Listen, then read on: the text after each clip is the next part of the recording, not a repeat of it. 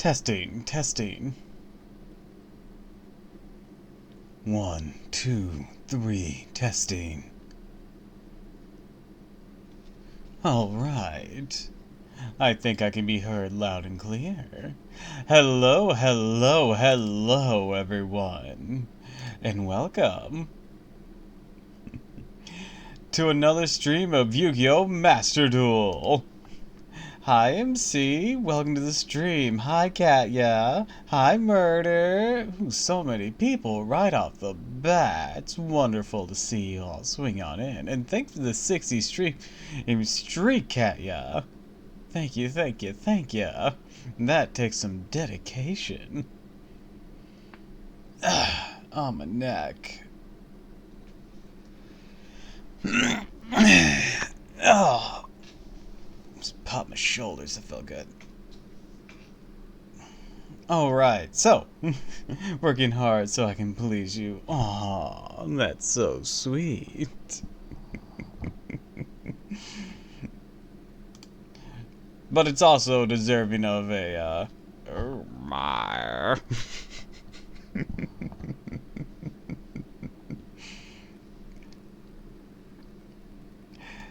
Anyways, hello, hello, hello.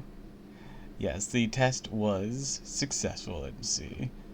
I always have to do that, or else I'm gonna be like, oh, I was echoing the entire fucking stream. It's usually fixed by unplugging and replugging in my mic. I don't know why. So every time I open up OBS, there's a high chance that I'll have me echoey unless I unplug and replug in my mic while OBS is open. It's wacky and I don't know why. And all the cards, all of them. Well, Murder, this, I got bad news for you. I'm not gonna go for all the cards, Jesus. I have like 65k decoins. I don't know what I should do with this.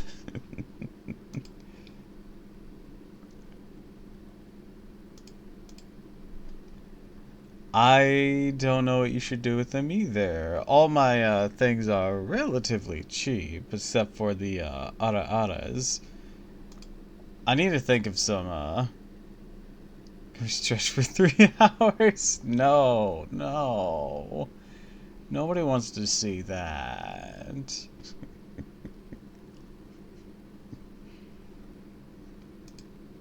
Not unless I had tracking, like 3D tracking, which I don't. In that case, then maybe people would want to see. But even that's not really a guarantee.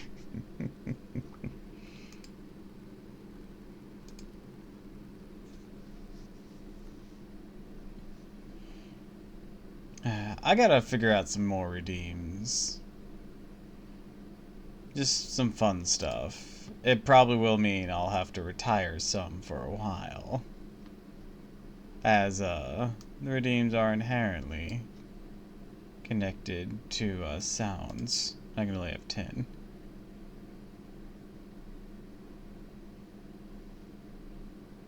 Can we make VIP scratching the walls? VIP? I've never really thought about that. I mean, I guess I could, but I don't know what points to put that on. Because you'd want it to be quite prestigious.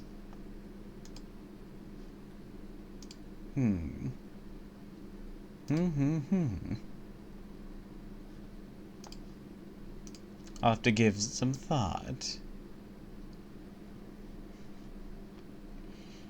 But anyways, because Master Duel doesn't really have a story, I don't know, 100k, 90. I'll take anything.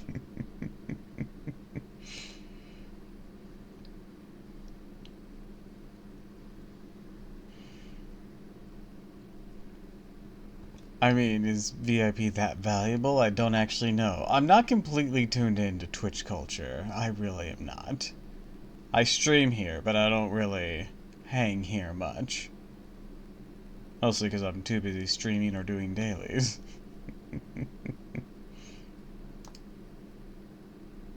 Me neither.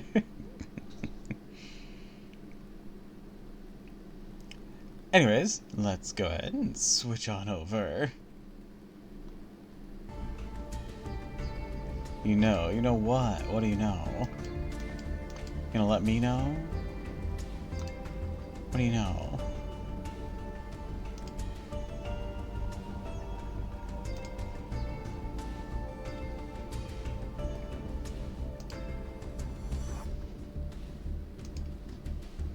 Oh, outfit change, pose, spider eyes. Hair change, and glasses. Boom. Every morning I see you in your daily things. Oh goodness.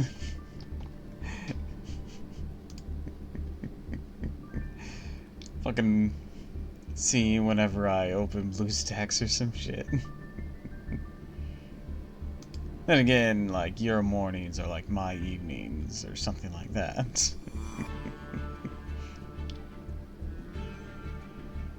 My hobby.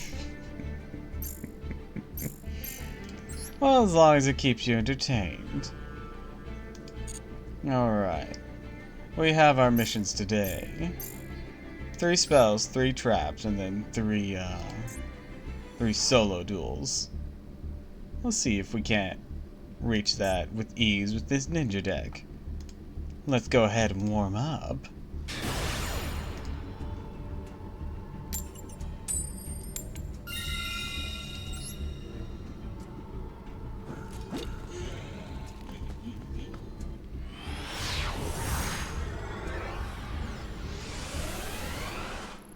Also, I've been trying so hard for that alternate art junk warrior, but I just cannot get him. He eludes me at every turn. My friend asked if I know any games where you need to collect stuff. I said, I mean, there's more than Yu-Gi-Oh! There's lots more than Yu-Gi-Oh! Alright, let's see. What do we want to grab from this middle maneuver? I think grabbing Art of Alchemy probably be best here. Activate that. Boom, draw 2. Then I'm gonna normal summon Golden Upstart Ninja. Use his effect. Dismiss my Art of Duplication. Come on, if you're gonna Ash Blossom, Ash Blossom. If you're not, don't waste my time. After summon Baku, Baku effect. Grab my duplication back. Pixie Strike needs some dedication.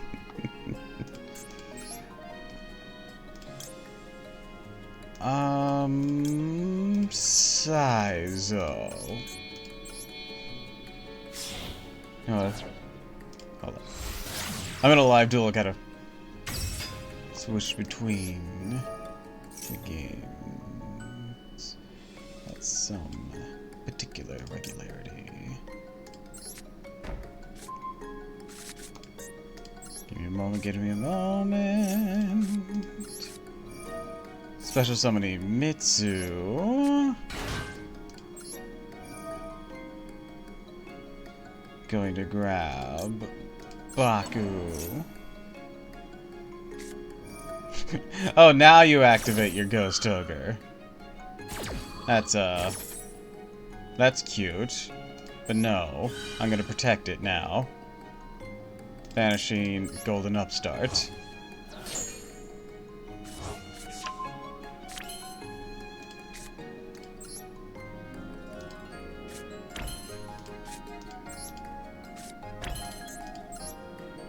And then we'll fuse.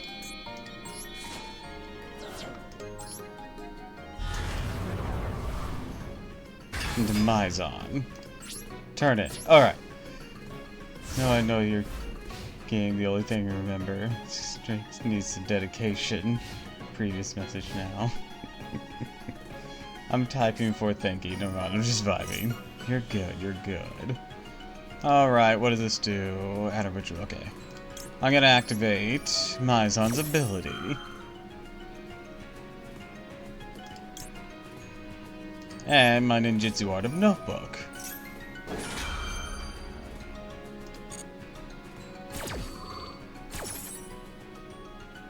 With my ninjutsu art of notebook, I'll go ahead and set Sengetsu.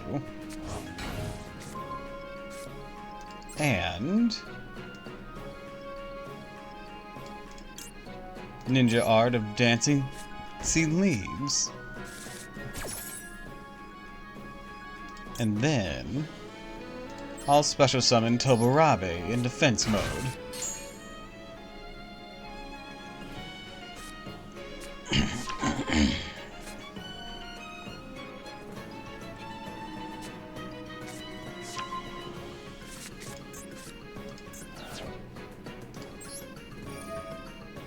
My hidden village will regrab my notebook of mystery.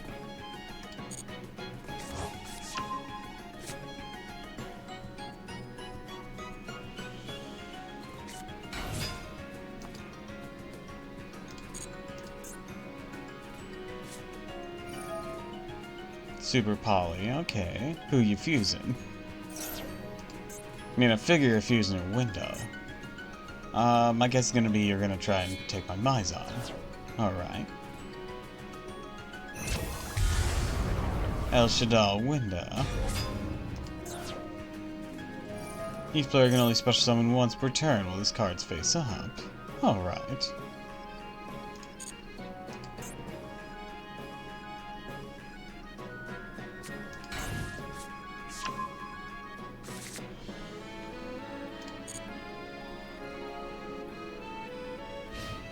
Alright, window. Show me what you've got. Oh, well. That was a waste on your end. I'll use the effect of my Tobarabe.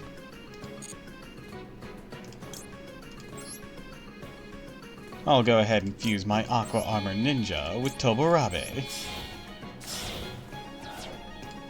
Also summon Yamagamaru, the Armor Ninja. I'll be using his effect. With it, I'll banish my Art of Alchemy.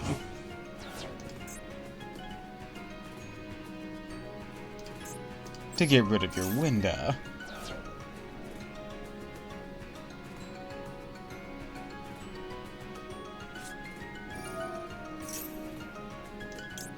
Then I'll use my Art of Duplication. Tribute Yamagamaru.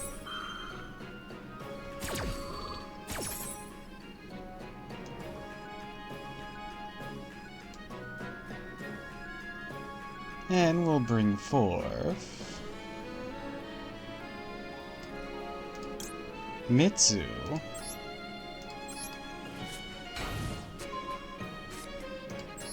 And Baku.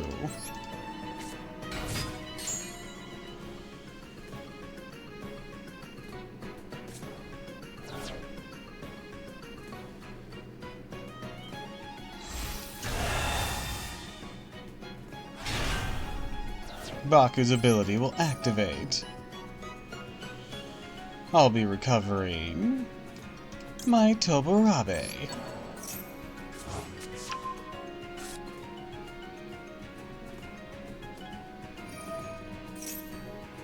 For every 2 cards in your extra deck, send 1 card from your hand or extra deck to the graveyard.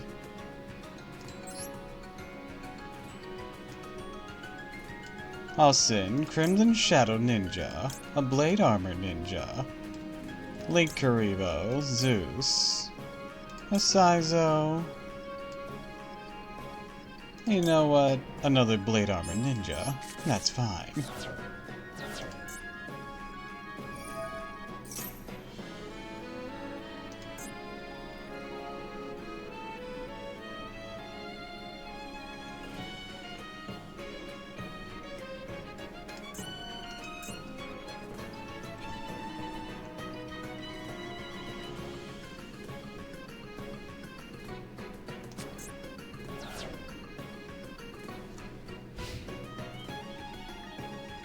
Alright, if that's all you got.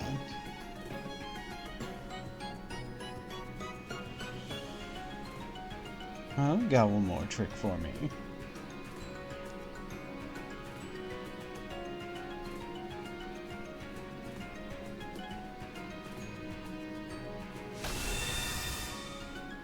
Dogmatic of the Knighting.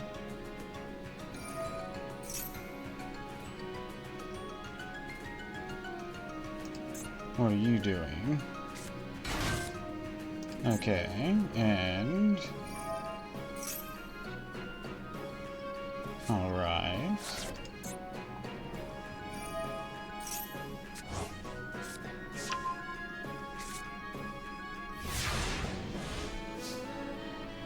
Okay, so you'll have a fusion summon up your sleeve. Gotcha. That's fine. I'm going to flip summon Mitsu and use my Hidden Village. I'll be recovering Blade Armor Ninja.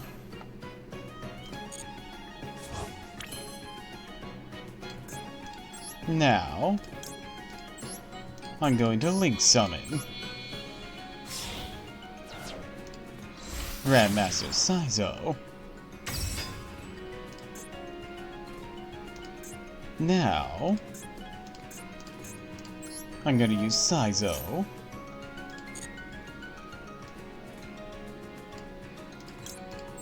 to set this ninja tool.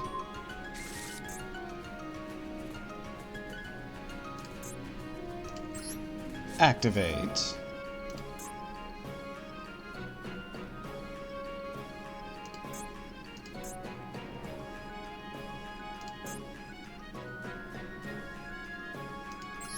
I'll equip it to him. Now I'm going to use this to banish a Yamagamaru.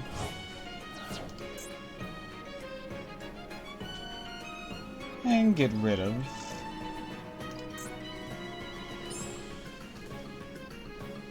Get rid of this.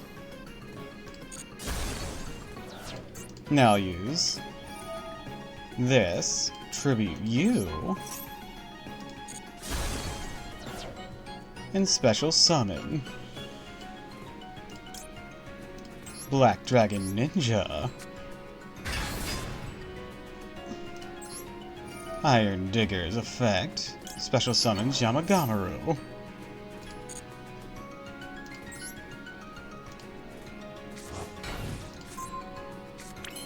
Now I'll fuse in the Mitsu, or Damaizon.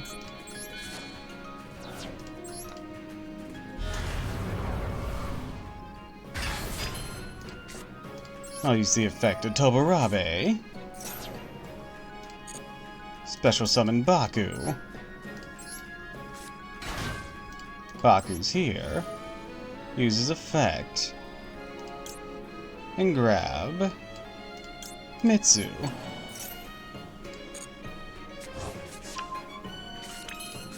Special summon Mitsu.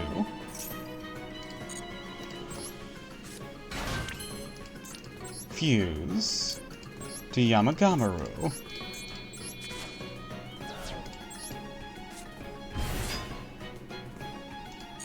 Will not be using his effect. And now, we'll throw down. Attack directly! Attack directly! Gonna activate Art of Notebook. Set this.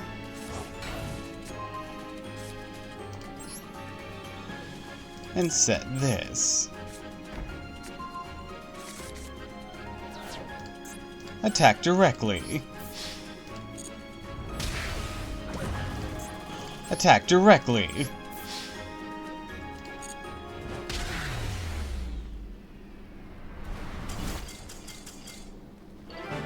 Alright. That should get us both our spell and trap things. I activated that last mystery because I wasn't sure if I'd hit the threshold or not.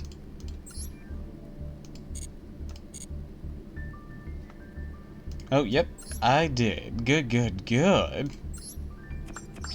Alright, solo mode time.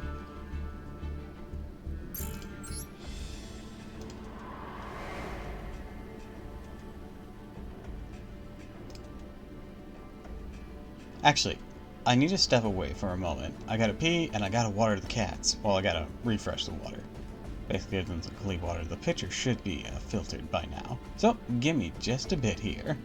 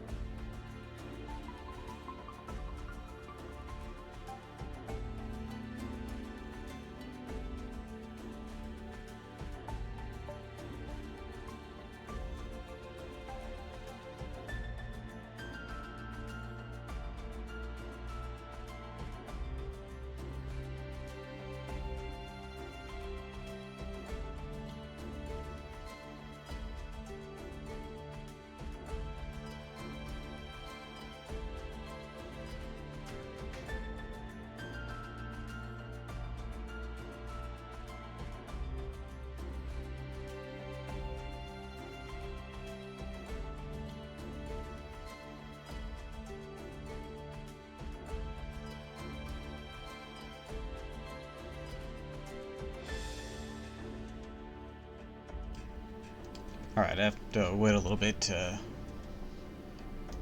for the water. Oh, just as I return, someone gets smited. Alright, so I thought it'd be fun to go through another solo story. And what better place to start than one of the older, intricate ones? Terminal World. Starting with Ally of Justice.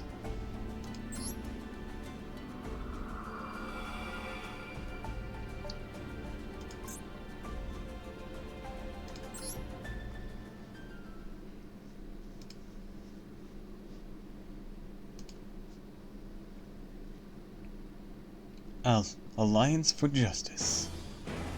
On a certain planet, several tribes were at war, trying to expand their territories and conquer the continent.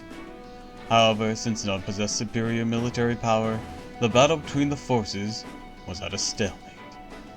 The long-lasting war seemed like it would continue for decades, or even for all time.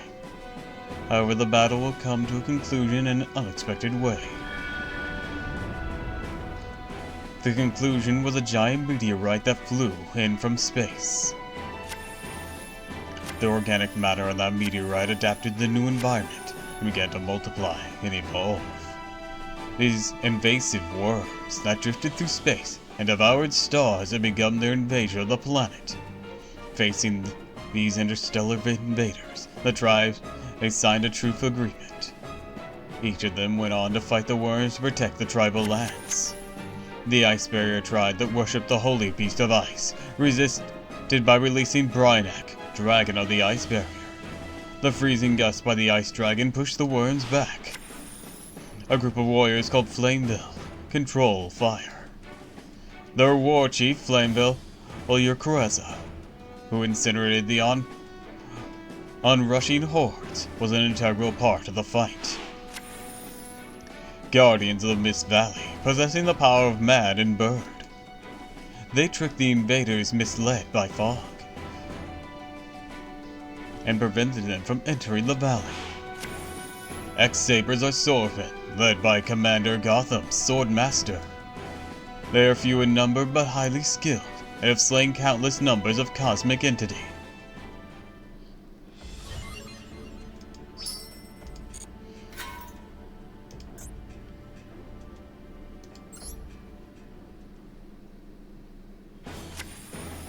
Their identity unknown and impossible to communicate with, the worms swarmed in unison, like army ants. The tribes fought valiantly, repulsing the worms' army. However, they couldn't wipe out all of them. The worms that survived the flurry of attacks learned from the stimulus and began to evolve. In this way, a new specimen that were adapted to every situation were born and began to multiply. They formed another swarm and attacked it once again. The invasion was unstoppable. Unable to withstand the invasion of the worms, one by one the tribes were destroyed. On the brief extinction, the representatives of the surviving tribes gathered to have a debate. The invaders are powerful. Individual strength is no match against the enemy. Now is the time to join forces and stand together. Thus, the four prominent tribes on the continent: Ice Barrier, Flameville, Mist Valley, and X-Saber got together to form the Ally of Justice. Each tribe began to develop weapons against the worms. The multitude of weapons designed to destroy the enemy were put to the test on the battlefield. Thus, the all-out war against the worms for survival intensified as the days progressed.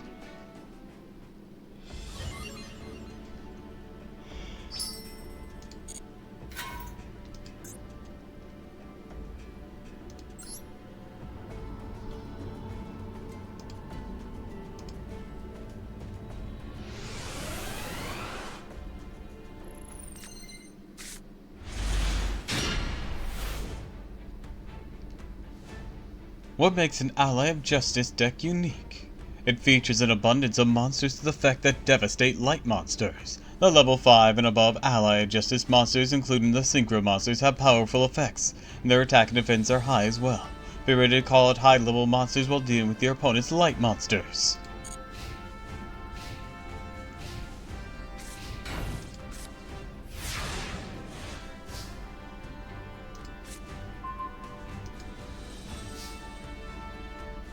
Use the effect of Ally of Justice monsters to your advantage to win the duel this turn. Try summoning Ally of Justice Searcher. Activate Ally of Justice Searcher's effect. Discard Jet Synchron from your hand and activate the effect.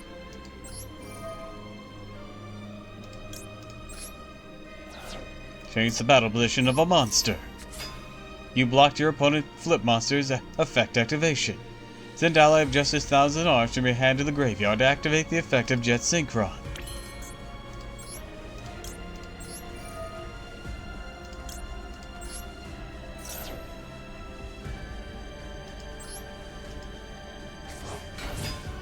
When the effect of Iron Call, special summons Army of Justice Thousand Arms to the graveyard.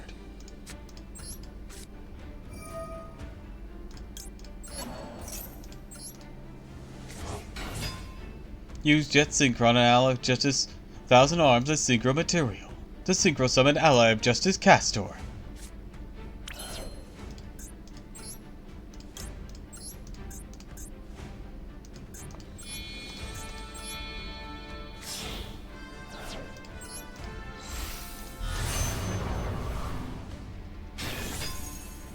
Synchro summon successful. Proceed to battle phase and use Ally of Justice Castor to attack. If Ally of Justice Castor battles a face-up monster that's not dark, its effect activates to destroy the opponent monster at the start of the damage step.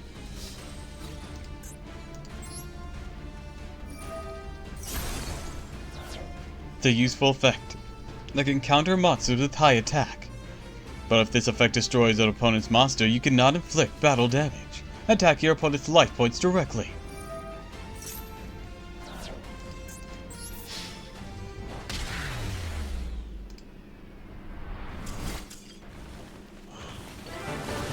Alright, and now we have a proper duel.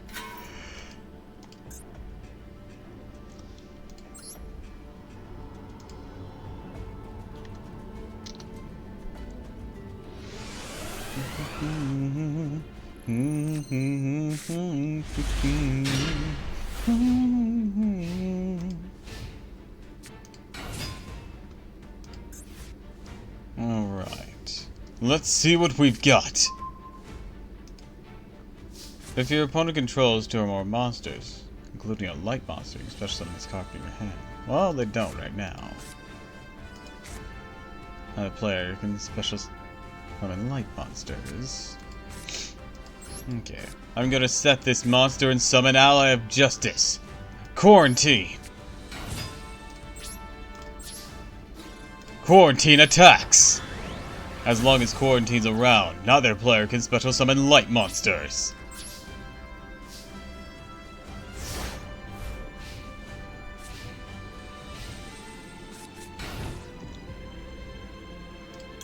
I'm activating Shape Sister. This will special summon her as a trap monster. She's a level 2 Earth Tuner. Fiend type, 0 attack, 0 defense.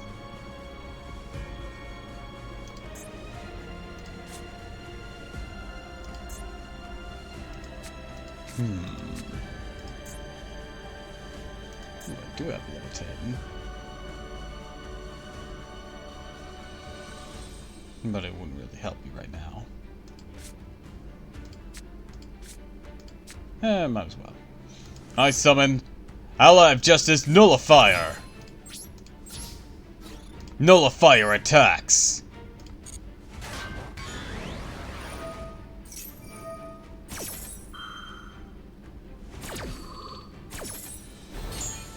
Damn it, we're weakened despite the ability being able to trigger. Now I tune my monsters together. Shapeshift Sister to Ally of Justice Quarantine and Ally of Justice Nullifier. Come forth. Ally of Justice! Decisive Armor!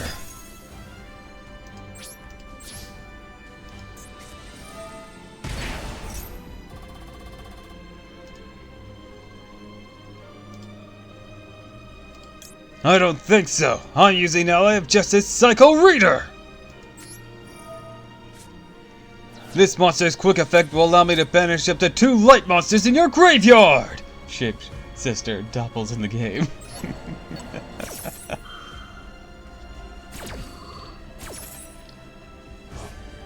So you won't be reviving a monster face down! I mean, she do be kinda fine.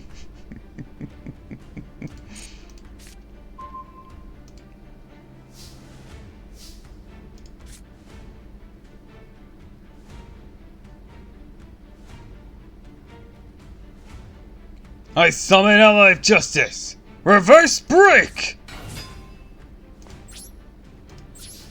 Reverse Break attacks, and when Reverse Break attacks a face-down monster, I destroy that monster automatically! But if a light monster is on the field, he'll be destroyed. Ally of Justice Decisive Armor! Attack directly!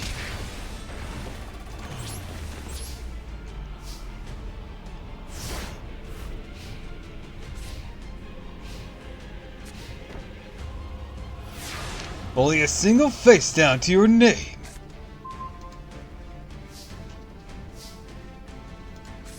I summon Ally of Justice! 1,000 Arms! Now, Decisive Armor, finish this duel!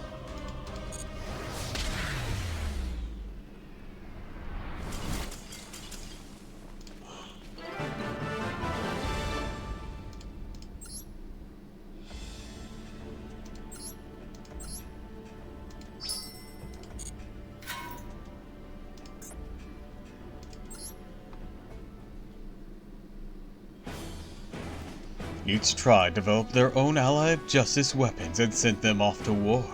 The weapons initially performed as expected. However, after a certain period of time, they became ineffective. Why? Because the worms even adapted to those weapons. Worms evolved to withstand extreme temperatures upon exposure to the ice barrier's freezing gust of the Ally of Justice Unknown Cruiser. And Flamebell's Flames of Ally of Justice Ruda. Ally of Justice is Colossus, created by the Mist Valley, specialized in ambushes from the sky. However, the invaders acquired the ability to camouflage, deceiving the Mist Valley weapons. Even the slashes of Ally of Justice 1,000 Arms, developed by X-Sabers, were counteracted. Species with impenetrable hardened skin, and the ones that could divide and regenerate appeared. The Alliance initially pledged allegiance to overcome the existential crisis together. However, the original dispute was unresolved. Differences of opinions and disorganization among the tribes had flared up once again. This continues, they are sure to lose. To counteract the invaders, they had to truly unite. Otherwise, what is the Alliance for? The 4 tribes put aside their past ruts and decided to truly cooperate with each other. And so the engineers of each tribe analyzed the pros and cons of their weapons, as well as the worms' characteristics. They needed offensive and suppressive power in close combat, defensive capabilities in brawls, maneuverability against the long-range targets, and mass production through standardization. Combining the best of their technologies, an amazing weapon was born, equipped it with everything necessary. Ally of Justice, Catastor. As a result of their efforts, a weapon that was a masterpiece, never seen before, was complete. As soon as its performance and reliability were proven, mass production began. This will greatly help the tribes on the front lines. The worm invasion intensifies with each passing day. Battles spread across the continent. It was a battle with no end in sight. However, the unity of Ally of Justice would become a symbol of a great hope for the tribes of the planet.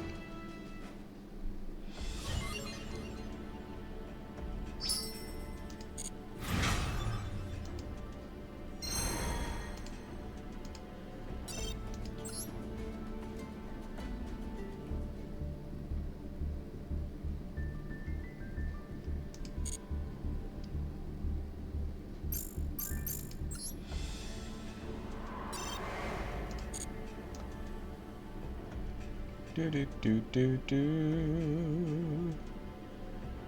Where'd it go?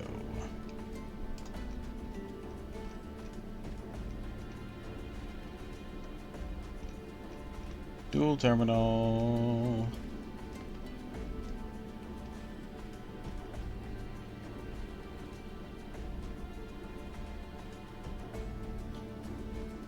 Oh, terminal world. There it is. We're not quite done with this. We're gonna unlock that. Then we'll move to the next stage. Mechanical beans in sync. Alright. Now I'm gonna check, see if I can water the cats now. Hold up.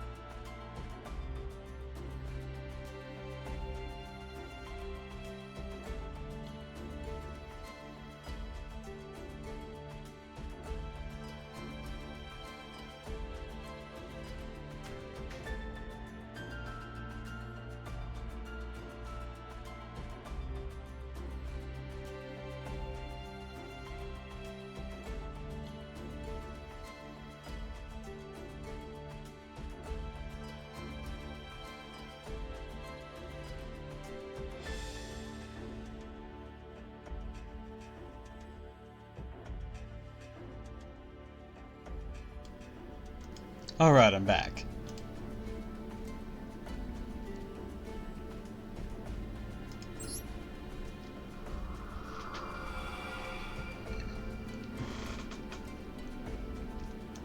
Mechanical beans in sync.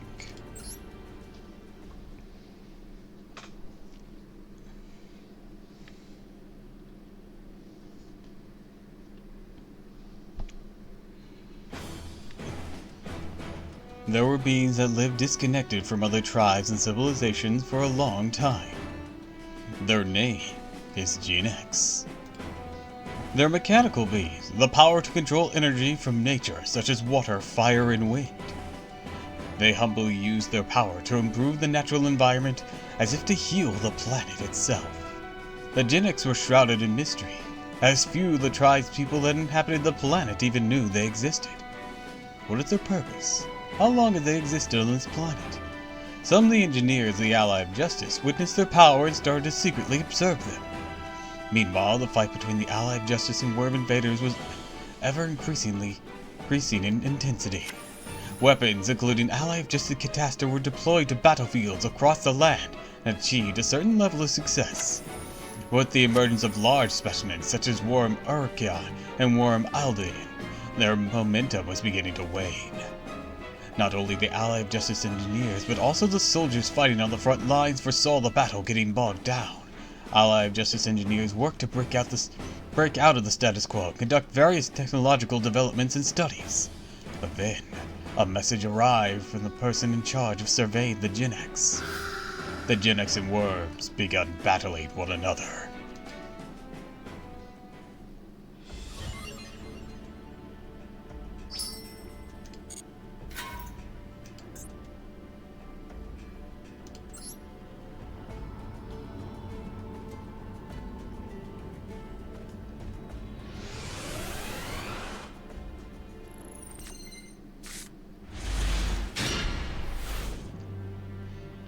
What makes the Gen X deck unique? This deck features a synchro summoning process that combines a Gen X tuner with a monster of a predetermined attribute, other than the tuner to make the take advantage of the effects of the synchro monster. There are cards such as Hydro Gen X, which must be synchro summoned with a non-tuner of a certain attribute, and of cards such as Gen X Alex Tarhayman, whose effect changes depending on the attribute of the synchro material. Use the effects of Gen X monsters to your advantage and win the duel. Your aim will be summoning Locomotion R Gen X on your second turn. Let's use this first turn to make preparations. Normal summon Gen X Ally Changer.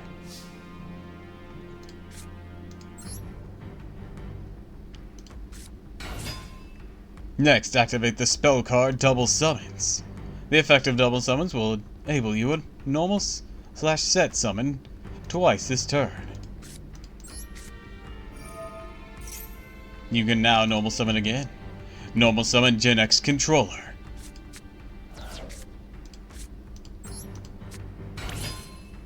Now that you have a Gen X tuner and a non-tuner monster on the field, the objective is to synchro summon Geo Gen X. To synchro summon Gen X, an Earth monster is needed. Activate the effect of Gen X Ally Changer to change its attribute to Earth.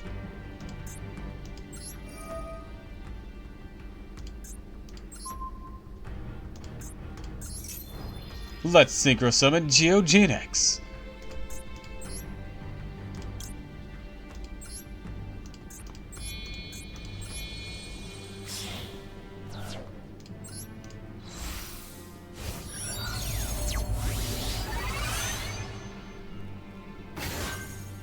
You've made all the preparations you can this turn. Now end the turn and watch what your opponent does.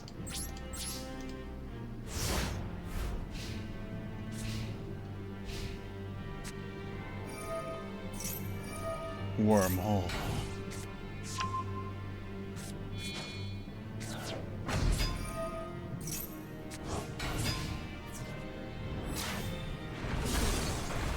Ooh, that was mean.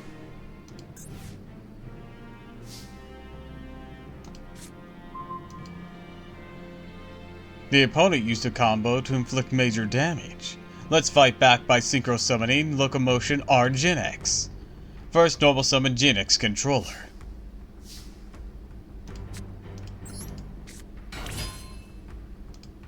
A dark monster has been activated. Activate the effect of Ally Justice Chemister in your hand.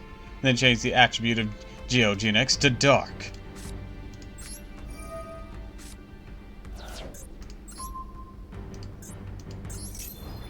Now you have a Gen X tuner and a dark monster on the field. Let's synchro summon Locomotion R Gen X.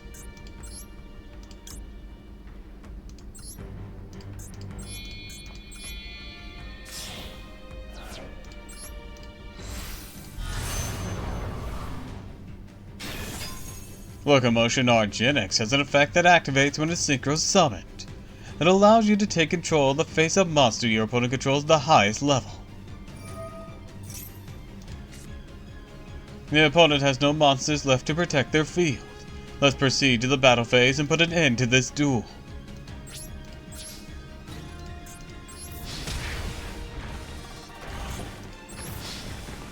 Choo-choo!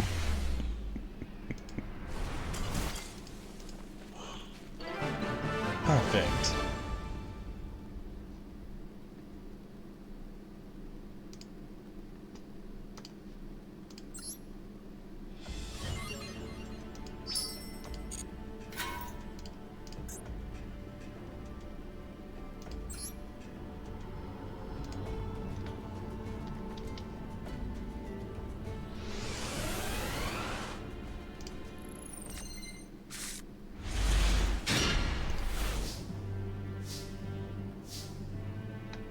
Alright.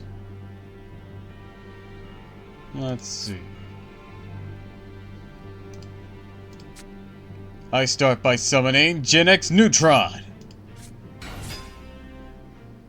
And with that, I end my turn. During the end phase, and he said Gen-X Neutron's normal summon. I can add a machine-type tuner monster from my deck to my hand.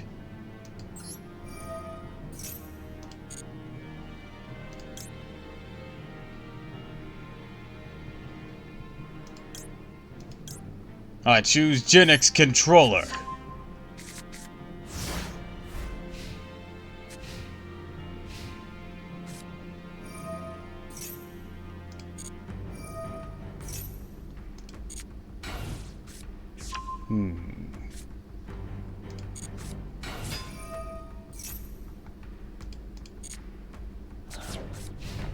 That looks like it could be trouble. I draw.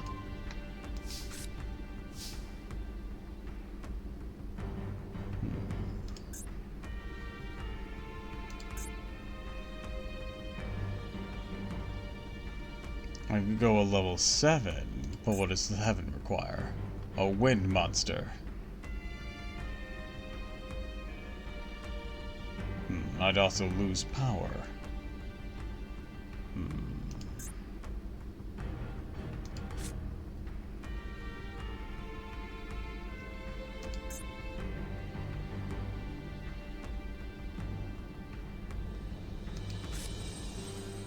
I tribute Gen-X Neutron for Gen-X Army. And when Gen-X Army's tribute is summoned by tributing a Gen-X monster, I can destroy a card you control.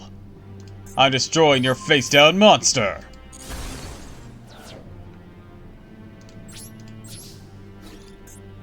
Army, attack! Turn end.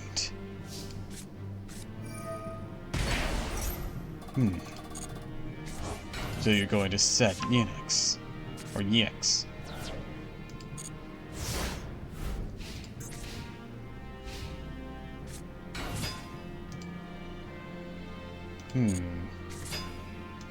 For what purpose? Oh, that purpose.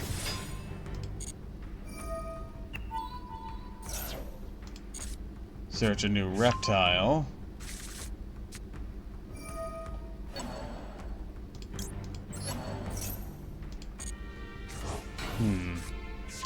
Get youngin.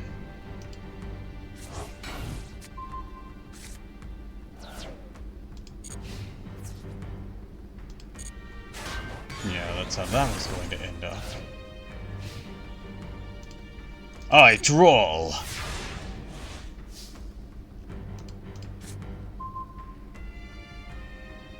When this card is special summon, add from your hand one Dark Gen-X. Add to your hand one Dark Gen-X from your deck. Bit of an awkward wording there, but I get it. Alright then.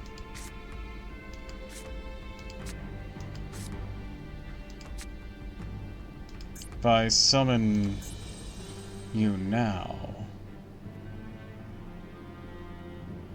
you don't have a level, though. That's the issue there. I could bring in Blast Fan with a special summon by using Gen X Worker.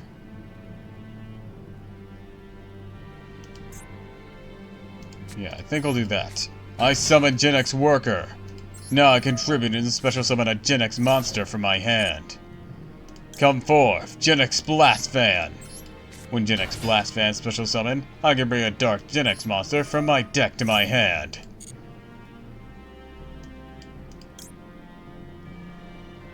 I'm choosing Gen X Recycle. Next, I activate Raigeki. Destroy all your monsters.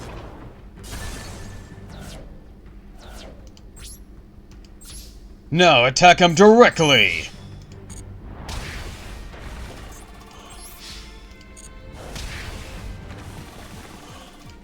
Your move. He can use Wormhole now. Or Worm Call.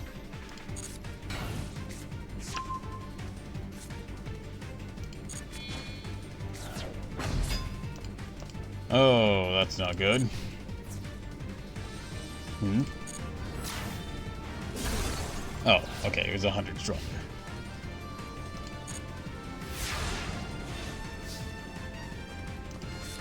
I draw.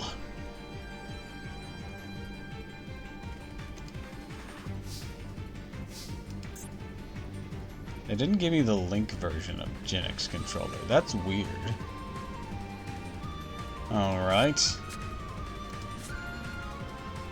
I summon Gen X controller.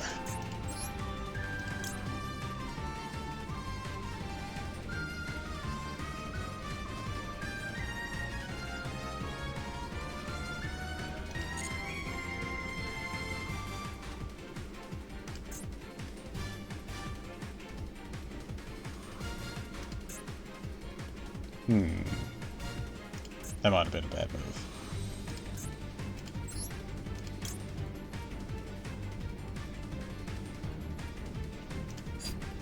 Yeah, it was.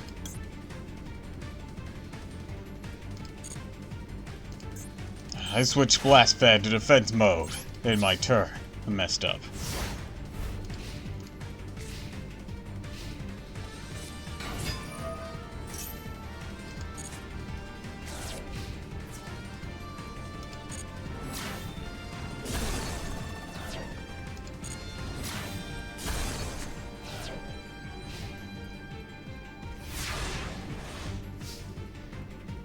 I draw.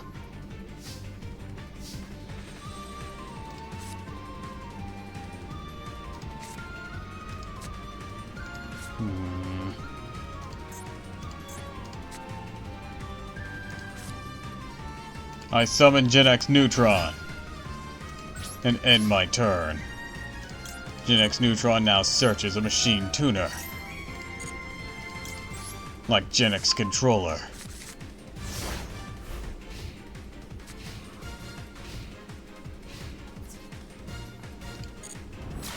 Where are all my spells and traps? Jesus Christ.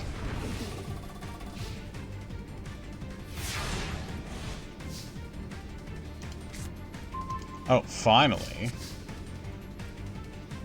Same type as the original, but different name.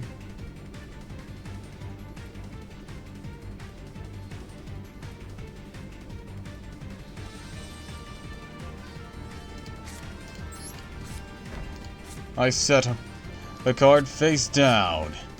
I summon Gen X Undyne. Undyne's effect. I'll dismiss Christian Rosnix to search out my final Gen X controller. Uh-oh. Rosnix has an ability. Manage to special summon a Christian token. I think I'll do just that.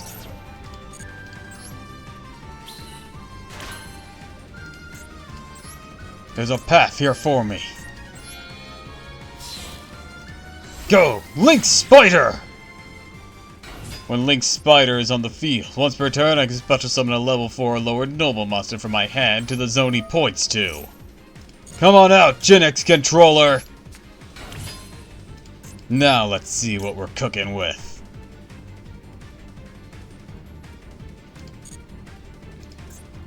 I have the options of Geogenics,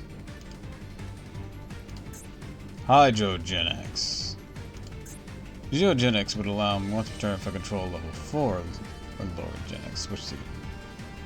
I could summon him for defense, or go a little offensive and get some life points back. And it might be wiser to go for this one. Or, so Geogenics requires Earth, right? Yeah. I'm using the effect of Chemistry.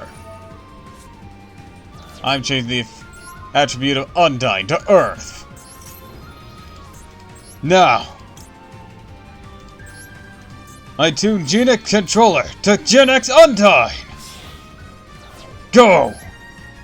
Geogenics! And defense mode!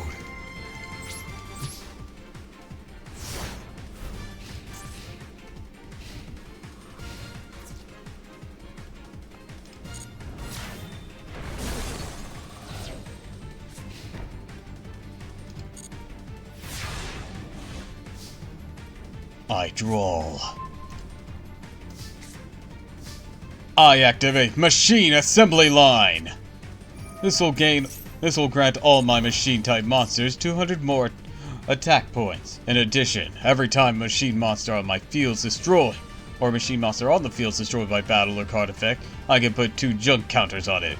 I can get rid of this card to revive a machine monster from my graveyard, whose level is equal to or less than the amount of junk counters it had upon its dismissal. Target one face-up monster in the field. Special summon a monster from your hand or graveyard. Hi, Chew! Thanks for the hydrate! So it's either a light or an earth. What do I have that's light or earth? Wait, hold on.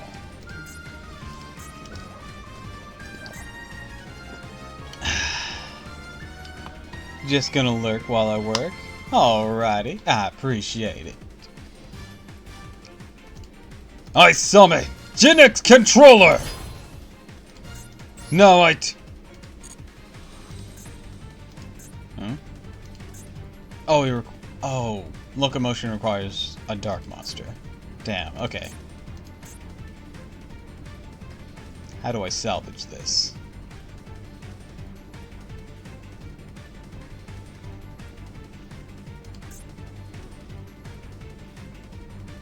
I can special summon from my hand or graveyard a monster with the same attribute as one that's already on the field.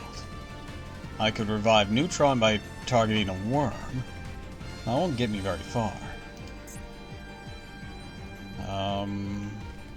I could bring back a dark monster, like Chemistry, with the controller on the field. I could bring back Army by targeting Geogenics. That's not going to get me very far. I could summon Worker and then go Hydrogenics.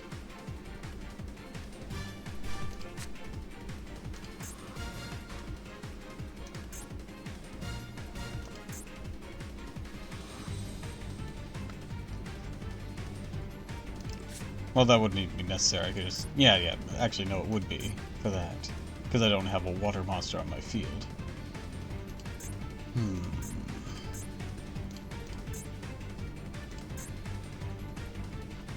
Armor would give me in the same place.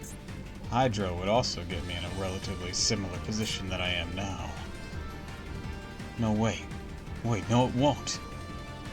Due to my assembly line, Hydrogenics will be stronger than his worm or Barokin. Alright, super! Our team buddy force! Let's unite!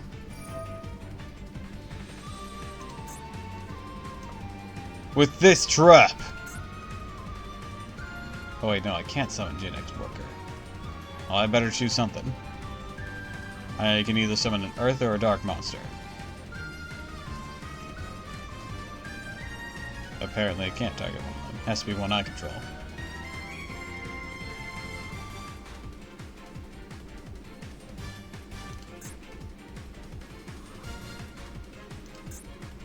Earth or dark?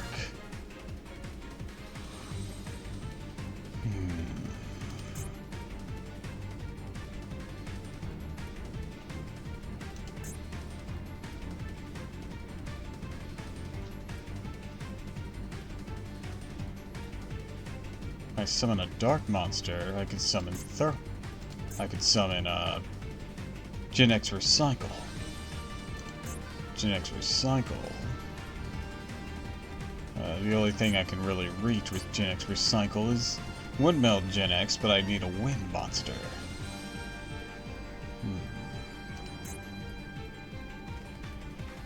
Switch the attack and defense of this card until the in phase. For as long as you control a face-up level 4 your Gen X. With Geo Gen X I could do that.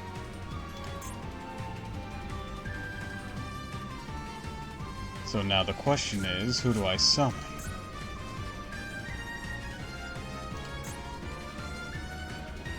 I say we go Gen X Army!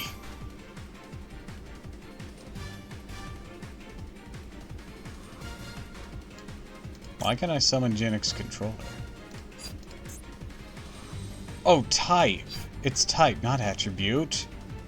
Oh, then I can go Hydro Gen X.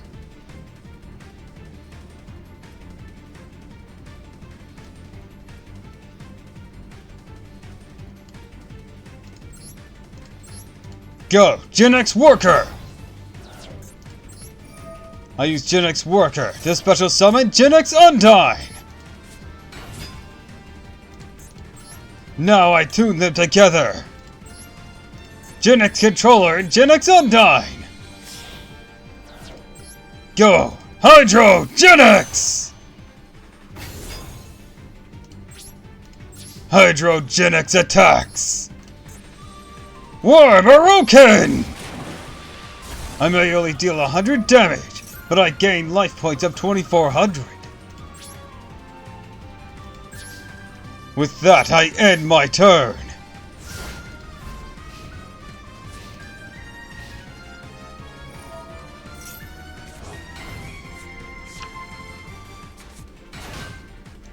I have to get rid of you, or else that thing will be a pain in my ass. You can normal summon this by attributing one Gen X monster. Inflict 500 points of damage each time a face-up Gen X monster you control is sent to the graveyard. Ooh. I get rid of Geo Gen X for that.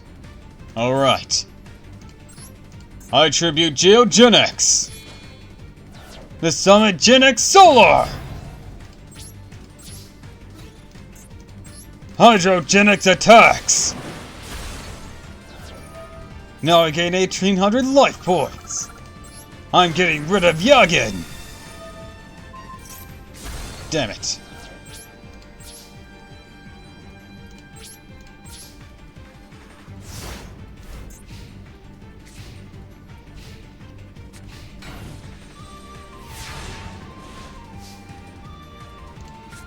I draw.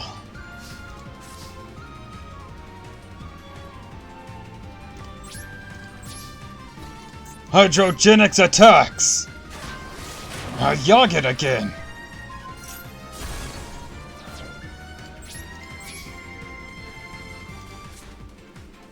I summon Kriston Rosenix and end my turn.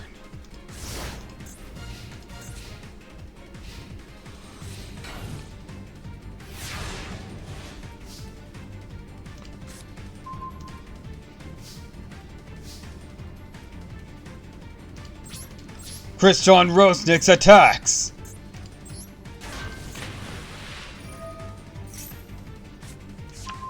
That thing again.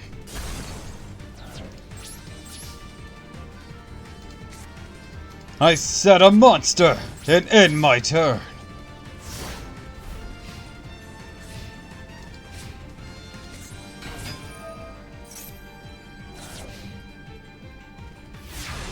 It didn't attack. is it afraid to? I summon Gen X Neutron! Kriston Rosenix attack Nina! Neutron attack his face-down monster! With Neutron's effect, I can now search for a Gen X tuner monster! Ally Chemister.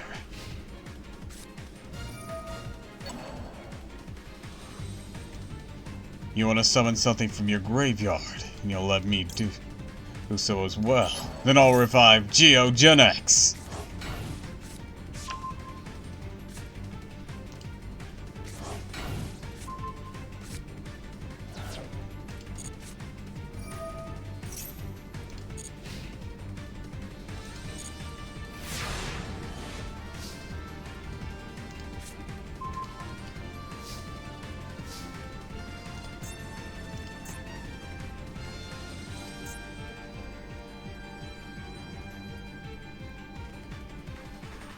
A wind monster.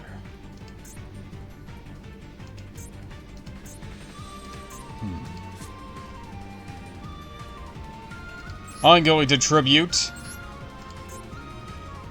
Gen X Neutron to summon Gen X Solar. I then flip summon Gen X Recycle and Geo Gen X. I'm going to be copying the name of Gen X Controller.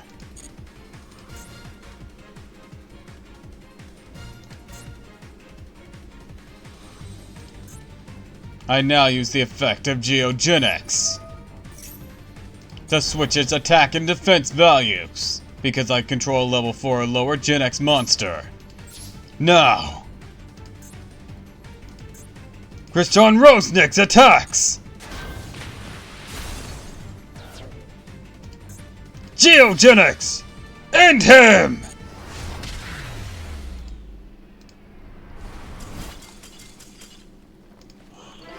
Hell yeah.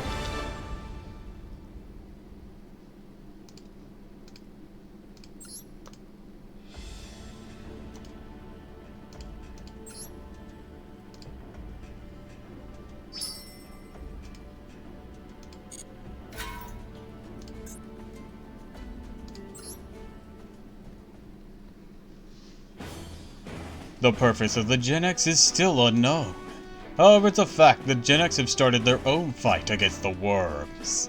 Some of the engineers of Allied Justice analyzed the behavior of Gen X in the following way. The Gen X were originally acting to improve the planet's environment. The worms must have been recognized by the Gen X as an invasive alien species that is destroyed and polluting the environment. That must be why they're taking action to eliminate them. The attention of the engineers focused on somehow incorporating the Gen X power as an ally of justice force. After meticulous investigation, a means of communication was established via Gen X Controller. Their ability of harnessing the power of nature to create energy and eliminate their enemies was gradually deciphered.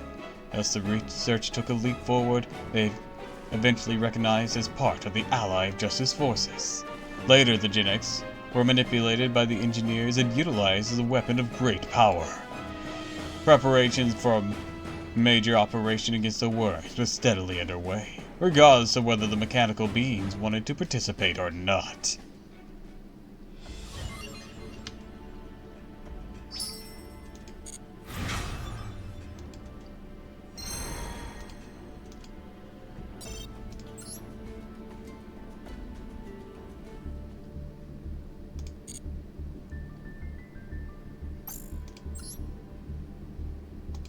And that's all my dailies. Sweet.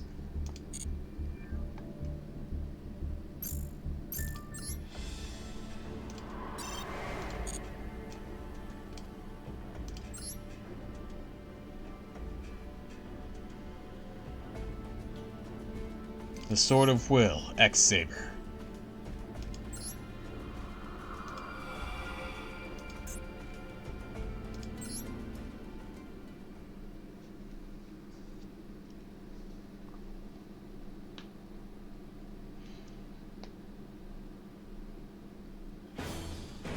invasive creatures called worms have come drifting through space, eating other stars.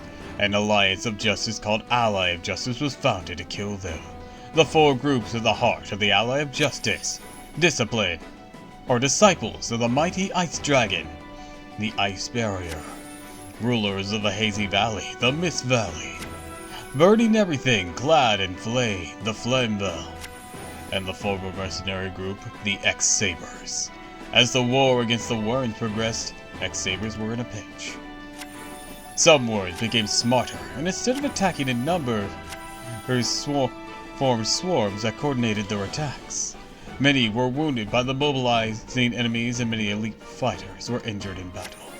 Some went right back into battle with machine prosthetics before their wounds even healed. To turn the tides, a new strategy was needed. X-Saber leader Commander Gotham's Swordmaster was building a new strategy, while comparing the past with the now. This is the X-Saber base. The X-Sabers have an altar that imbues their weapons with great power. It is reminded the owner of a single sword that has been stuck into the ground there. The sword belonged to Gotham's, however it once belonged to another individual. Long before the attack of the worms, an age where each of the groups were feuding for power. There was a mercenary group, X-Sabers, that was founded by one man. The man at the center of it was X-Saber Souza. He cut down many an enemy with his two swords. His skills was highly regarded by others. There were many drifters who did not have land or family to protect. They all threw themselves in the battle with him to survive the war. Gotham's was one such drifter. Gotham's thought more highly of Souza than anyone else. The strength and charisma to lead the crude and fearless mercenaries. On the other hand, Gotham's also saw Souza's shortcomings. He's wild and ruthless, did not hesitate to sacrifice men for victory. Even as a group formed for survival, there are times when one must care about the conditions of their soldiers. As soon as Gotham's joined the mercenaries, he did his best to display his worth to the group. He became Souza's right-hand man and took on the role of connecting Souza to his men. The aggressive Souza was able to create such a powerful army not only because of his absolute power, but also due to the tenacity of Gotham's acting as a buffer and shaping the organization. The group needed two things to maintain balance. However, Gotham's contributions to the group led to its splitting off, between one that followed Souza and the others that are loyal to Gotham's. Gotham's was second in command to the aggressive Souza. More and more people started to regard him as their leader. Some even openly spoke to him to lead the group instead of their reckless leader. What will happen to us if we are divided as a group in the midst of this war? The smaller faction will be eaten alive and soon disappear. However, Gotham barely tolerated Souza's temperament, but Souza's powerful spirit and commitment to lead the group into battle was something he admired. The faction seemed calm on the surface, but dissent only grew over time. They were to continue, it would spell disaster. While tensions grew high within the group, an incident occurred. During a mission, Souza disappeared. Gotham's and his men looked for him, found only one of his swords. The blade was still sharp. There's no other sign of battle in the area. In other words, he left one of his swords and disappeared without a trace. With no clues to find, Gotham's abandoned the search. Gotham's was faced with another big decision. How can the group survive without Souza, his spiritual pillar? Damn. I wonder where he went.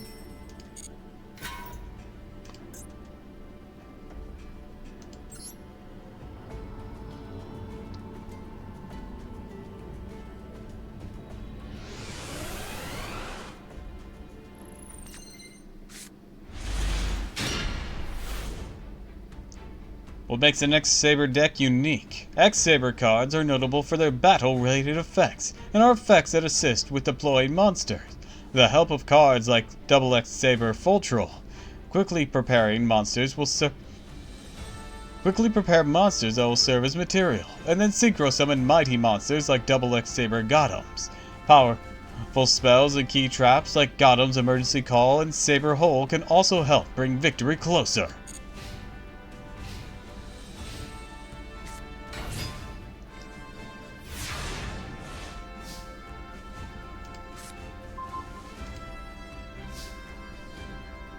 Use the effect of your X-Saber cards to win the duel during this turn. Summon Double X-Saber Bogart Knight and activate its effect.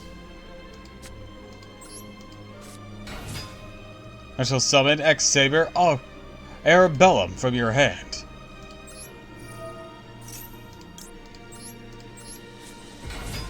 If you have 2 or more X-Saber monsters on the field, you can special summon Double X-Saber or Full Troll from your hand. Special summon Double X-Saber Full Troll from your hand. Let's synchro summon X-Saber Souza.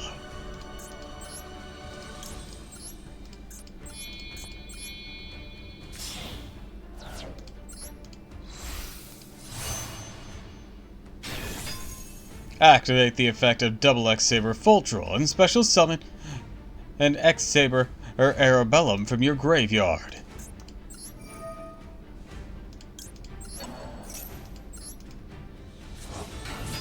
Let's synchro summon Double X-Saber Gothams.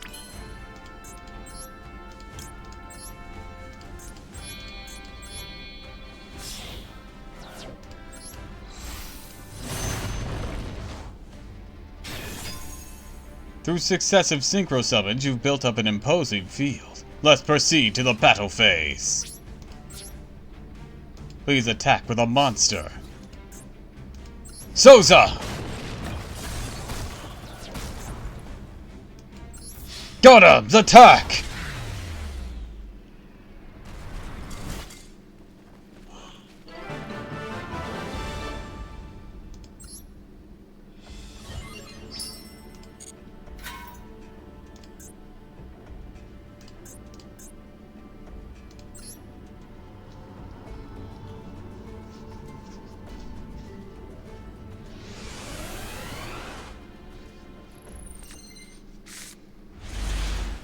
Alright, let's see what we can do.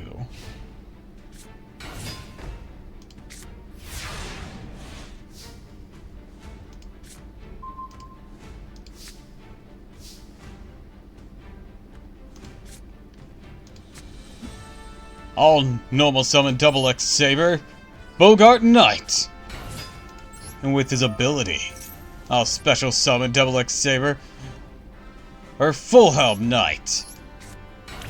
Since I control 2 X-Sabers, I can special summon and Full Troll.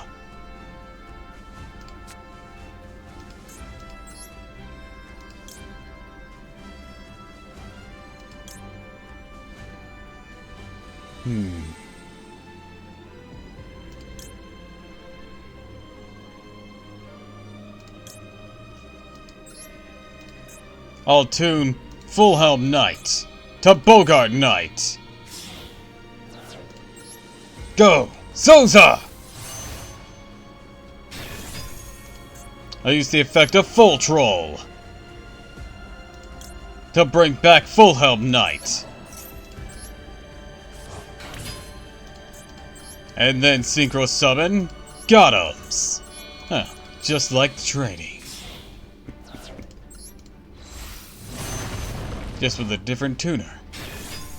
That's fine by me. Now, attack! Souza! Gothams! I'll set 2 cards face down and end my turn.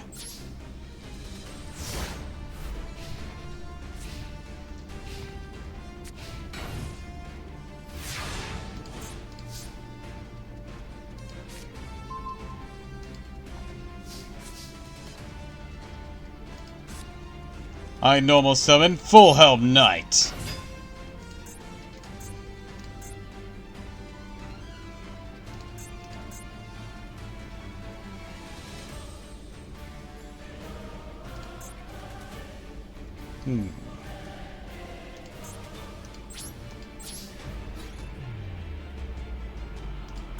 Souza attacks! Can't be destroyed in battle. Alright, with that I'll end my turn.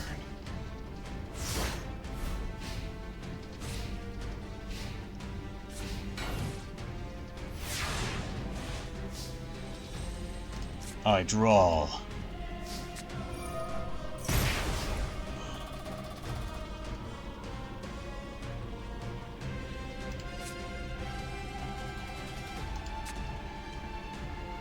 Two more until no monster. Oh.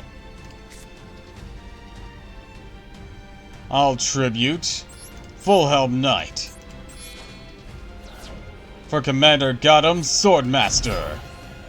All Saber monsters gain 400 attack.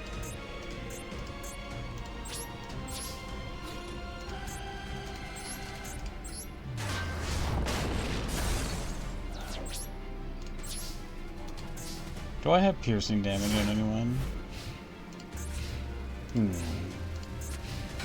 I have Catastrophe. Not piercing, but it would do the trick.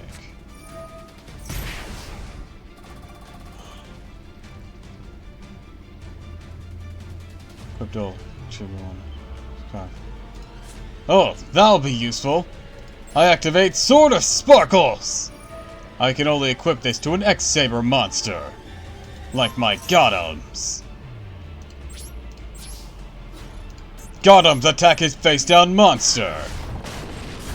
When the equipped monster destroys a monster in battle, I can destroy one card my opponent controls, like Palshul.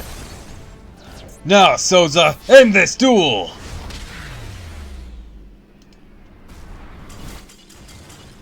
Perfect.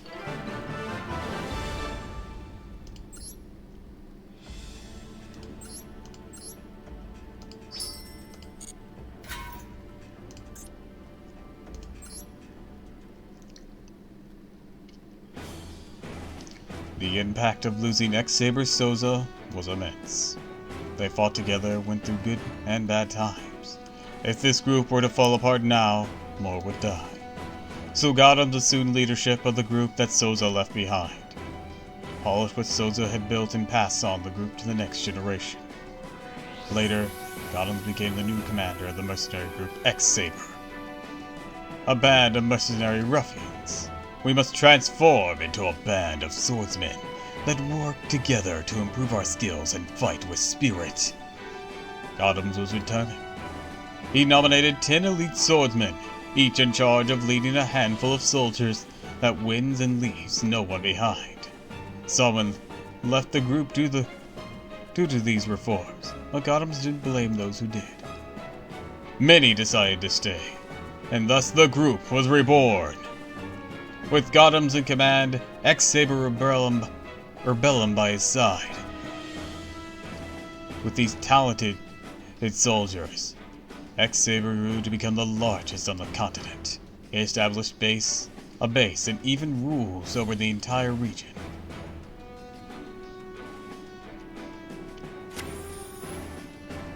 There were times in the past when we had to remobilize due to the change in battle. Same can be said about now. They developed new tactics and techniques to resist the worms that had evolved to become more organized on top of their strength. Gotham's handpicked a selection of elite agents once again. He urged his soldiers to use equipment with the newest technology and planned coordinated attacks using skills cultivated in the Ally of Justice. Some of the 10 elite soldiers had been a part of the group, some had joined anew, but all were the best in the field. The 2X worked together in battle. The 2X multiplies the power of X. To push their ideas forward, Gotham's changed the name of the group to Double X Sabers and confronted the worms. Thus began a new battle of those who inherit spirit of the sword.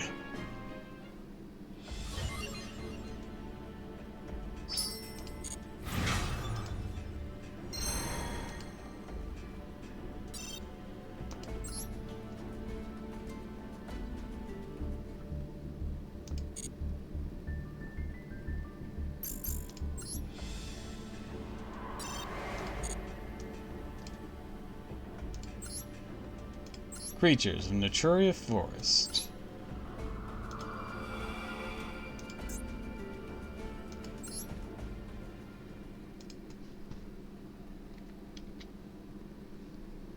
Alright, how'd you all factor into this?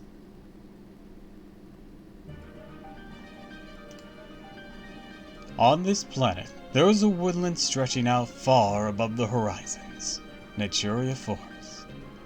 It is a vast, fertile region called home to bugs, plants, stones, and other creatures given life by the earth itself. There are no wars here, and rarely are there any disturbances, save for the occasional human wandering in. The forest inhabitants are peaceful in nature, and always try to avoid conflict. The Naturia have reshaped the vegetation to block passage through the forest, and the rock Naturia have closed off the dangerous cliffs and holes to create a path, or to lead the wandering humans away from the heart of the forest, or prevent them from going deeper into the forest. Now and again, when an innocent child strays into Naturia, themselves will appear to guide, or strays in, the Naturia themselves will appear to guide the way back home. However, not all who stay in the forest are pure in their intentions. Some scoundrels are scheming to steal away a part of the forest's keeper's body. It is said the power within it would raise this man's strength onto that of a god.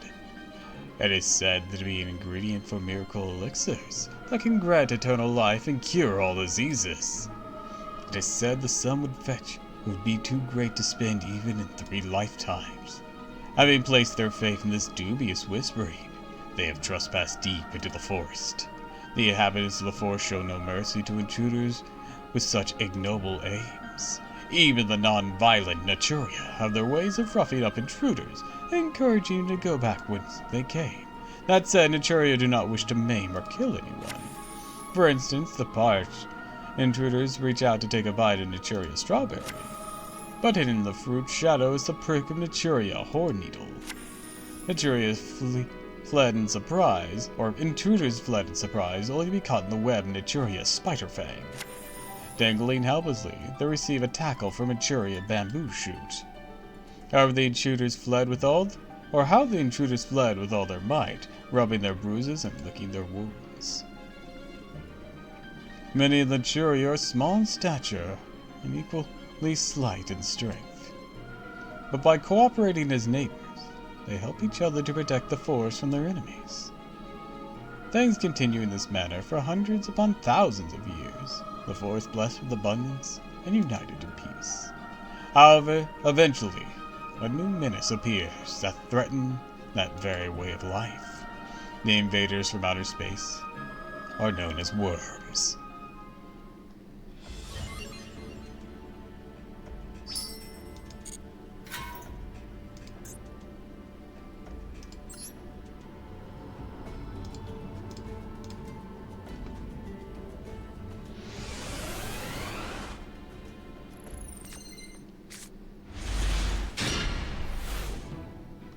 What makes a Naturia deck unique? Offsetting their low attack and defense, many Naturia have effects to deal with opponents' actions, though there's a limit to how much a single card can handle. Make yourself a solid setup by deploying several monsters. Use effects like that of Naturia Mole Cricket to enable fusion and synchro summons that will get you that much closer to victory.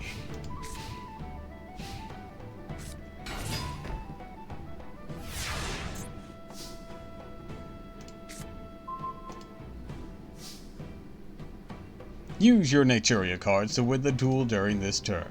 Normal summon Naturia Chamomile and activate its effect. Send Naturia Sacred Tree from your deck to the graveyard.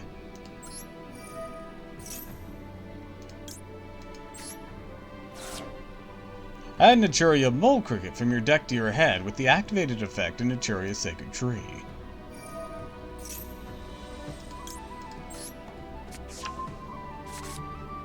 Activate Naturia Blessing, and special summon Naturia Mole Cricket from your hand.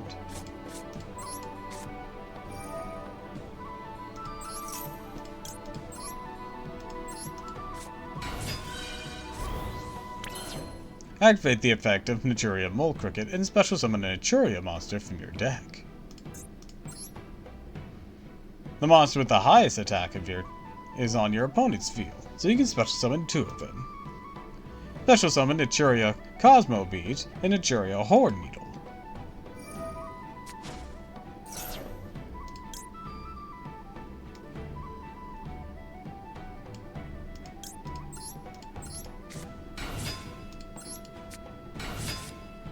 Monster in your fields can be used for a Synchro Summon. Use Naturia Cosmo Beat and Horn Needle as materials to Synchro Summon Naturia Barkian.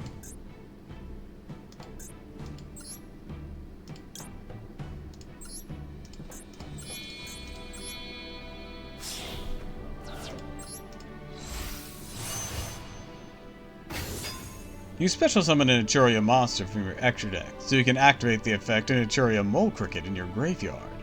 Activate the effect and special summon Naturia Mole Cricket from your grave.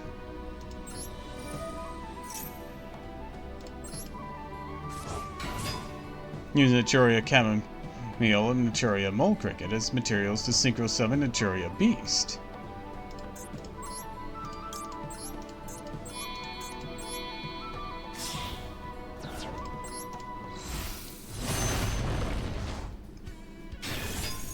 Naturia Beast has an effect to negate and destroy spell cards, Naturia Barkian, and likewise for trap cards. You're ready to handle all of the cards your opponent has set. Let's proceed to battle.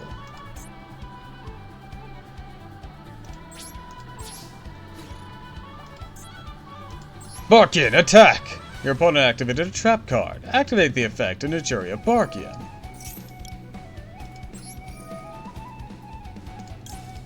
Select 2 cards to banish. To negate and destroy. You successfully dealt with the card your opponent set. Keep up the offense. Leap to it! Naturia Beast!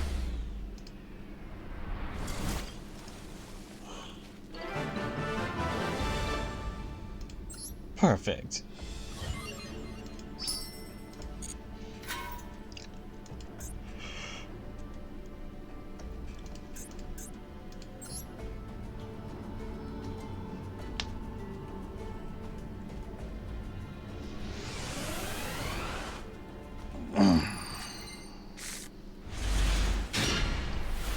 Alright, let's see what we can do.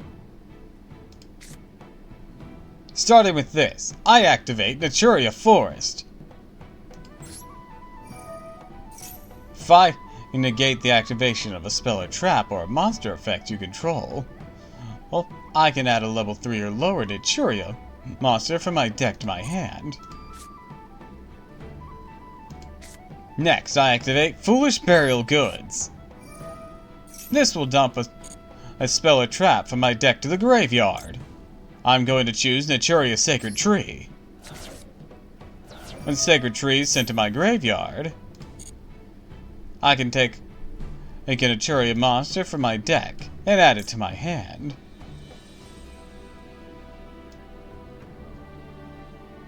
I think I'll choose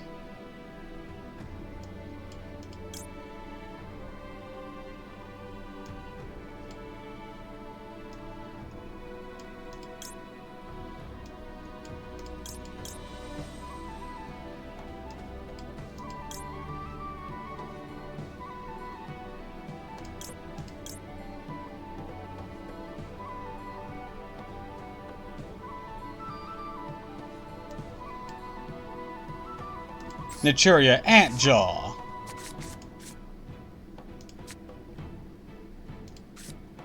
Now I'm going to summon Antjaw.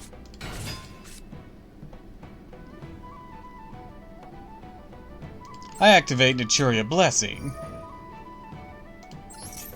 I'll special summon Naturia Rose Whip.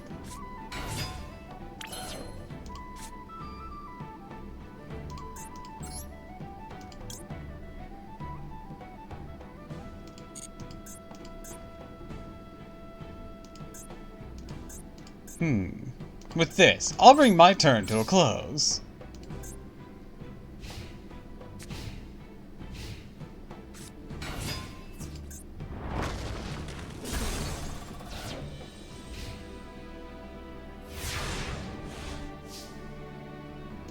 I draw.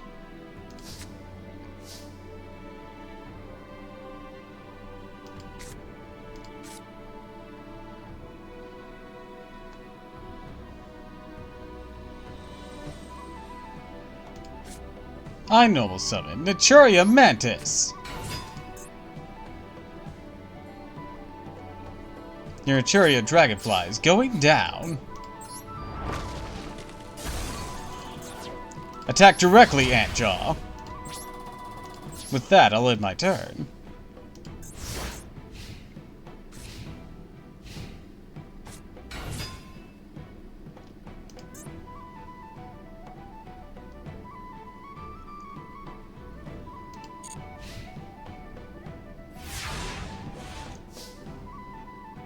I draw. You don't seem to be too keen on special summoning a monster. I summon a Churia Bunny, Doppel. What the flip am I doing here? Is that a dragon? Panic intensifies. I tribute Antjaw for Hydrangea.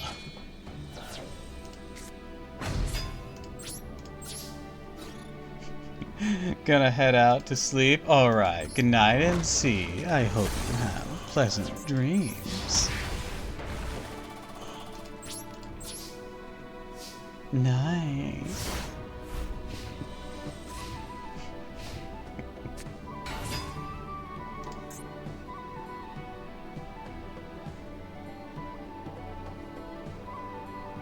I have activated the effect in Naturia Mantis. Destroy the monster you just summoned.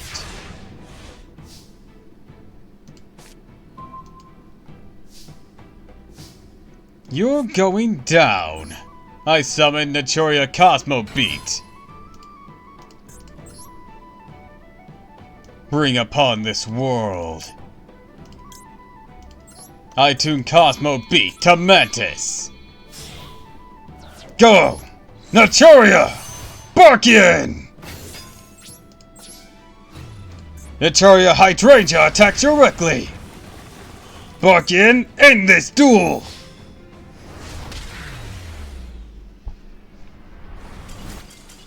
Hardly a contest.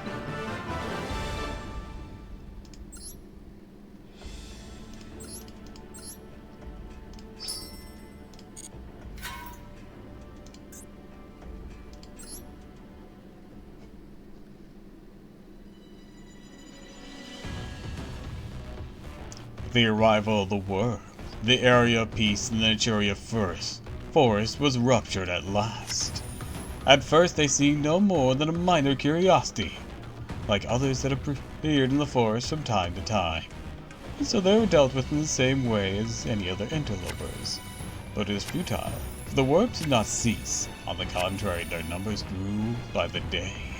The entire forest would be overrun if things continue like this. A number of Naturia stood up, vowing to take down the worms and protect the forest. These were the keepers, and the most powerful beings in Naturia Forest. As days went by, the fierceness of the conflict only increased. In occasional moments of respite, Naturia Leodrake looked back fondly on the time of peace that was now but a memory. It seems he had been fighting almost non-stop. He couldn't remember the last time he had laid down to sleep. Such is the strength of Leodrake's relentless fangs and ravaging claws that even the worms proved no match. Their numbers are overwhelming. Their assaults kept coming one after another. The ever-dependable Naturia Beast, and Naturia Barkian, and even the usually static Naturia Landois had been called into action again and again. Leodrake had hardly a moment's rest before he heard the wind beats of the approaching Naturia Needle Swarm. It had come with a message. A great host of worms was on the way. Noticing the unrest among the tree, Leodrake braced himself for combat. The previous series of battles had taken a toll, chipping away at his strength. Nonetheless, Leodrake will fight on. The forest must be protected. This place where we live in peace must be preserved. The lion of Naturia roused himself, letting out a louder roar than ever. and he charges straight to the horde of worms, laying waste to all in his path.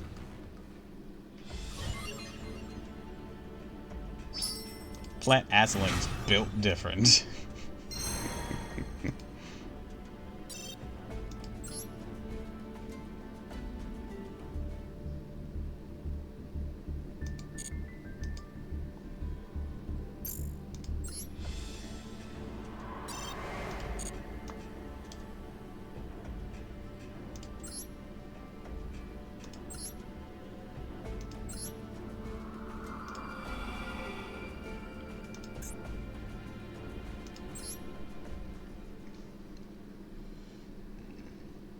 The sealed deities of the fabled realm.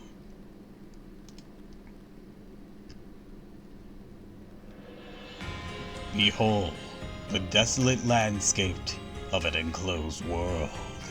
The night is indistinguishable from the day. Such is gloomy and dark. Reaches gloomy and dark. The air exhibits a clinging dampness, tinged with a sweet but foul smell, like overripe fruit. This is the fabled realm, where the olden deities called the fables reside. A dimension separate from the rest of the world has been their prison since their defeat in a battle long ago. The fables are not benevolent gods. They are evil deities of war. That is why they are sealed away, forbidden from traveling to the outside world. What becomes of beings with such a surplus of time and power? For them, there was no answer but battle. They fought and defeated one another, gathering power and violently climbing the ranks within their tribes. The fabled realms divide into three layers: the underworld, the roaring realm, and the divine realm. Access to lower levels restricted according to rank. And so the underworlders all desperately strove to reach the deepest sanctum, the divine realm. But now, after centuries of infighting, changes to the established order have become rare. For generations, there have reigned three kings. The first ranked, fabled Valkyries. The second ranked, fabled Rain. And the absolute deity, fabled Leviathan, reaching the top to rule over the underworld. Then there are the fabled Imps, who serve as familiars to the fables and do their bidding. Their duties include passing messages between the fables and looking after the fabled beast, among other errands. When their work is done, they gather together as colleagues to exchange and share information. Well, that's what it may look like, but to be honest, just grunts getting together to chatter and gossip. Oh boy, another day, another grind. Look after the fabled beast of the underworld is seriously a tough job. Did Noisy constrict you with his tail again? Whatever, I bet Ganesha trampled all over you today. Ultra's bawling echoes all the way down to the roaring domain. They sent up a complaint, not like we can do anything about it though. Isn't that Miss Joyce's grandchild? She's so preoccupied returning to the divine domain, I wish she'd take a minute and cast a spell or something to quiet him down. Jibber jabber, jibber jabber. So, who's your favorite king? It's gotta be Lord Leviathan, right? They say he's been at the very top since before we were even born. Ain't that amazing? Lord Leviathan, people say he's real strong, don't they? What about you? Who's your favorite? Mine's Lord Valkyries. The majestic appearance he's got is so much style, starstruck. For me, it's Lord Rain, hands down. How do I put it? He's just got it, you know? Got it? Got what exactly? You know, he's brimming with the practically overflowing. Anyways, he's amazingly amazing. Don't try to deny it. His power level is like pow! Yeah, sure. Speaking of amazing, just the other day, Raven was. Hey, why you suddenly change the topic for? The discussions always proceed in this manner, frivolous chit-chat without agreement, going round and round in circles. Their daily jabber always come to an end in the same way, concluding with the exact phrase, Geez, I wish something interesting would happen around here. Indeed, the fabled imps are not the only ones who have had this thought. Boredom is rife within the fabled realm, and all of its inhabitants have known it well for hundreds, nay, for thousands of years.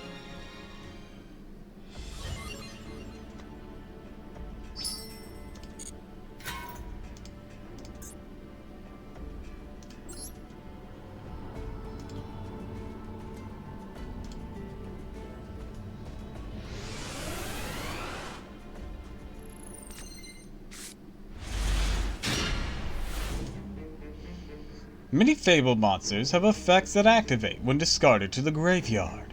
Aim to actively discard cards to activate the effects. Also, most of the synchro monsters have effects related to the hand, so the key is to try and deploy synchro monsters first.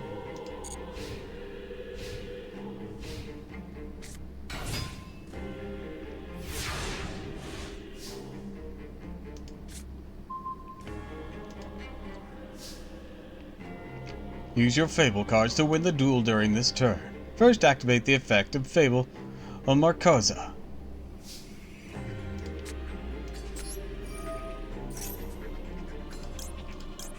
Discarding 2 cards to special summon him. The Fable Silverbell and the Fable Ganesha have effects that activate if they're discarded from your hand to the graveyard. Try special summoning each from your grave.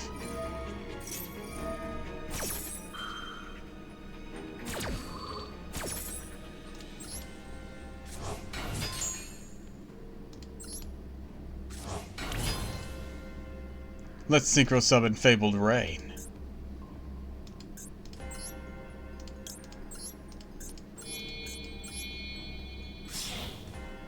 Soon Cerberus to Ganesha. Special summon Fabled Rain. Activate the effect of Fabled Rain. When he's synchro summoned, draw 2 cards. Or draw until you have 2 cards in your hand. Activate the effect of the Fabled Chawa in your hand.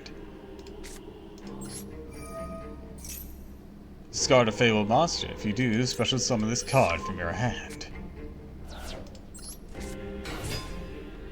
Try synchro summoning Fabled Rain one more time.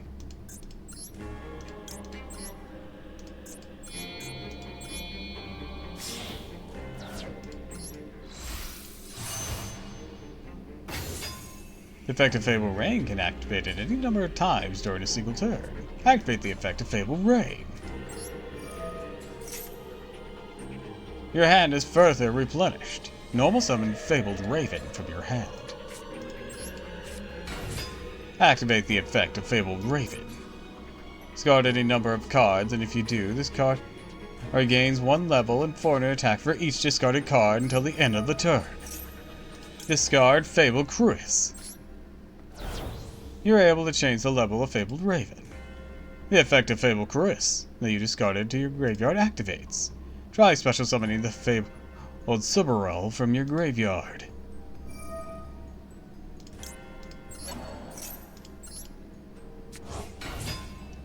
Synchro summon again. Let's synchro summon Fabled Valkyris.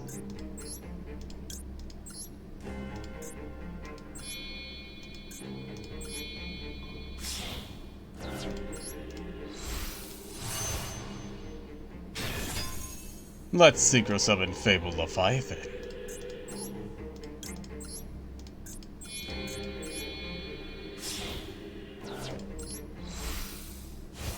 I miss the old days. Hi, Siberian. Welcome to the stream. Where fusions was the most of your issues. Through successive synchro summons, you have built up an imposing field. Let's proceed to the battle phase. Fabled Rain, attack! Fabled Leviathan, finish him!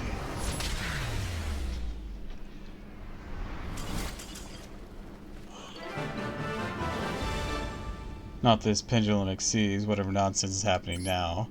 Right now, the current nonsense, well, I say current, with big quotation marks, because it's been years now, has been Link. That's been the most recent new summoning mechanic. outside rush duels.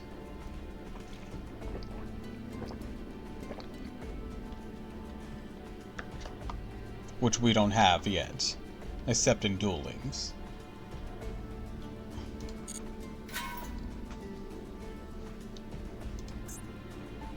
Herbie making a deck to speeds of Blue Eyes Ultimate Dragon. Yeah, that's pretty easy these days, especially with all the legacy support Blue Eyes has gotten. Hell, he just got some new release cards too. I'm pretty sure that new structure deck just dropped. Gave him a Link 1 little baby Blue Eyes thing that's adorable. In the old days, it was annoying to pull off at times. Yeah. I know his first wave of his first synchro wave of support really helped him out. Even before that, I guess, just introducing White Stone of Legend really sped things up. But whenever we got that first synchro monster, Azuro Eyes, that really sped things up. Because that came with Sage of Eyes of Blue, that came with Protector of Eyes of Blue. I don't think we got Whitestone of the Ancients for a while. How goes the playground bullying? I'm actually at war right now. But hi, Mr. Mustache. Welcome to the stream.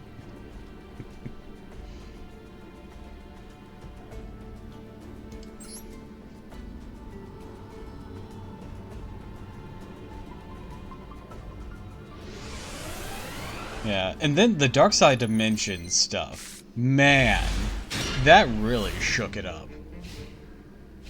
And then, of course, he just kept getting legacy support since.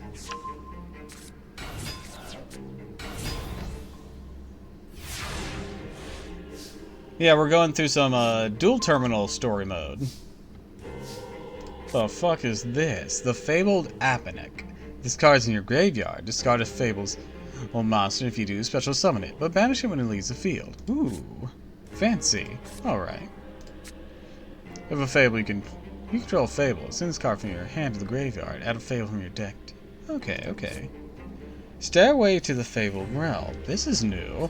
When this card is activated, send a Fable from your deck to the grave. You can target a Fabled monster in your graveyard. Discard 2 cards. If you do, add that monster to your hand. If your Fabled monster attacks an opponent's monster, and you have less card in your hand than your opponent, your monster gains attack equal to the difference in number times 200 during the damage calculation only. Let's go ahead and activate Stairway to the Fabled Realm. I'll send a card from my deck to the graveyard.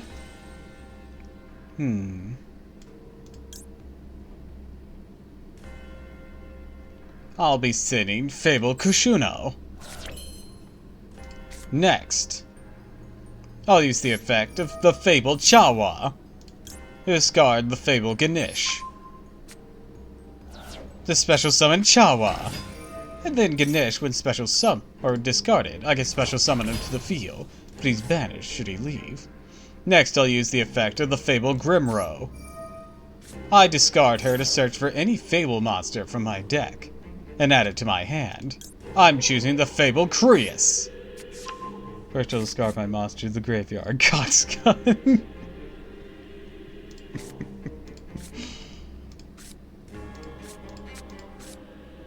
Next, I'm using the Stairways to the Fabled Realm. I'll be dismissing. Or well, first I'll be trying to recover my Fabled Grimro. And by doing so, I'll discard the Fabled Cruis. And the Fabled Abonek. The Fabled Cruis will then allow me to special summon a Fabled monster in my graveyard.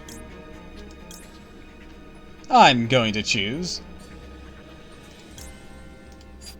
What are your levels? Okay. I'm going to choose the Fabled Abonek.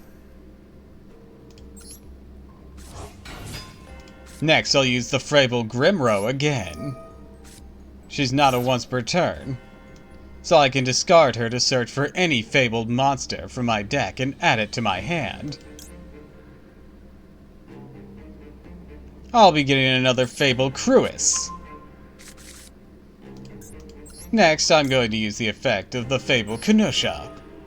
I discard the Fabled Ganesha to bring it to my hand, and then I can special summon Ganesha.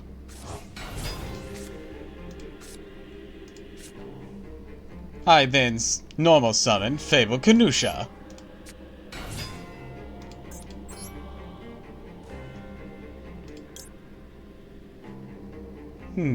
Let's see.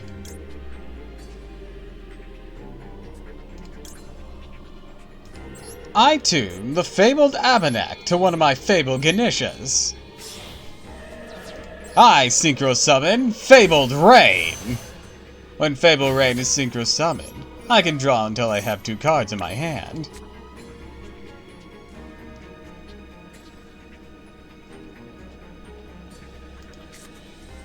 Ooh, fancy. Now, I'm going to tune the Fabled Chawa to my Fabled Ganesha to synchro summon the Fabled Unicorn. When the Fabled Unicorn's in the field, while we have the same number of cards in our hands, I negate all cards and effects that you activate, and destroy them. But you don't need to worry about that just yet. I'm going to use the effect of the Fabled Abanak by discarding a monster from my hand, a Fabled monster from my hand. I can special summon him, and then the Fabled Karusha activates. Allows me to special summon a Fabled monster from my graveyard. I'm going to choose the Fabled Grimro.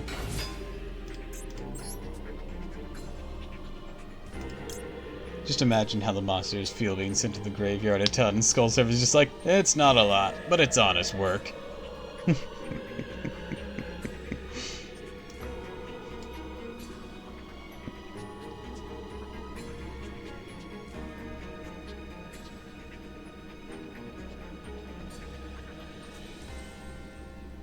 Let's see. I think I'll now tune Abanak to Grimro. I synchro summon the Fabled Anrafe. When Anrafe is special summoned, I can use its ability. You can discard 1 card to negate this effect. Otherwise, I get to draw 2 cards and then discard 1.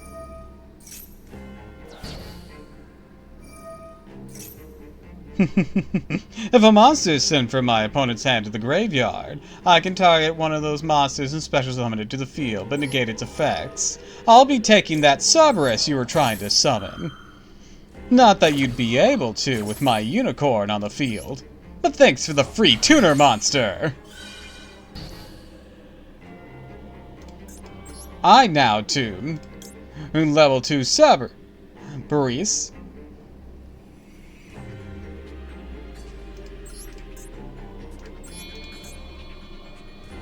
to level 6 Anarafe. Go! Fabled Valkyrius! I'm going to use the Fabled Valkyrius' ability. I can discard a Fiend monster to draw a card. So I'll be dismissing a Maricosia to draw. And when Maricosia is dismissed, I can bring a new Fabled spell from my deck to my hand. The Stairway to the Fabled Realm. I've already activated one of these this turn, so I suppose it won't be too big of an issue. For now, I'll set a card face down so Unicorn can have your effects being negated. Now, it's showtime! Unicorn! Raid! Valkyrius! Kashuna! And that's all she wrote. With that, I'll end my turn. Okay. Like, hey, Mr. Mustache, you hear about the Dark Souls Yu-Gi-Oh! Archetype? Oh, yeah! Ashened. It's not, yeah, but hearing it immediately piqued my interest. Target a fabled monster in your graveyard. One face-up card on the field. Discard one card. And if you do, special summon that monster to grave. If you do, destroy that card in the field. Okay, so not gonna activate that yet. Oh, looks like you didn't do too hot there. Definitely tempting for me. Please tell me Letter Solo's in there. It's inspired by, so it's just like the concept of what happens. So I don't think there's any direct let me solo her character. I'm sorry.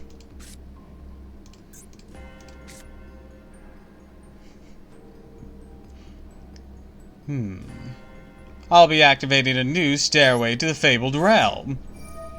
Upon its activation, I can now dump a fabled monster from my deck to the graveyard.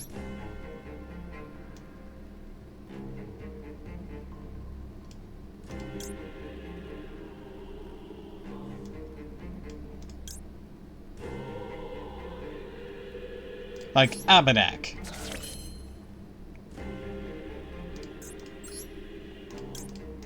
And then I'll use Abenak's ability. Dismissing Fabled Nuzuchu to summon Abenak. Now I'm going to tune Ubachu to Valkyrius. Come forth, the Fabled Leviathan! Dude, I want to naked dude with the pollen on his calendar and dual-wielding katana Otoku. One turn KOing people. Fabled Rain, attack! Leviathan, end this duel!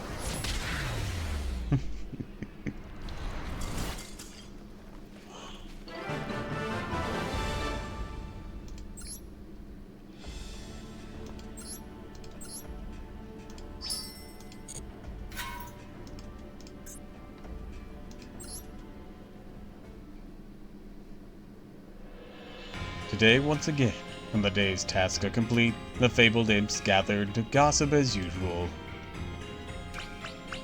That ruckus the other day was a real hoot, huh? You talking about Lord Anorate's?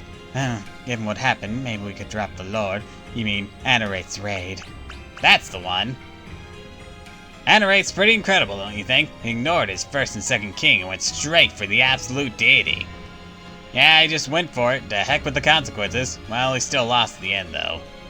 Sounds like he didn't do too badly. Shame. It would have been nice seeing the underdog triumph. It sure would've.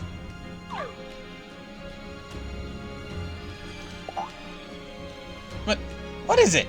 Did Cerberil run away again? Even the troublemaker, isn't he? I bet the troublemaker, isn't he? I doubt it. It went with it and managed to bring him back to the underworld. You couldn't keep him on the leash. Are you saying the fabled beast went all the way down to the roaring domain? It's off limits there! No, that's not it. I really don't know if I should say this. No way, you mean he went all the way down to the 3rd level?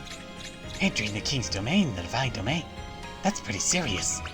Only reason our lot is allowed to come and go as we please because of our role as gods. No, you got it backwards. He didn't go down to the lowest level. While I was chasing him, he ended up somewhere outside. It might have been the surface world. What the? You're not being serious. I am! It was like all of a sudden, the world has changed. It was so bright and open. Huh? Do you think I should report this? I don't want to get punished. It's just, my misunderstanding. That isn't keeping it a secret like even worse. I guess you're right. But still, if I go straight to the king about this, feels like it'll become a huge deal. I think it's best to let one of his spears know. How about going to Lord Daimara? Lord Daimara, huh? Despite how he looks, he does treat us underlings well, doesn't he? Okay, that's what I'll do. I'll be back soon. It could have been caused by the chaos on the surface, perhaps by the dimensional experiments performed by the Allies of Justice. But either way, the news of a path opening to the outside world created an uproar throughout the fabled realm. When had the underworlders ever been able to raise a fist against anyone outside their kind? Or raise a fist against anyone outside their kind? Could barely contain the zeal for the war to come. Right at the surface world, was battling the worms from outer space, a new enemy rose from beneath their feet in the shape of the fabled. Hate autocorrect, but just stop by right now, day 2 in the 7-day work week. Oh no, that sounds awful. The emergence of these evil fiends, the surface tribe would now be faced with an even greater peril.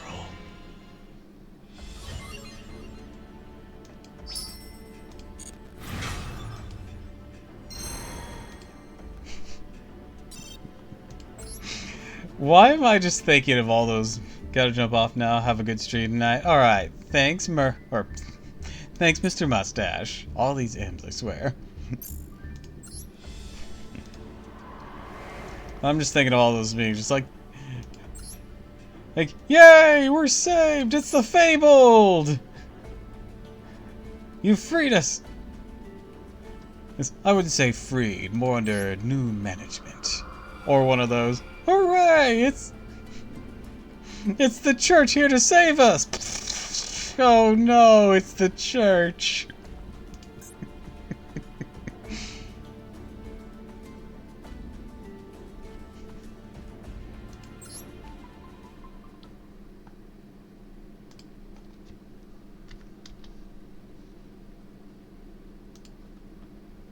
Mobile weapons on the field of battle. The battle between the Ally of Justice and the Worm Invaders from outer space raged on. The arrival of the Ally of Justice mechanical masterpiece, Ally of Justice Cataster, seemed to be a turning point for the battle. But as more of the smarter and larger worms entered the fray, Cataster alone could not no longer withstand the onslaught. It needed to be stronger, it needed to be faster, it needed to be sharper. Something that once deployed on the battlefield would wipe out the worms and still be ready for the next fight. Development of such a weapon was fast-tracked. Engineers worked themselves to the bones to meet the new one, and more demanding specs. For it to perform as well as needed, they were forced to make it bigger and more complex. The weapon was bestowed with lots of new features, but this also made the development of a sophisticated control unit for such a sophisticated machine all the more difficult. The engineers racked their brains. At this rate, we'll lose! The planet will be overrun with worms! Then one engineer had an idea. Why don't we ask the Genex to cooperate with us as a central control core? They'll control the forces of nature like fire and water, and have a highly advanced tuning ability. So, shouldn't they be able to operate a big mobile weapon? After some consideration, the proposal was approved. A Genex spare that had been adopted by the Ally of Justice was then imbued with a mobile weapon. The moment they saw such an enormous weapon move during the first launch test after incorporating the Genex spare, everyone involved gasped. How could such a small-looking mechanical being move such a huge weapon by itself? With that, the huge dominating Ally of Justice Field Marshal is complete for the first time.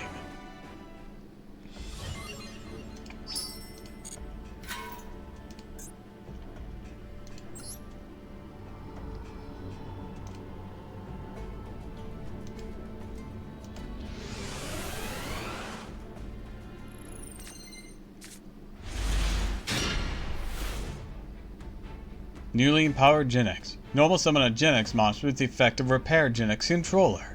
Each time you add one to your hand is set by drawing. You can do this any number of times per turn, so bring out an army of Genex monsters, use them to synchro summon.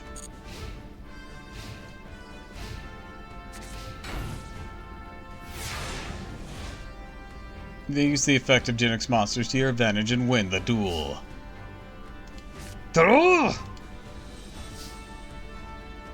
Normal summon R Genex Magma. Activate the effect of R Genex Magma. When normal summoned, add a level 2 or lower Genex monster.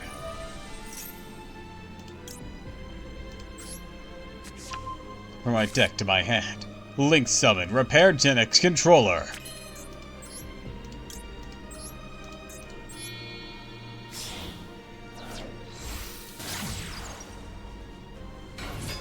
Activate the first effect of Repair Genex Controller.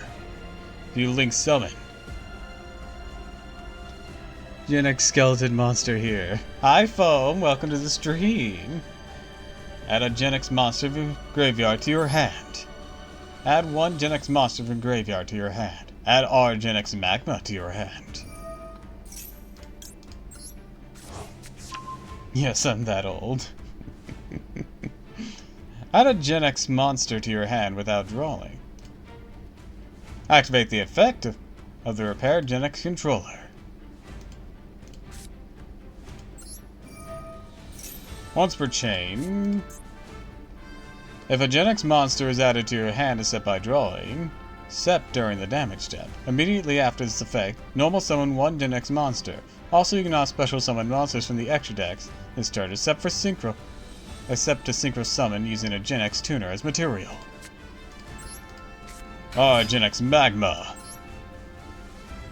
Add a R Gen X crusher to your hand.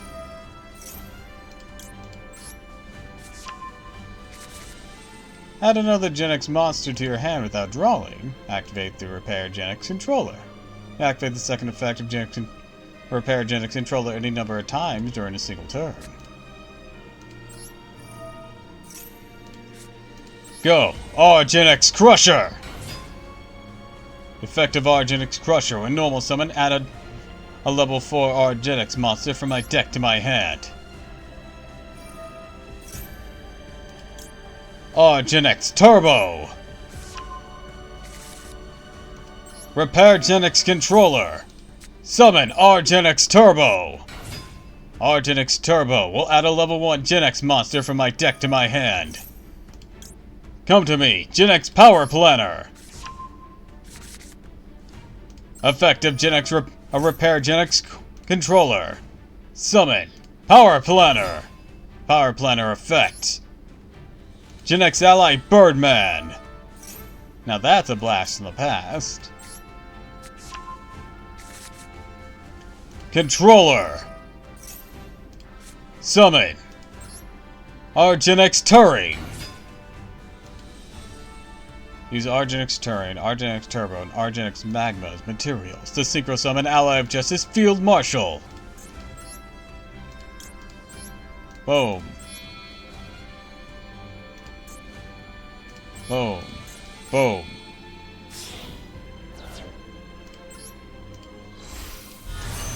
Ally of Justice, Field Marshal! Activate the effect of Gen X Ally Birdman. Return R Gen X Crusher to your hand. Special summon him. And since that happened, Repair Gen X Controller activates. To summon R Gen X Crusher.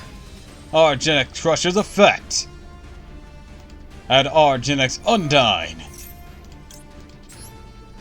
And since that took place, Repair Gen X Controller will summon it. Use Gen X Ally Birdman, Power Planner, Undyne, and Crusher as materials. Synchro summon Arms of Gen X Return 0.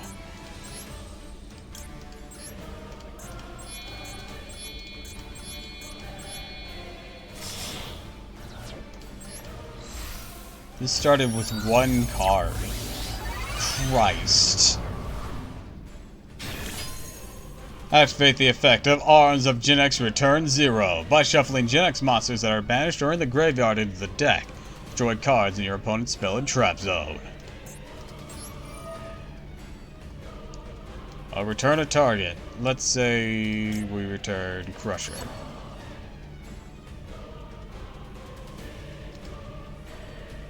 Once per turn, you can target up to 6 Gen X. Different attributes. Oh. Okay.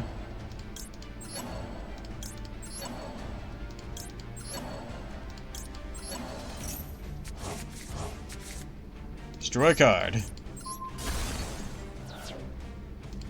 Proceed to the battle phase.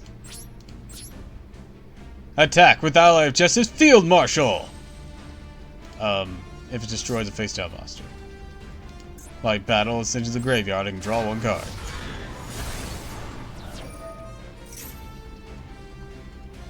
Attack your opponent's life points directly. Repair Gen X Controller attack. Go! Arms of Gen X return 0! Finish this! I don't think this is how they intended for Dual Terminal to go with this combo. He didn't exist yet, neither did he. Man, Gen X really got an upgrade with that one Link monster. Like, those Gen X monsters were really hard to use before, but man, that repair Gen X controller fucking snaps its balance kind of in half.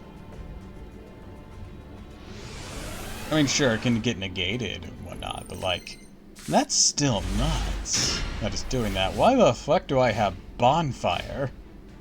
I mean, I guess I'm gonna use it and find out, but that's weird. I activate Bonfire! Gen X Magma. Oh, that's how I started everything last time. Okay. I summon Gen X Magma. Magma's effect. I'll bring to my hand Terrain. There is no mercy here. Only oblivion. Gen X or repair Gen X controller. Your effect activates. Gen X Magma to hand. Effect.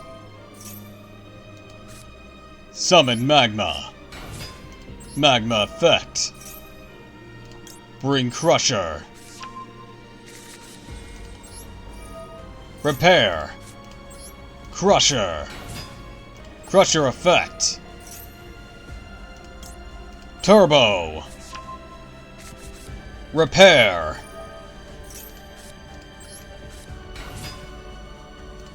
Turbo effect. Power Planner.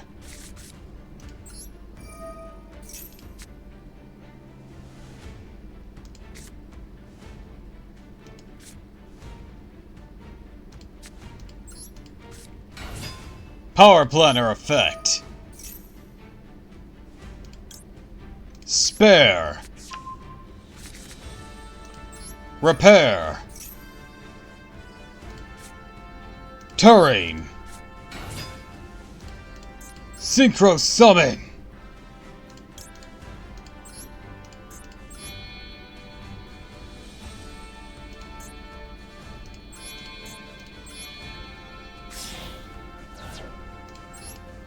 Field Marshal.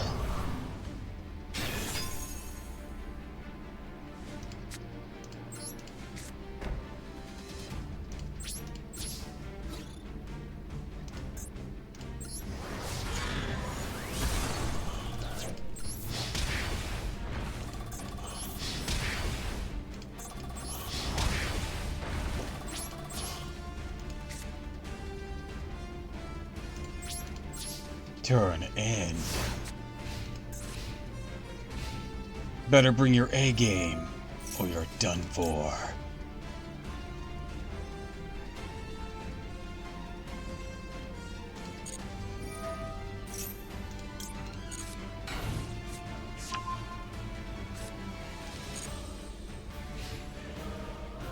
I guess that's all you have.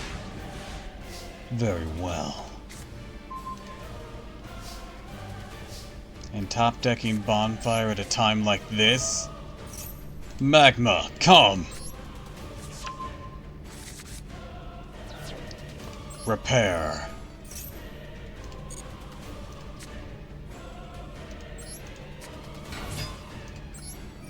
Gen X Magma. Grab Terrain. Effect Repair.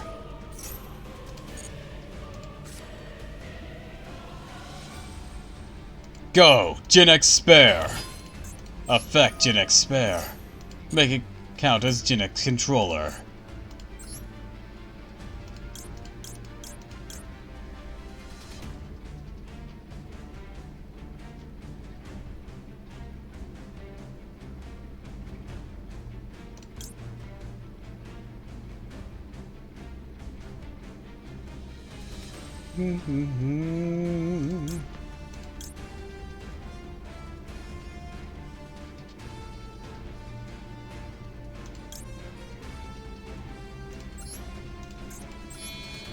I tune these monsters together. Come forth. Ally of Justice Light Gazer. Next. I normal summon Crusher. Crusher's effect.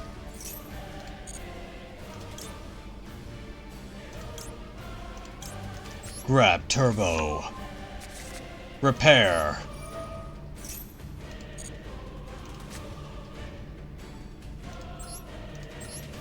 I tribute Power Planner for Genix Solar.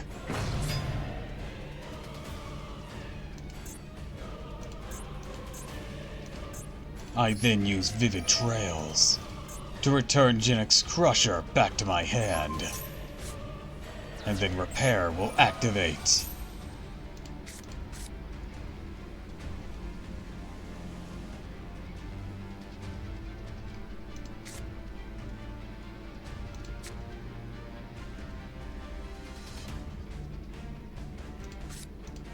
To resummon Crusher. Crusher's effect. Grab Undyne. And then Controller. Go, Turing!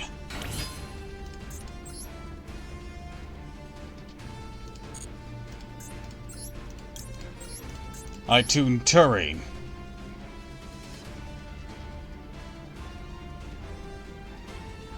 Feels treated as a level 1 or level 3 when used for Secret Summon. If I do that... No.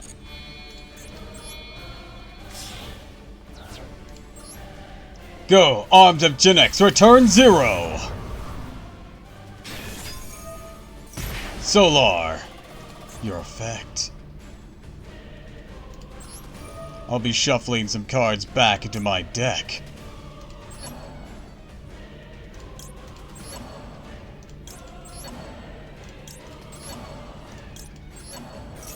And destroying your Worm Call.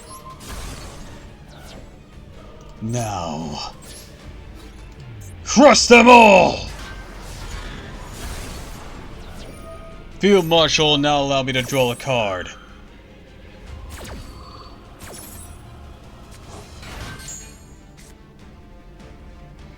Solar attacks. Repair attacks. Arms of Genix return 0. Finish him! Yo, that was sick. Genix has gotten such an upgrade. Honestly, it's hard to even recognize it for what it was.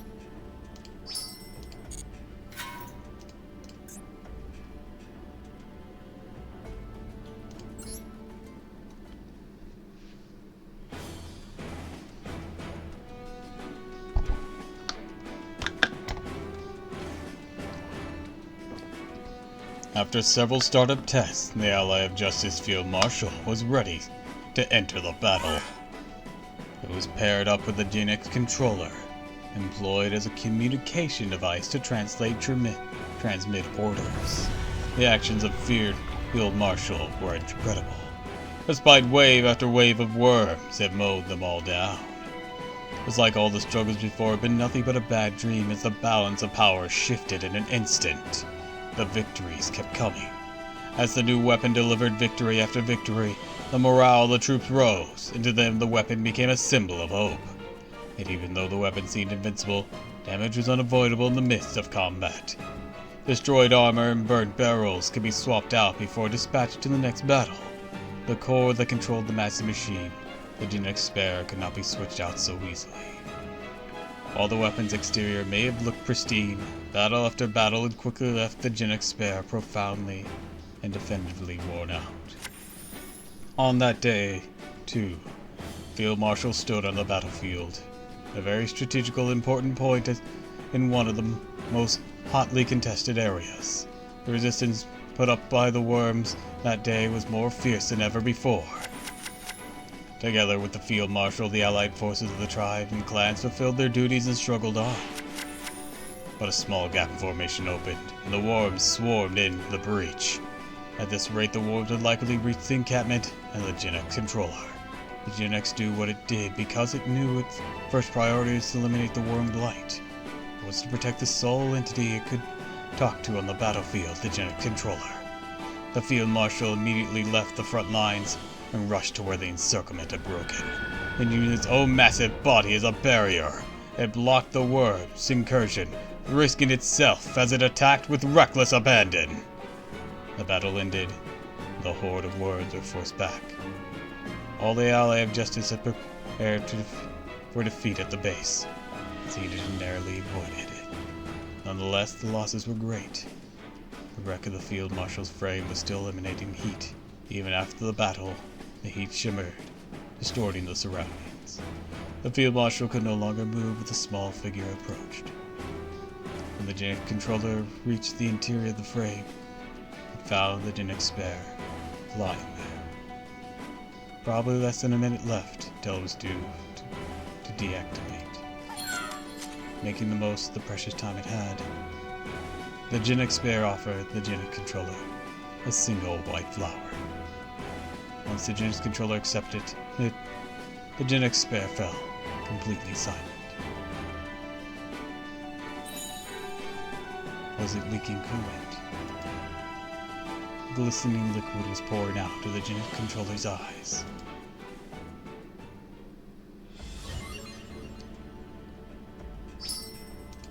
Oh, Babu!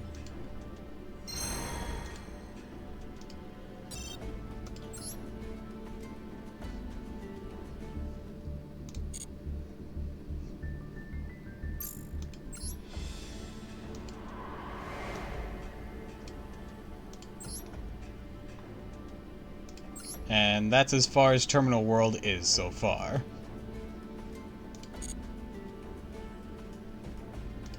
And now, let's go see if we can't beat some of these other duel methods.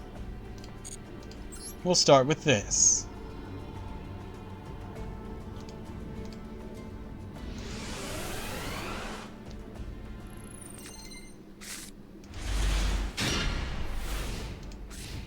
Alright, to defeat some worms, let's try these Noble Knights. Oh, that is not a good combo for him to start with. At least not for me.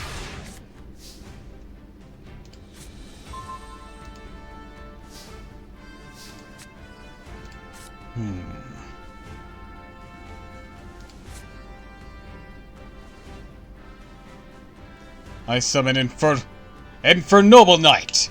Ogre! Whenever he's summoned, I can send a Noble Knight or a Noble Arms from my deck to my grave.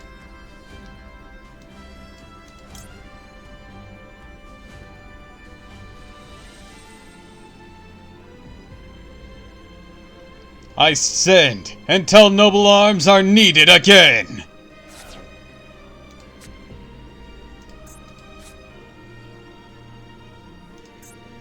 Now, I activate the effect of Noble Arms Guillotine!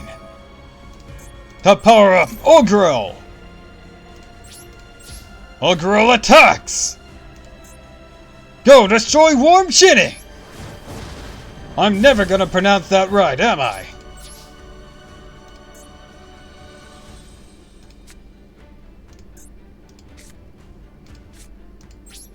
I end my turn. A monster equipped with Guillotine gains 1,000 attack points, but during my standby phases it loses 200. What are you trying to do? Select one face of monster, return to the hand. Oh god, that's not good. Well, even if it goes out, I'm taking you with it. I activate the effect of Ghost Ogre and Snow Rabbit. Destroy a monster who used its effect. Effect on the field. It doesn't negate it, but it will get rid of you. Farewell, Yagen!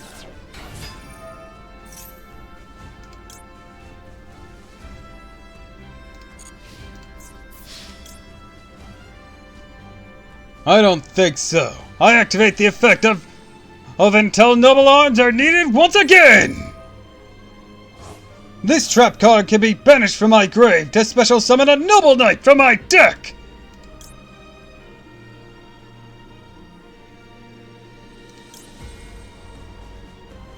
How about you try this one on for size?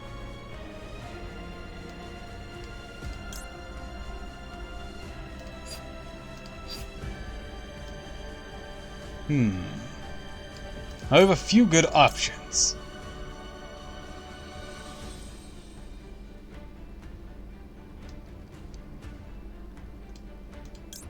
Oh, thanks for the hydrate and the stretch cat, yeah. Thank you, thank you, thank you. But I think Noble Knight to the ignoble Knight to the Black Lens. God, Welsh is hard. Lancelot! That's his name, that's who he is. Go!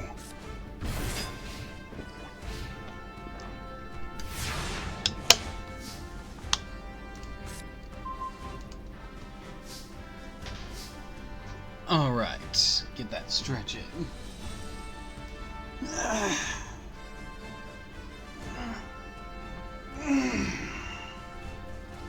There we go. Alright.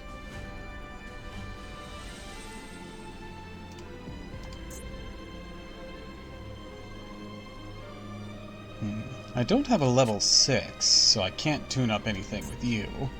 But I can tribute a Noble Knight to add a Noble Arms card from my deck to my hand. Alright then. I summon Orgrius! I'm using Orgrius' effect. With it, I'll dismiss Infernoble Knight Astolfos!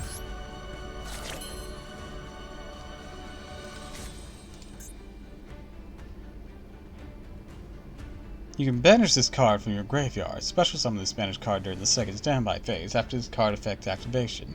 Special summon a Fire Warrior. I'll use each effect active Infernoble Knight Astolfos once per turn. I can banish a Fire Warrior from my hand or grave, special summon him from my hand. Then I can make the card level, can level that banished monster. Alright, let's set him up to start coming back.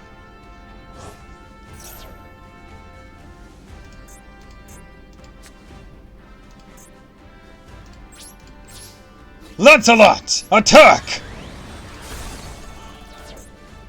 Ogrior! Alright. Now I'm using Lancelot's effect. I dismiss Ogrior.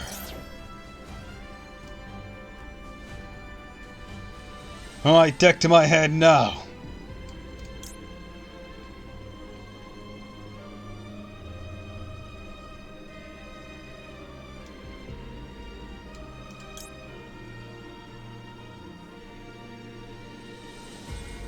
I'll be getting you Your properly fitted blade, Noble Arms, Alferendos, or Adronaut, as its English name is. Or you control or cut this card. I don't need to do that yet. And with that I end my turn. Adronaut will protect... Well, actually, it won't protect him. Will allow me to destroy one of your face-down cards. If the equipped monster... by making him lose 500 attack points.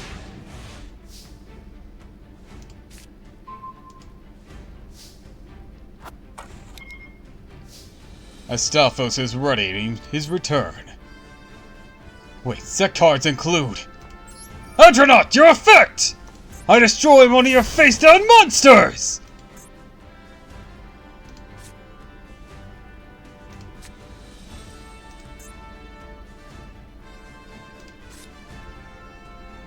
I next summon Infernoble Knight Oliver!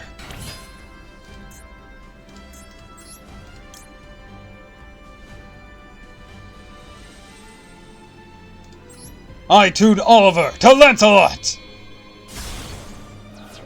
Go! Infernoble Knight, Emperor Charles! Come forth, Charlemagne!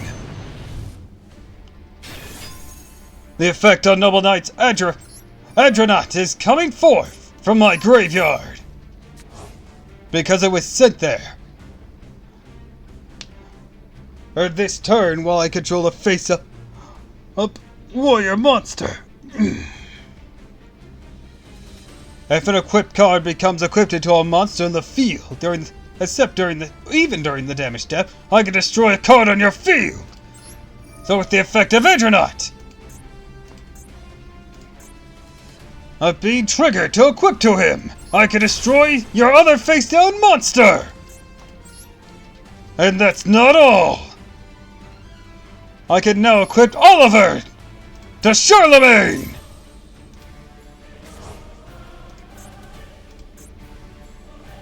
A monster equipped to him, or with him, cannot be targeted by your card effects. And what do you do? Cannot be destroyed by card effects. Ogrior! Back up Charlemagne!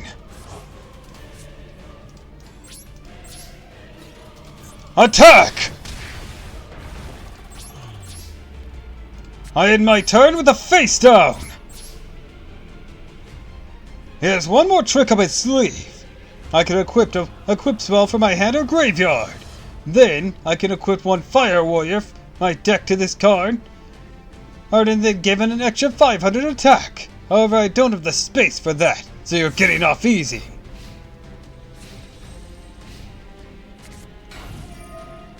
I see you plan on protecting your monster. Well, not this time! I'll be equipping him with Guillotine! So now say goodbye to your face-down monster! I draw! Now's the time! Astolphos appears to the field! Welcome! Now I noble summon Merlin! Merlin's effect. I contribute him to special summon a Noble Knight card from my deck. Come forth, Noble Knight Arturagus!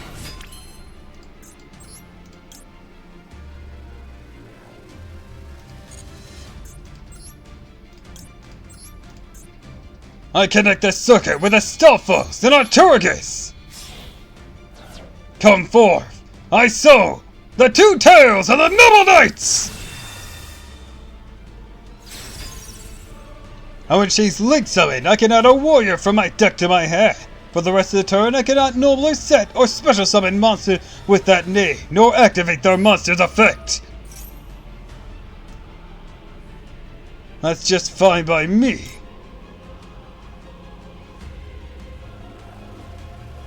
I'm going to search for Noble Knight a Crustacean.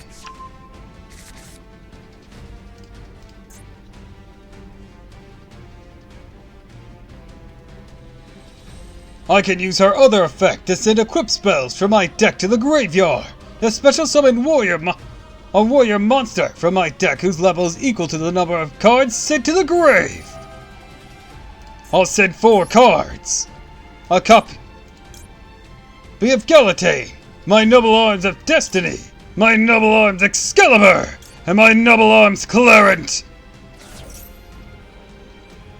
Form to the field! And show off your might, Noble Knight Quattrovad!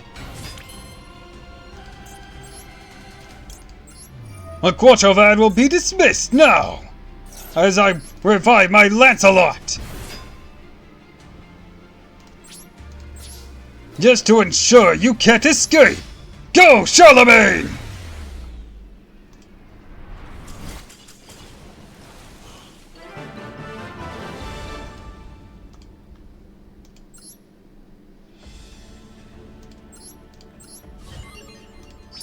Bitchin'. Alright, I gotta pee real quick. BRB.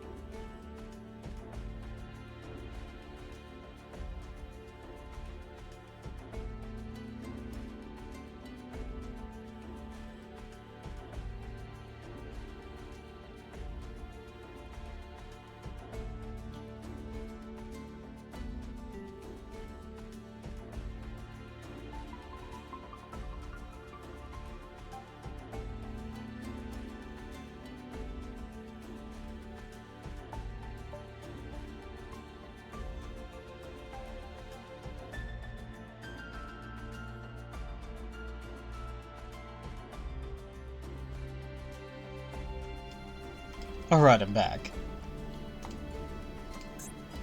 Alright, let's see. We'll keep using that Noble Knight stack.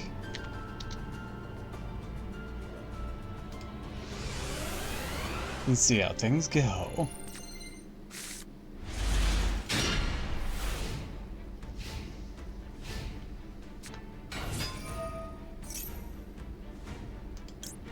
Oh, hell no. I'll be destroying your Mechana gear frame! I can't allow to stay in the field as you advance your move. You didn't summon Machina Fortress.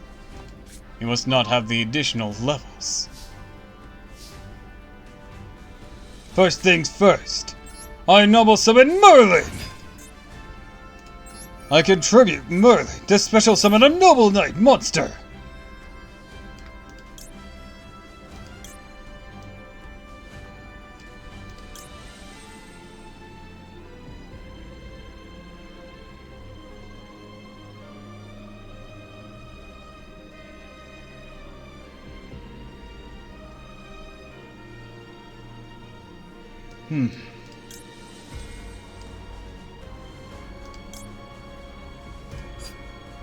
Do I have what I need to do this?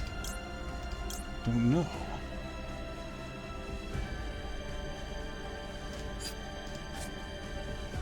This card's sent to the graveyard. Do that. In the graveyard, you can target a warrior. Normal or special summon. It's in the grave. I don't have much I can do here. The particular cards I drew don't exactly make well to this.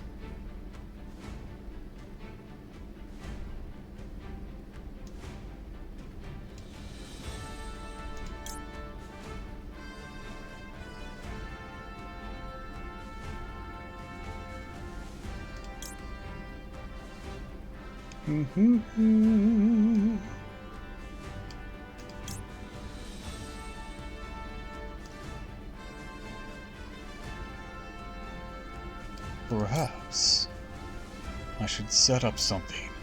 Go! In for Noble Knight Ogreus! Ogreus' effect. I'll be dismissing Astelphos. Astelphos, your effect. That's my boy.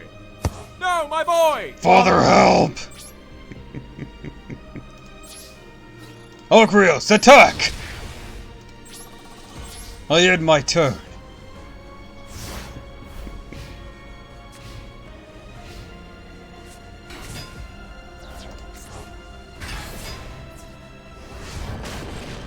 Oh, that's not good.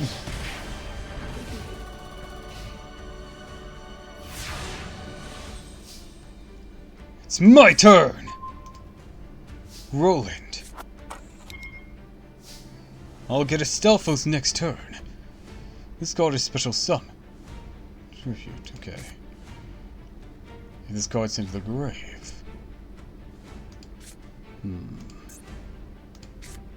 Perhaps there is one maneuver I can make.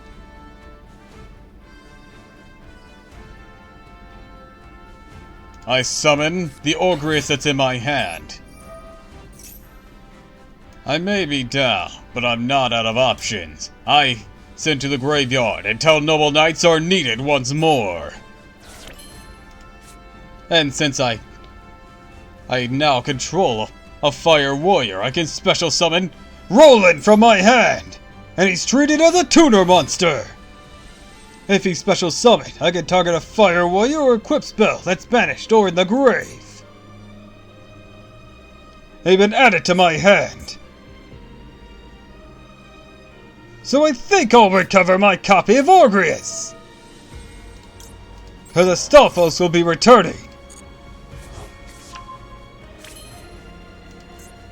Now I tune my two monsters together! The only question here is which one?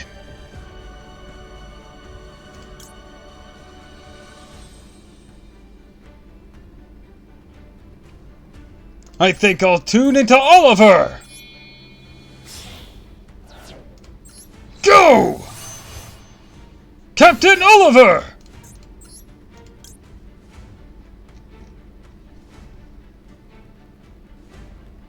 I'm going to use the effect of Ogrius in my graveyard and equip him to Oliver.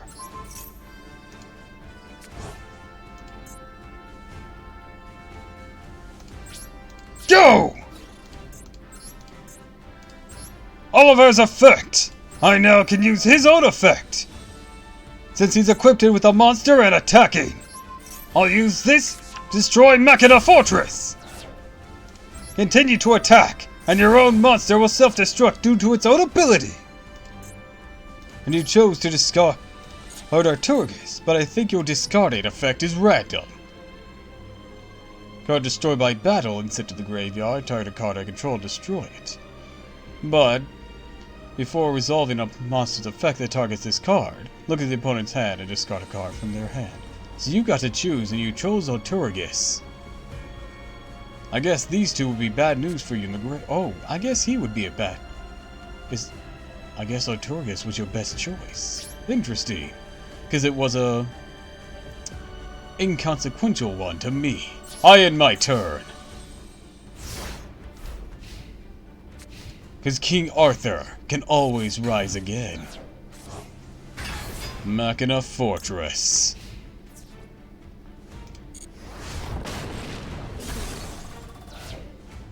So you've returned.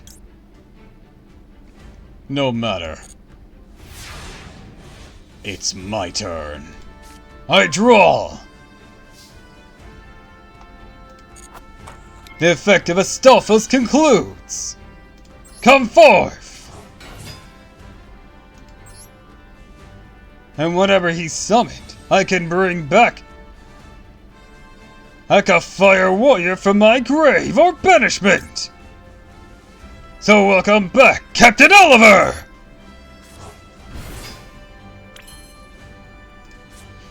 Not looking too fancy, are you now?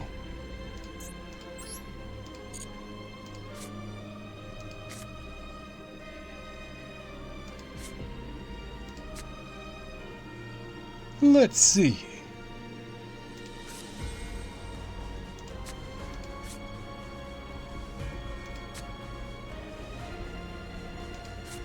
I think I'll summon Noble Knight Quattrobard!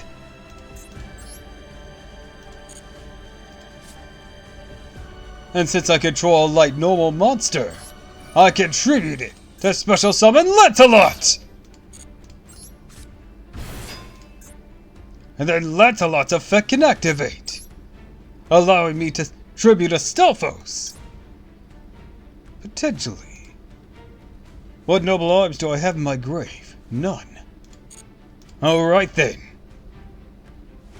I'll tribute Astolphos!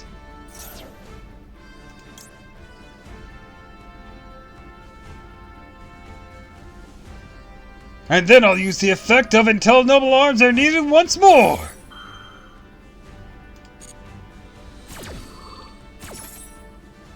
With it, I can special summon a noble knight from my deck with a different name than one in my field or graveyard! We'll see if you're up to the task! Noble Knight, Bedivere! I might deck to my hand. I'll be choosing Adronaut! Bedivere missed his timing, but that's fine. As now I'm using Adronaut's effect. I'll be equipping it to Bedivere.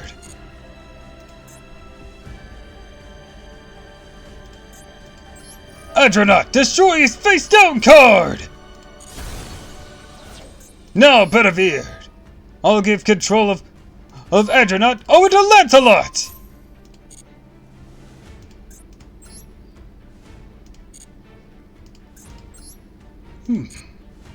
But I think I might have something in mind. I'll be using Ogre and equipping him to Oliver.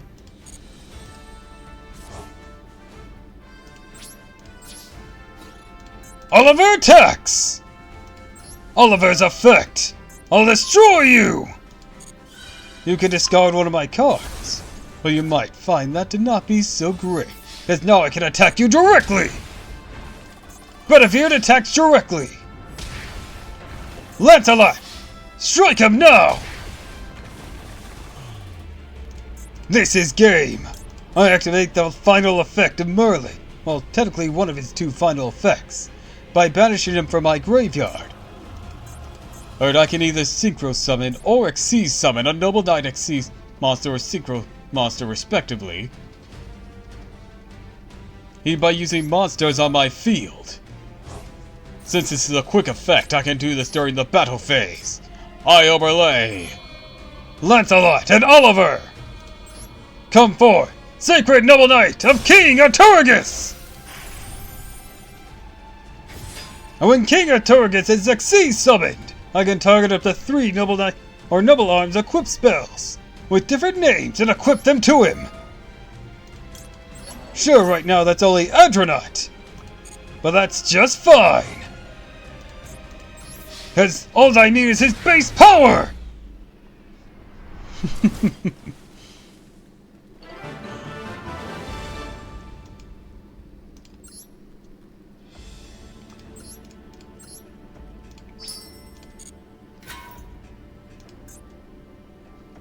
Alright. Against Monarchs?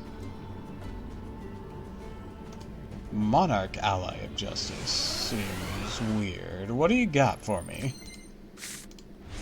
Can't be full powered Monarchs, you have an extra deck. I'll start by summoning Noble Knight Bedivere. When Noble Knight Bedivere is normal or special summoned, I can send a Noble Arms equip spell from my deck to the grave. I'll be sending Caliburn. Next, I'll be equipping Galatane to Bedivere. And since I control a Noble Arms equip spell, I can special summon Noble Knight Creston to my feet.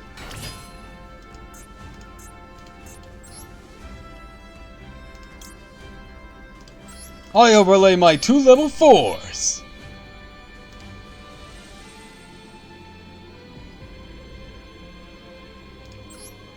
I Xyz summon Sacred Noble Knight King of Castrian! Of King Castrian! I'll be using his ability! The ability of the original Knight Castrian! If I special summon a monster using him, I can normal summon 1 monster in my main phase in addition. But I cannot special summon monsters from my extra deck for the rest of the turn except for Noble Knights!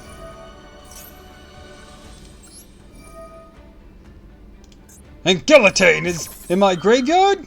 Well equipped to the new warrior that appeared. Now, I normal summon Infernoble Knight Magus. With that I end my turn.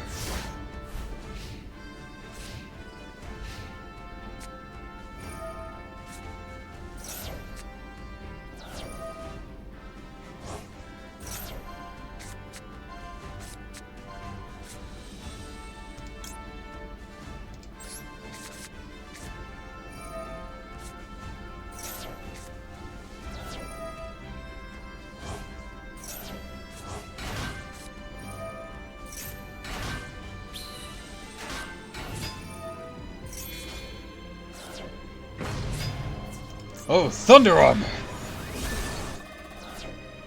I'm using Custodian's final ability! If he's destroyed by battle or card effect and sent to my graveyard, I can special summon a Noble Knight Xyz monster from my extra deck, except for a copy of himself. If I do, I equipped him from the graveyard to that monster as a material. This is treated as an Xyz summon! Galatane's effect! I'll equip to Magius!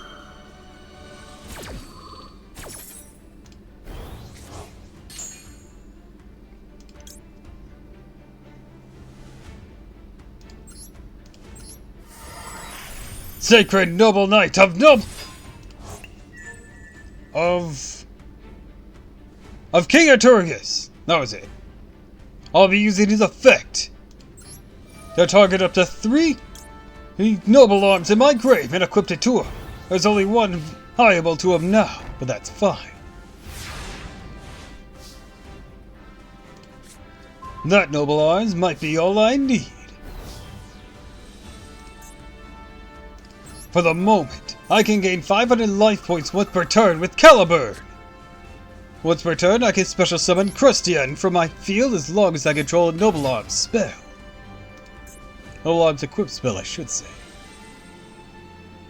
I'm going to use the effect of my Xyz monster to attach a material and destroy Ally of Justice Thunder Armor. I now normal summon Quatravad.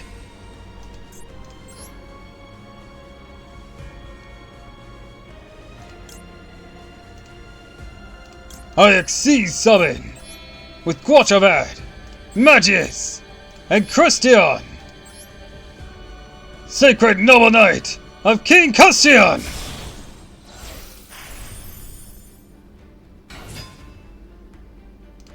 I'll be using his effect, not that I can trigger it.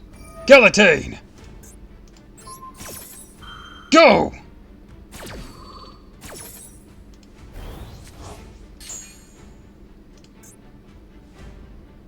I can attach any number of materials from Uncrustion to return an equal number of cards back to my opponent's hand. So I'll do just that!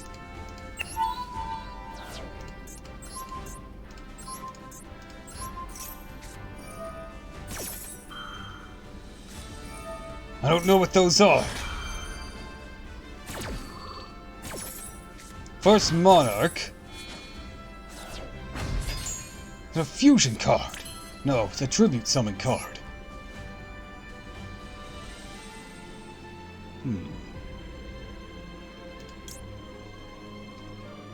You'll prevent him from being destroyed in battle. Very well. Magius? Equipped to Arturgus.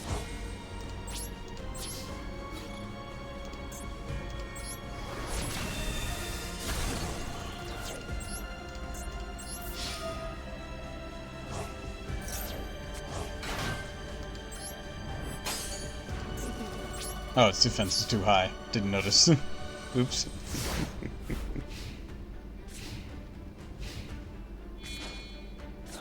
Here comes trouble. Oh, not as much trouble as I figured. I'll be using his effect.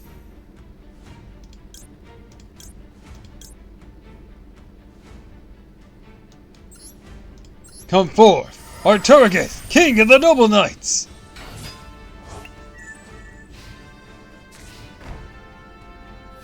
No sacred arms. Arms to equip him with, but that's fine.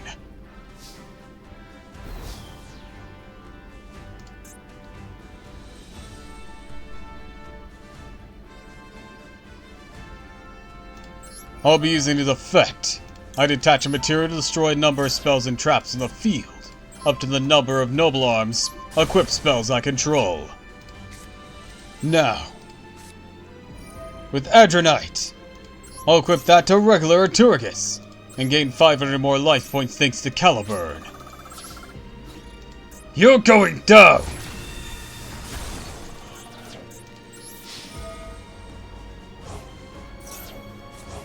Another last ditch to protection.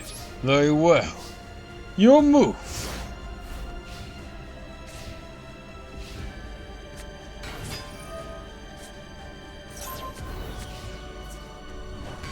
I may have weakened the equipped monster, but not for long.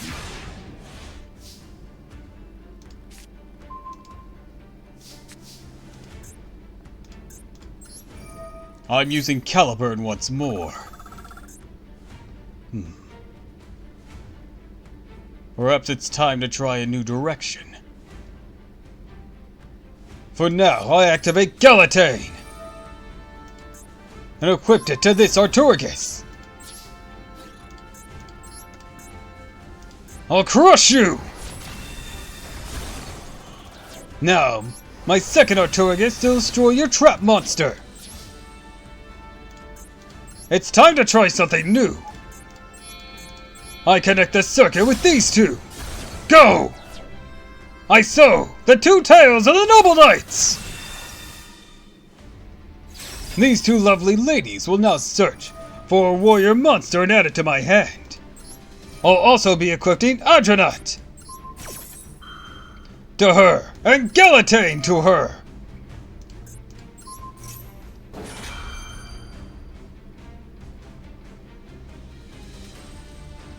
Oh, Sacred Noble Knight of King Arturagus will allow me to special summon a new Noble Knight.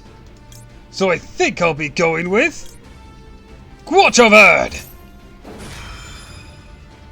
And Caliburn will trigger as well. And equip to ISO. Magnus can now shuffle into my deck 3 of my other fire warriors and our noble armed spells. Oh, well, oops. I guess I didn't have any fire warriors. Oops.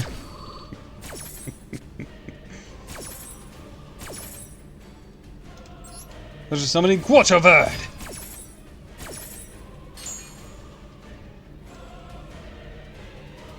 Now for a new warrior.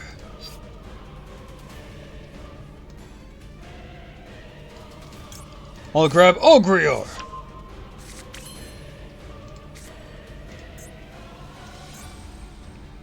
Target a noble knight in your graveyard and add it to your hand. If you do, destroy noble arms equip spell. Now I could equip this to you. First things first. I'll be sending 5 to my graveyard. A special summon Lancelot from my deck. Now I use Guinevere. I equipped her to Quattrovad. Quattrovad has an effect.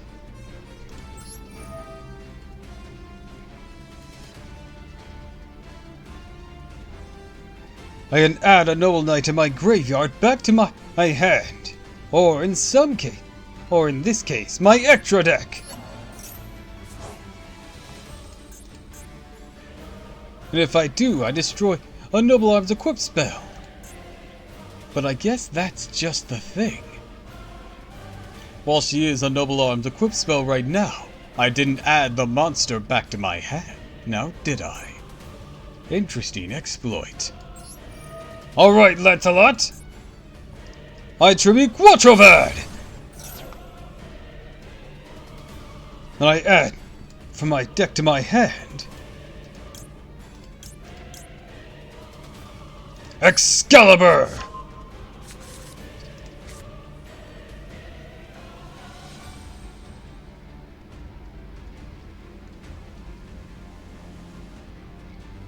I'm going to turn this card into the graveyard and banish this card.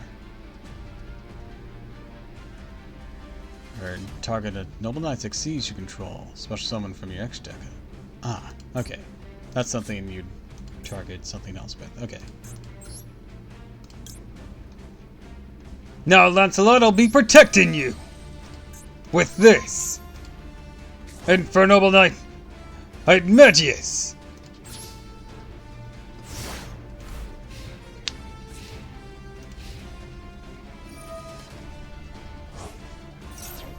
Another trap monster. And another face down.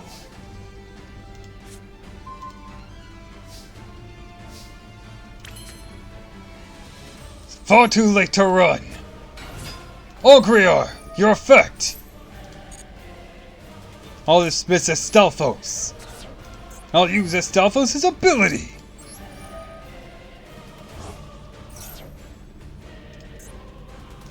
Then I'll use Isode's special summon ability. Now by dismissing more noble arms.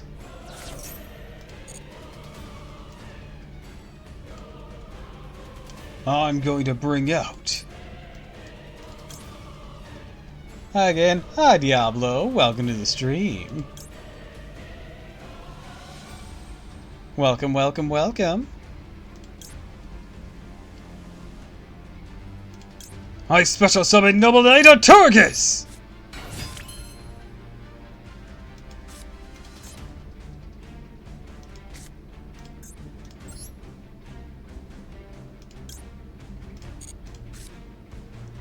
Remove the turret. Insert this card sent to the graveyard. Banish this card from the grave.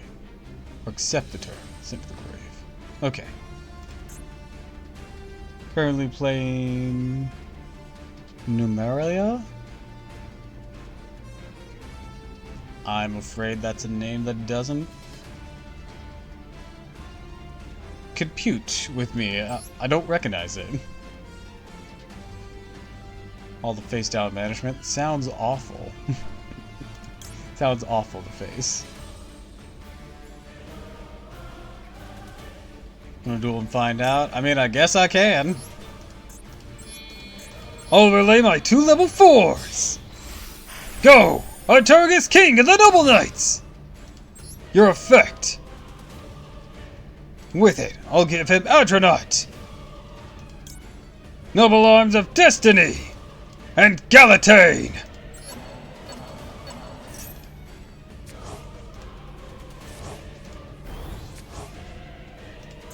Adronaut's effect! To destroy your face down!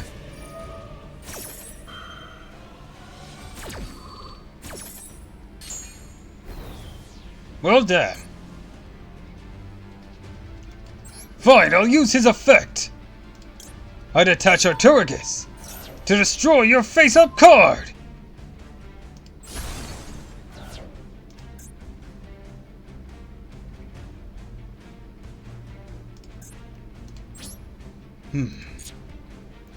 Realized, with this particular setup, it's very possible I'm gonna end up in a situation where, if you can use that, yeah, you'll be able to summon a new trap monster.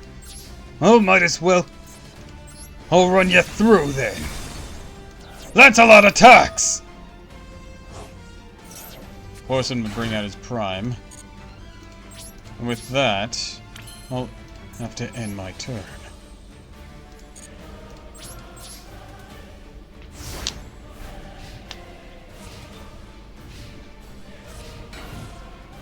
Okay, I didn't draw into anything significantly powerful. Crustium.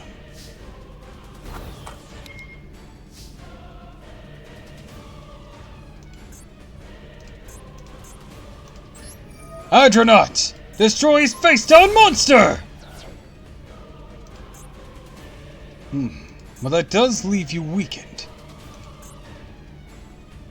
However, I'm going to use Lancelot to tribute you.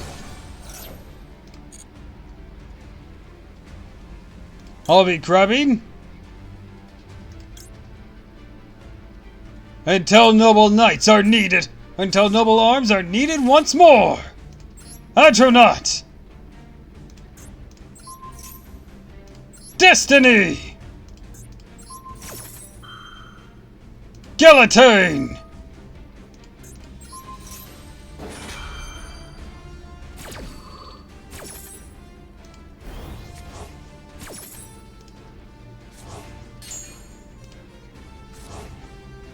Since I control a Noble Knight equipped spell, I can special summon Crustian!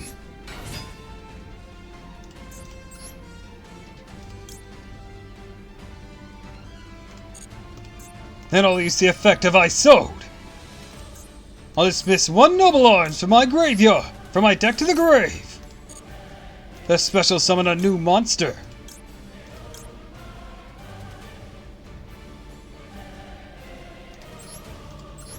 Come forth, Roland! Roland's effect. I'll be recovering.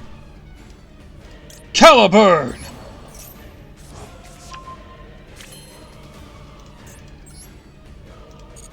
Why can't I tune into Oliver? Oh wait, no, you're not a tuner monster. That's why.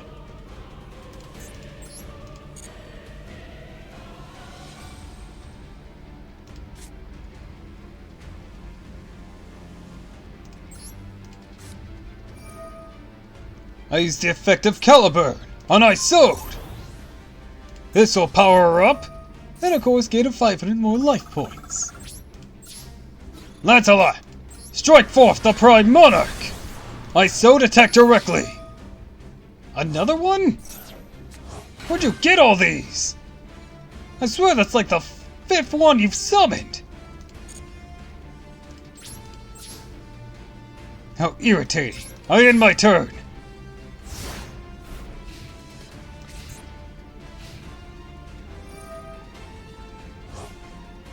Oh, you don't get banished. That's what's happening. You don't get banished if you're destroyed. I thought you... Or if you're summoned. I thought you did. Come forth, Astolfos! Show 'em what you've got. Ogrior! Your effect, Ogrior! To my graveyard, I'll send Oliver! Healing once more.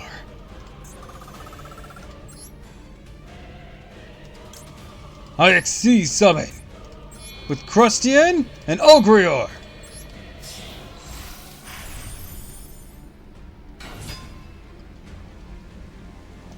I can do an additional normal summon of a Noble Arms monster.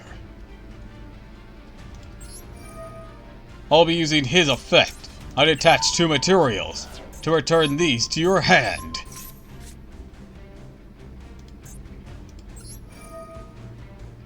I'll be tributing to Stelphos to grab Guinevere. Alright, let's see here. 5, 6, 7, 8, 9. Perfect. I summon Guinevere with the additional normal summon Crustian. And then I normal summon Lady of the Lake. I tune Lady of the Lake with Guinevere, Reginald, and Lancelot! Come forth, Infernal Knight, Emperor, Charlemagne! Magnus's effect. With it I'll be sending back Reynold, a Guinevere, a Galatane. Oh wait, no, not a Galatane. I don't want to risk this. Whatever this Infernal equip spell is. Galatane in my graveyard. Equip to you!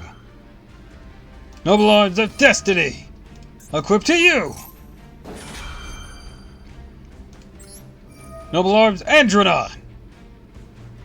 Equip to you!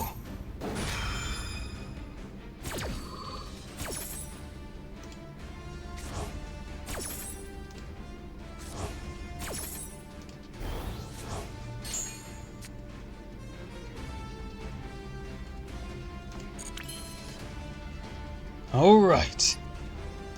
Now I'll be using Isode's effect. Dismissing the newly recovered card.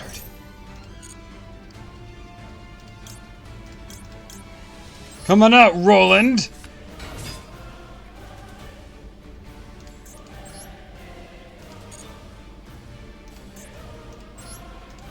Guinevere, your effect! I'm equipping you to Isode!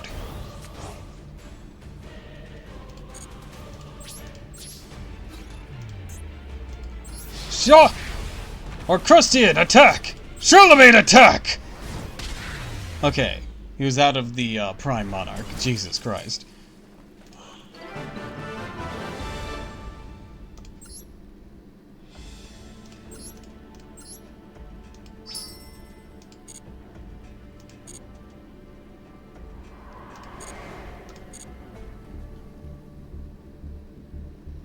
Alright, you wanted a duel. We can go around.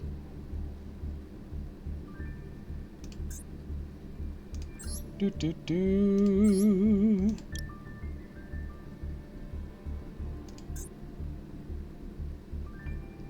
Do do do do do do do do do do.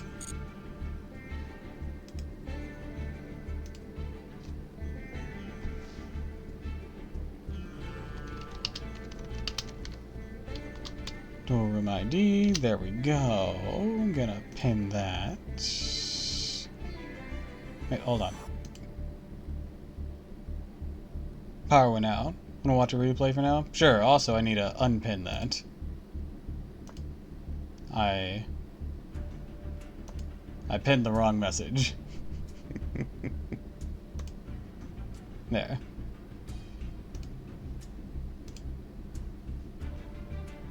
Master ID. Alright. I know I gotta search it like this.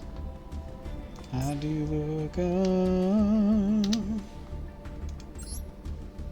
Alright, your replays. Which one do you want me to see here?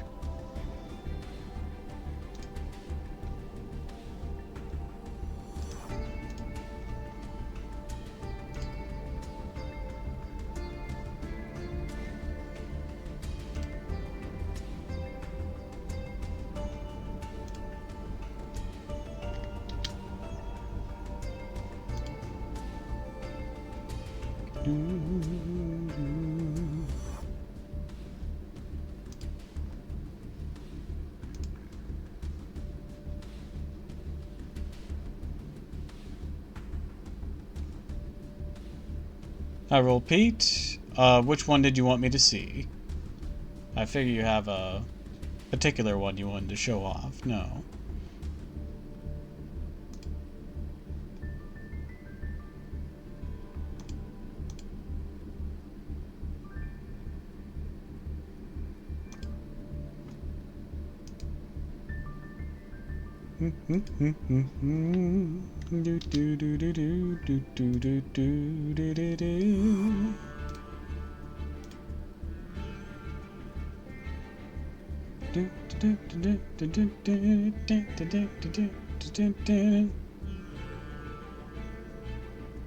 Alright, without any comment, I guess I'll just pick one at random then, starting from the top.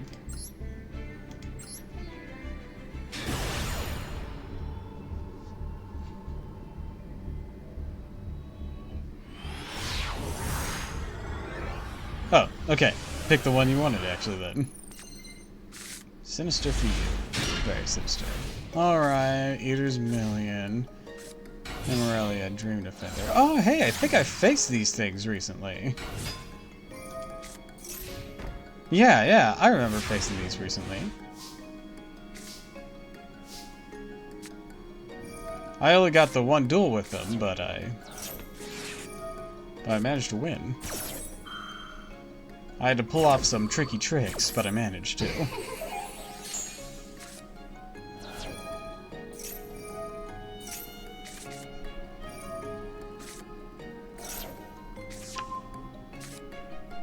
Yep, I recognize this big boy.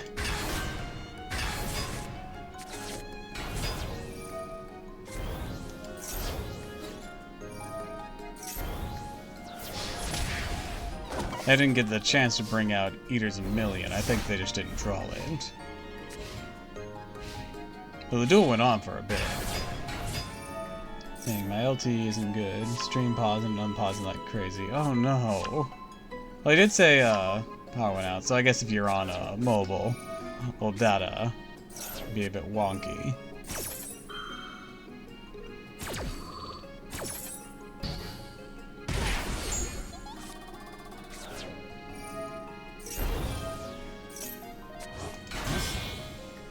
Nareka. Not something I particularly recognize. I've seen them in passing, but I've never seen anyone actually play them. Maybe once I did. Or maybe they're just trying to facilitate more trap trick stuff. Wait, I actually do recognize this guy. I think I saw him in a deck before.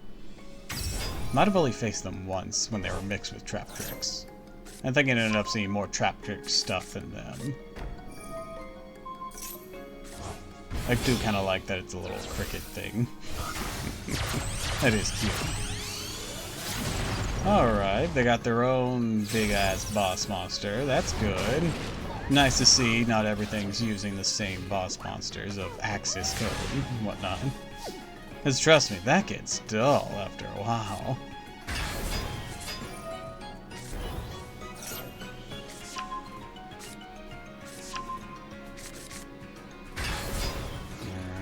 Summoned her. Got rid of Eaters of Million. Summoned her. What is she doing? That's the question. I didn't target the newly summoned monster? That sounded like a bad idea.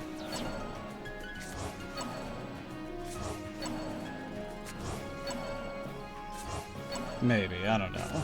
Maybe they were doing risk assessment, since it was in defense mode.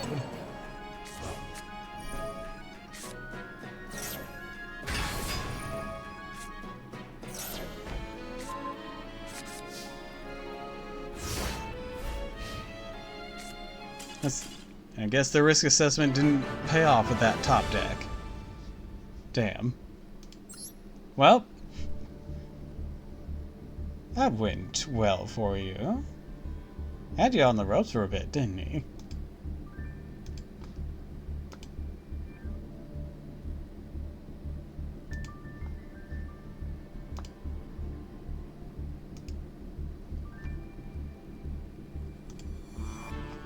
I'm not too familiar with that bug deck that he had going on, the Nakarakas, or whatever they were called. I might have faced them once when they were mixed with Trap Tricks. But I think I saw more Trap Trick out of that than I did the bug stuff, the newer bug stuff.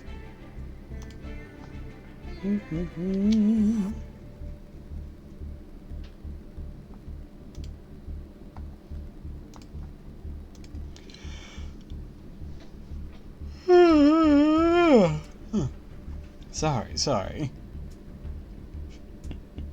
How long have I been going? 3.5 hours? That's not the worst for my time. About an average time. I did stay up pretty late, didn't I?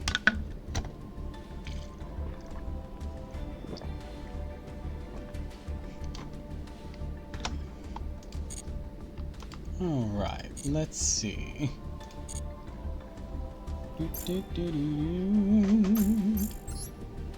Question is, do I try in vain one last time for the alternate art Junk Warrior, or do I just invest in something else already, like someone with some actual sense in them?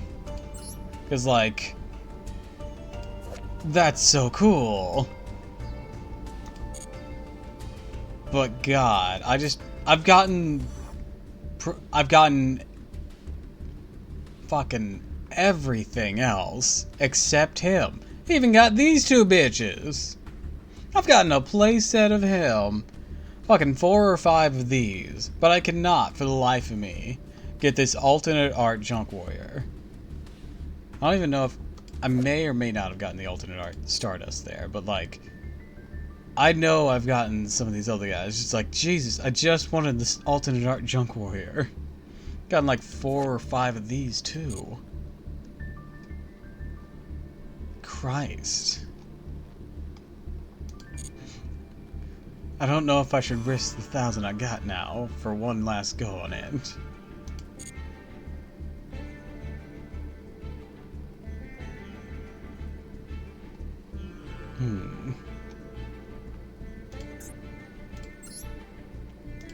Might as well use our legacy tickets here. What do we get? Anything new?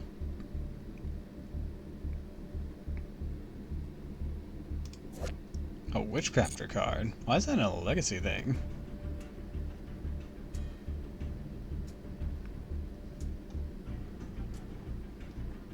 I feel like Witchcrafters shouldn't be in here.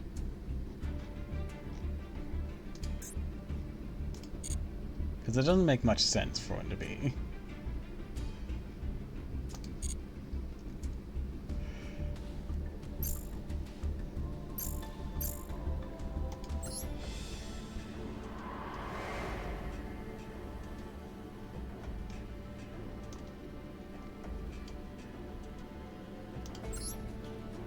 Alright, mechanical beings in sync.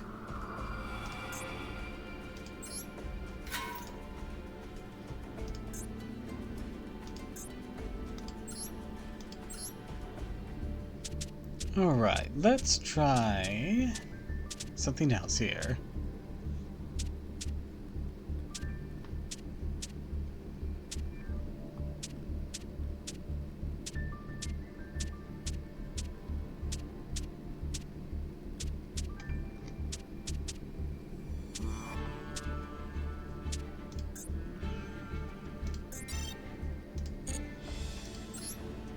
Some ancient gear stuff.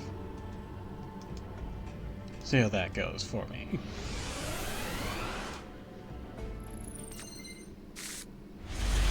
Oh wow! Opening hand said fuck you! Put a top deck into another ancient gear or I am fucked. I guess I'm fucked. The hell?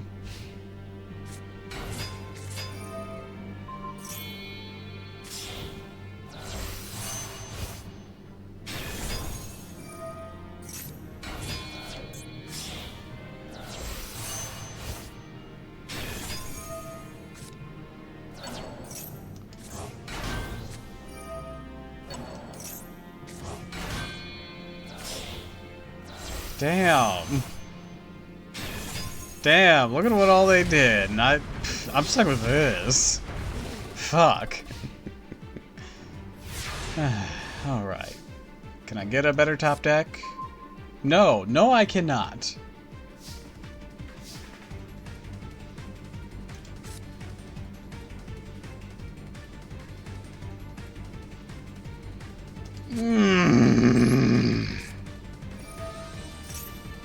You know what? No, we're just retrying this.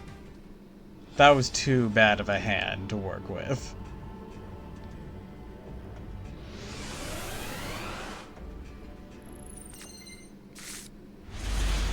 Thank you. I can actually do something.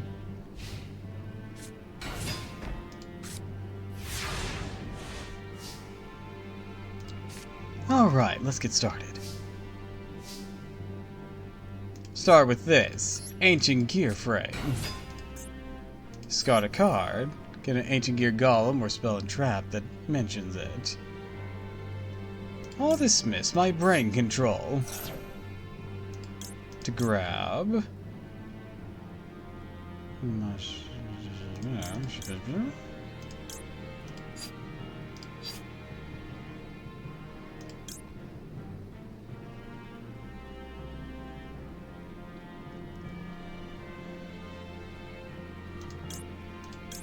Yeah, let's grab Ancient Gear Fusion.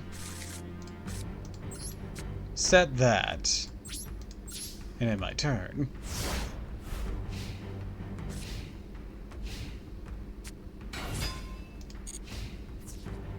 I assure you, I have a plan.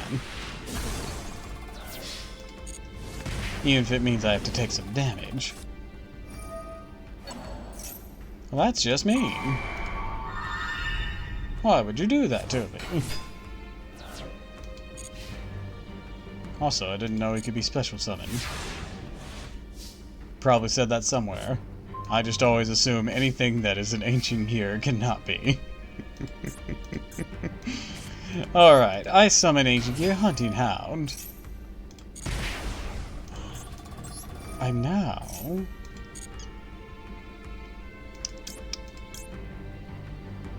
fuse for Ancient Gear Halsweiser. Hunting Hound and Beast. Fuse together. Halsweiser appear!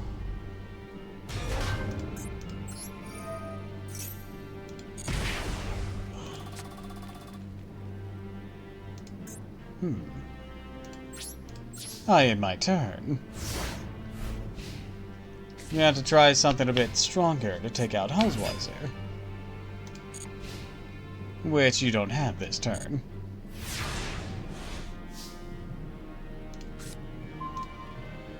Rose gotta be beefy. Burn. I set a monster and end my turn.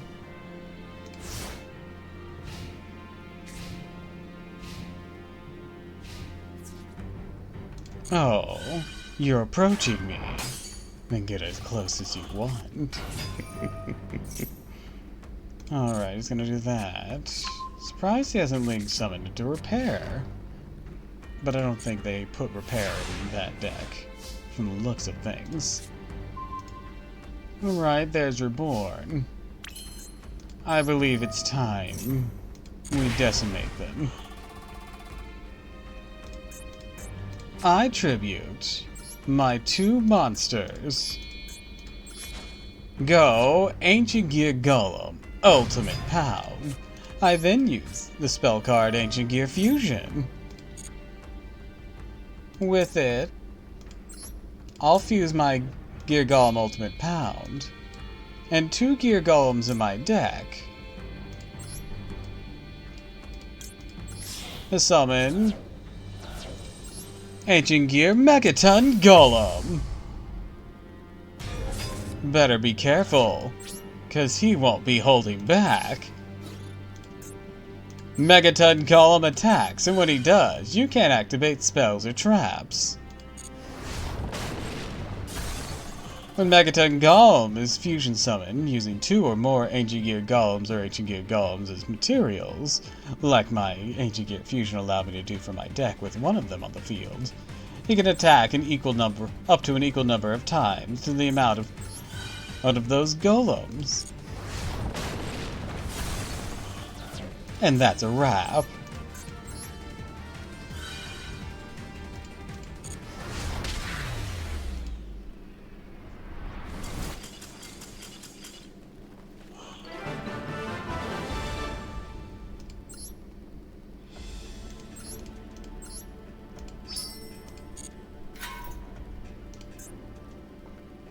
Alright, up against Fortune Ladies now. What shall we use? How about my majestic Stardust? It's certainly gotten a little bit of an upgrade. Let's show 'em what we're made of. You know, as long as we don't get a garbage hand. Okay, I can work with this. I'm going to go ahead and use the effect of tuning. With tuning, I'll go ahead and grab my other Stardust Synchron, then mill a card. Ooh, that would have been also nice to start with. Now, I'll normal summon Stardust Synchron and use its ability.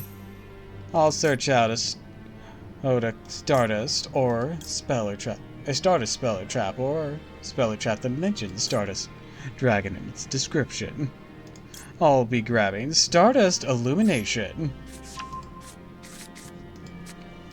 which I'll be grabbing now.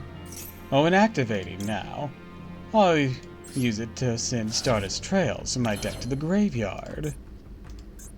And with that, I'll end my turn.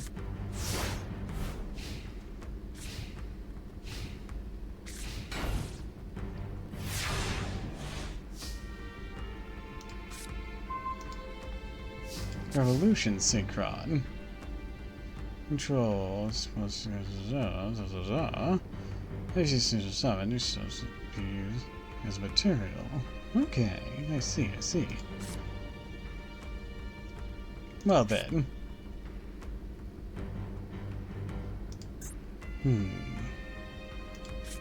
Don't have a lot of options here. So I'll just go ahead and normal summon another Stardust Synchron and use its ability. This time I'll be grabbing Arrive in Light and activating Arrive in Light. With it, I'll be placing Converging Will's Dragon on top of my deck. Now, Stardust Synchron attacks. My second one swoops in afterwards. Who's it saying I can summon? Oh, Junk Converter. Or Connector. Fun. I end my turn.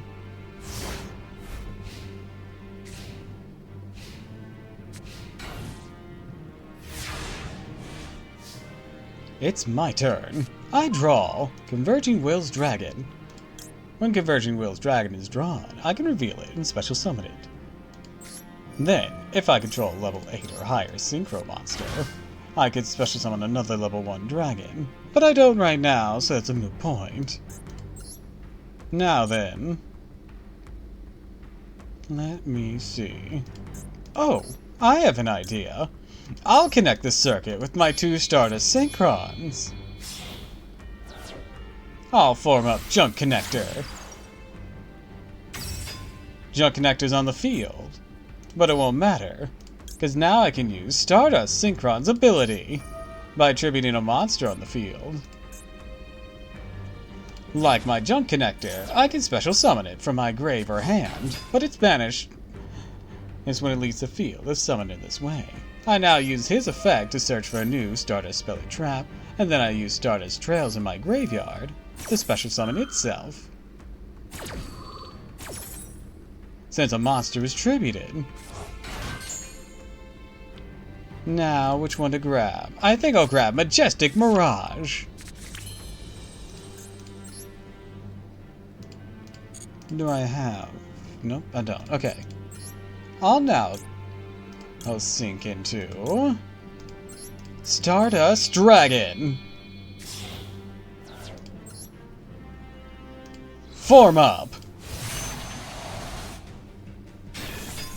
Arrive in Light activates.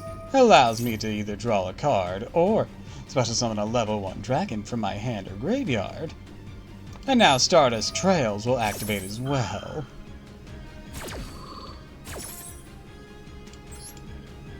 To form a Stardust Trail token. Or will special summon a tuner from my hand. Okay. I'll go ahead and draw a card. Ooh. I'll activate tuning. This should be useful. I'll go ahead and grab a Junk Synchron. That could have been better. With this card's in my hand, I control a level 8 or higher Dragon Synchro. I can special summon it, but banish it when it leaves the field. I'll just normal summon Stardust Worm.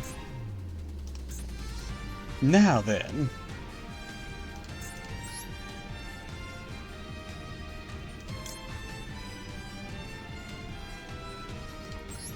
I tune Majestic Dragon to Stardust Dragon to Stardust Token and Stardust Worm. Show them your might. Shooting Majestic Star Dragon.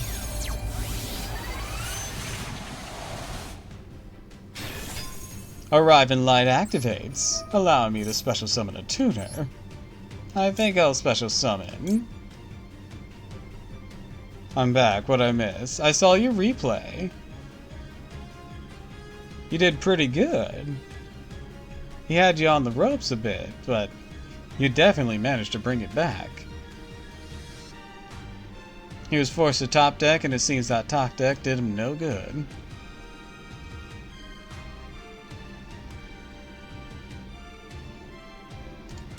I'll special summon Junk Synchron.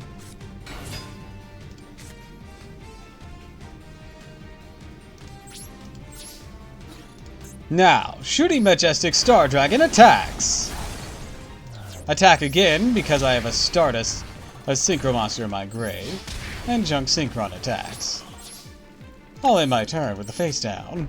Sup, hi Super Edge Lord, welcome to the stream.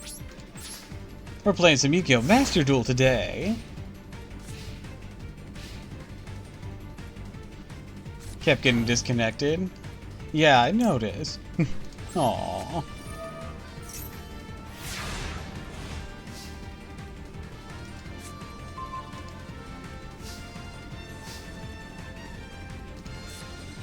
Let's see.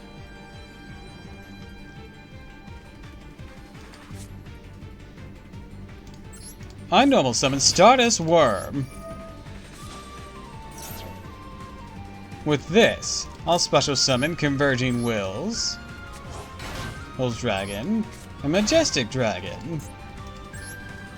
Then, I'll use the effect of Stardust Synchron, tribute my Junk Synchron, and summon him. Now, Stardust Synchron's effect will activate.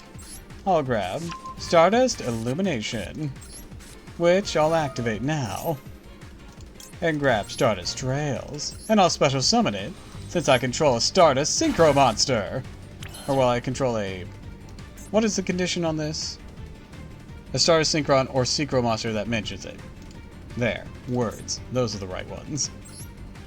Now... let's see here.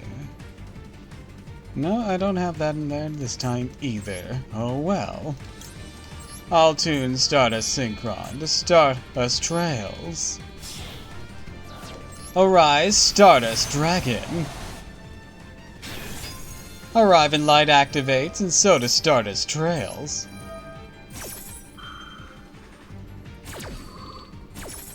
Stardust Trail makes a token, and Arrive and Light will allow me to draw a card.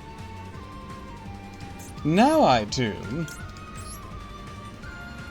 Converging Will's Dragon to Stardust Dragon and Stardust Trails.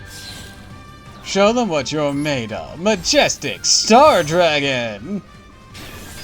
Arrive and Light activates once more. Allows me to special summon a tuner from my hand. How about Majestic Dragon? Oh, but what would this be if I didn't tune a Majestic Dragon to Majestic Star Dragon? For another shooting Majestic Star Dragon! How many attacks is that? 1, 2, 3, and 4, since those 3 are additional attacks. Yesterday I was playing some Magic the Gathering with my friends. We were playing a format where it was 1v3 games. It was pretty fun. Well, I'm glad you had fun. Majestic Star Dragon. Attack. Crush him.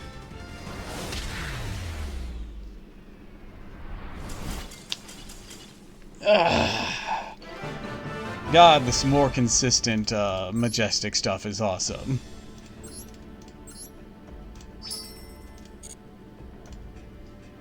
I just love it. I love it, I love it, I love it.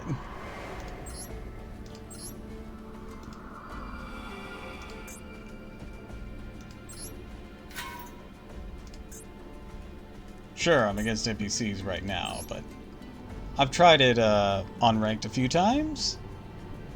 Sometimes you get bad, sometimes you do really well. And you know, having more than one copy of Stardust Synchron just fucking makes it, I tell you what. Alright, I'll start this game with the spell card tuning. With it, I'll search a Stardust Synchron and add it to my hand, then mill a card. Start Majestic Absorption. Not great, but oh well. I now summon Stardust, or Synchron Carrier. Then with Synchron Carrier on the field, I can do an additional normal summon of a Synchron monster. Stardust Synchron's effect. I'll search Stardust Illumination, which I'm activating now. I'll be grabbing Stardust Trails and sending it to my graveyard. Next.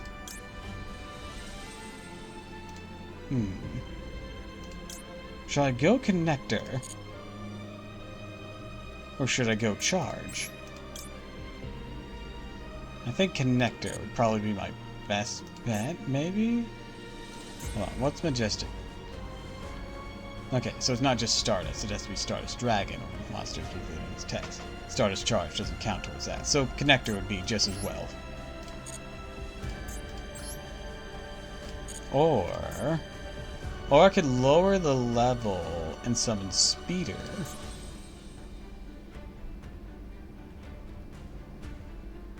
Yeah, let's do that. Let's summon Speeder. I'll use Illumination's secondary ability. I'll be lowering the level of my Stardust Synchron by 1. Now I tune Stardust Synchron to my Synchron Carrier. The Synchro Summon Junk Speeder! Junk Speeder's effect activates. I can now special summon Synchron monsters of varying levels from my deck. I choose Stardust Synchron, Wheel Synchron, Junk Synchron, on an Assault Synchron.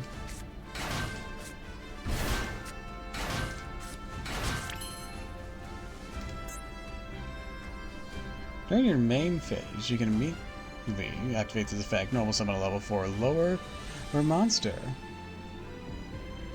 Okay. Wheel Synchron, use that ability then. Normal summoning Converging Will's Dragon. Now, let's see.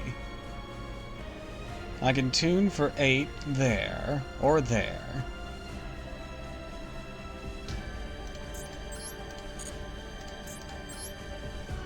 I get rid of speeder or wheel? I'm thinking wheel first. I won't be able to use Excel either way. Not yet, at least. So, Stardust. Sync for 8. Boom.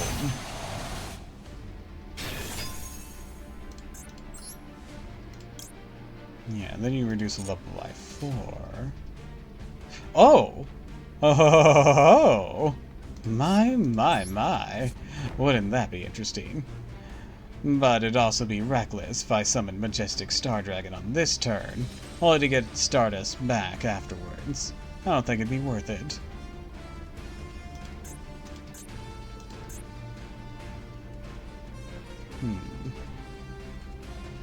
If I could summon Shooting Majestic Star.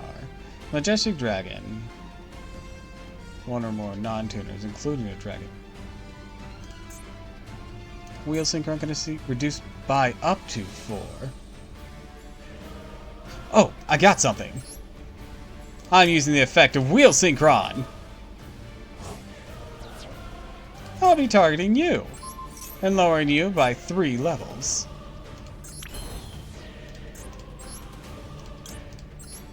I tune Converging Will Dragon / Majestic Dragon to Stardust Dragon and Junk Speeder. Form Shooting Majestic Star Dragon.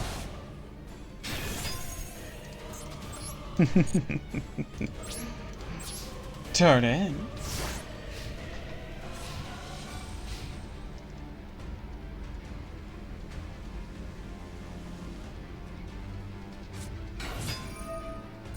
What did you think you were gonna do? I'll be activating this. And Majestic Mirage. Jesus Christ, enough with the spam bots. Seriously. I'll negate and banish you. And then with Majestic Mirage, I'll bring it back instantly. Just in case you got another trick up your sleeve.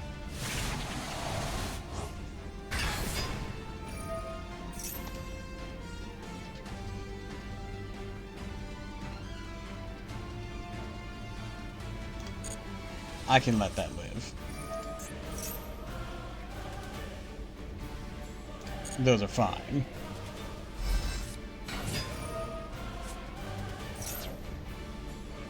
That I'm gonna get rid of. I'll be stopping that effect.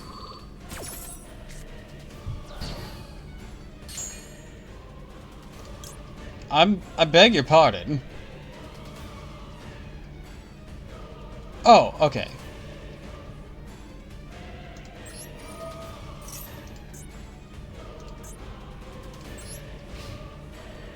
During the end phase, Shooting Majestic Star Dragon returns.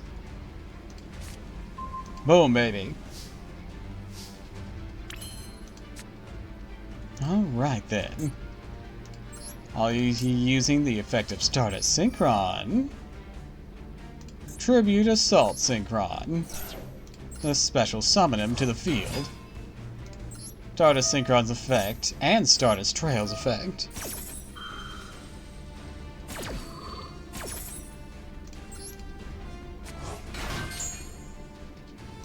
I'll grab Arrive in Light,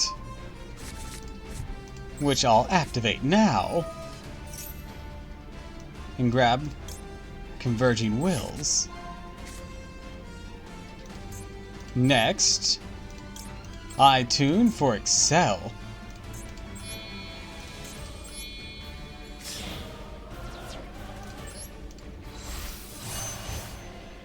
Boom. Effect Arrive in Light. Excel.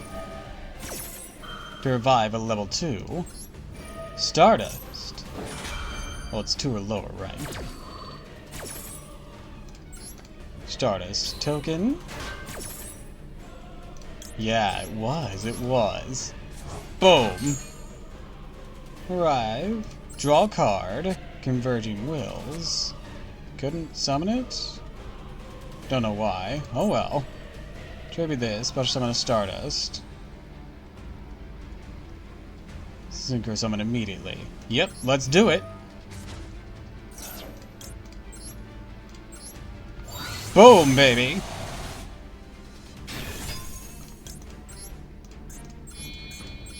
Majestic Star Dragon.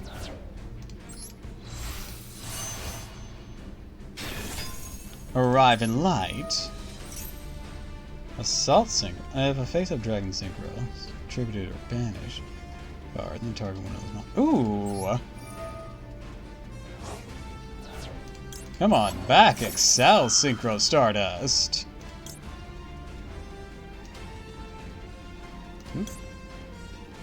Face-up card. These fields. Card effect. Stardust. Oh, that's just what Assault is doing right now. Don't worry about it. Boom, baby.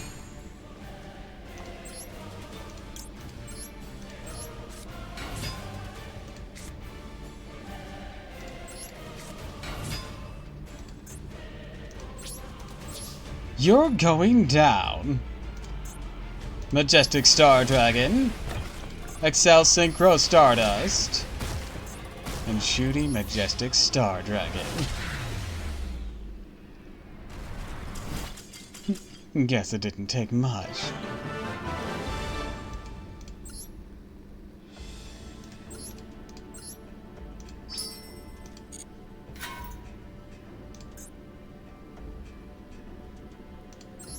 Alright, one more on this.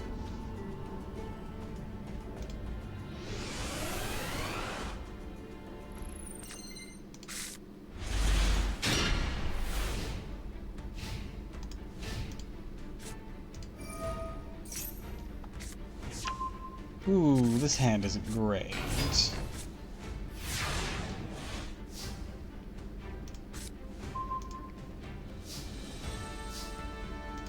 I'm activating Arrive in Light.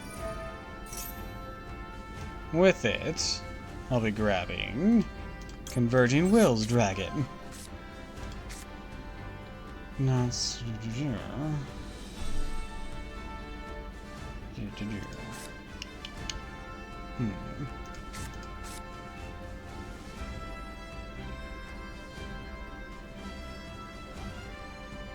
I'll use Assault Synchron, special summon him to the field. Let's check Jump Connector.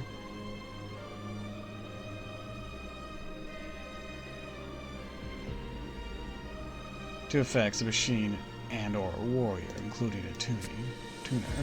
So I could do something with that. Or...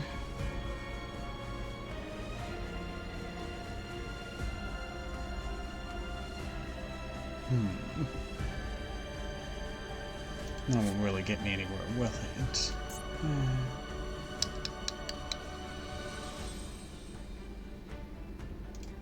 I'll summon Rush Warrior. Oh? The machine and warriors? Effect, warrior machine, including a tuner. Yeah, that... Oh, okay. Assault Synchron prevents me. Gotcha.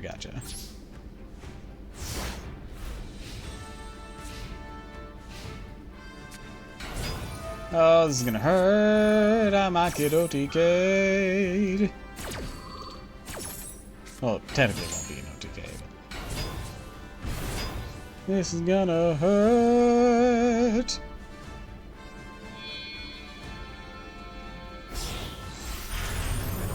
Oh God, the pain.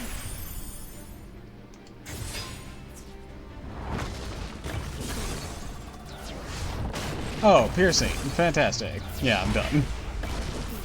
Yeah, those are really rough hands to start with.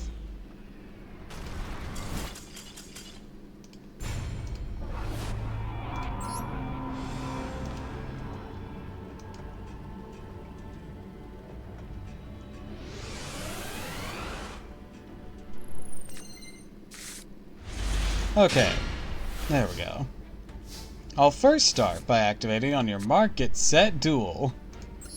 If it's activated while I control other cards, I can search my my deck for any Synchron monster and add it to my hand. Ah, you think I'll go with Stardust Synchron, of course. Next, I'll normal summon Stardust Synchron and use his effect to search for Stardust Illumination, which I'm activating now. Stardust Illumination will grab Stardust Trails and send it to my graveyard. Next.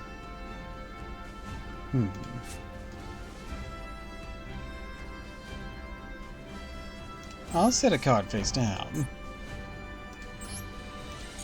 And with that, I'll end my turn.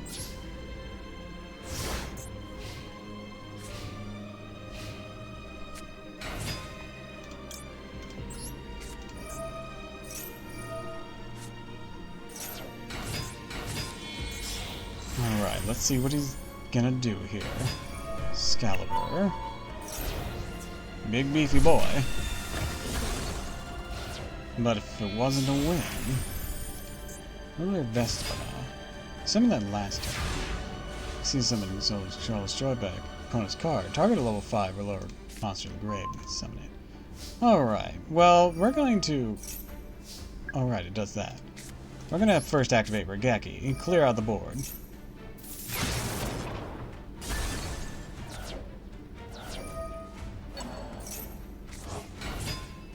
Alright, that's fine. Then... Should I summon Rush Warrior or Stardust Synchron? I think Rush Warrior. Do Rush Warrior and tribute you for Stardust Synchron.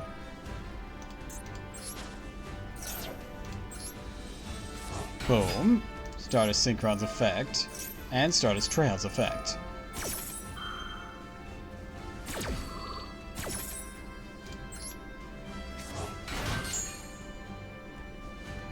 Gonna go ahead and grab Stardust Illumination. How about we'll activate it to grab Stardust Worm. How about that'll be good. That'll be good. Then we'll activate Arrive in Light. Place Converging Will's Dragon atop my deck. And then sink into Stardust Dragon.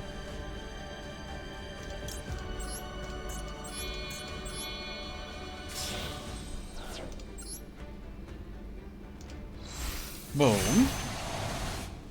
Few things happen from here. Arrive in Light will activate. Stardust Trails will activate.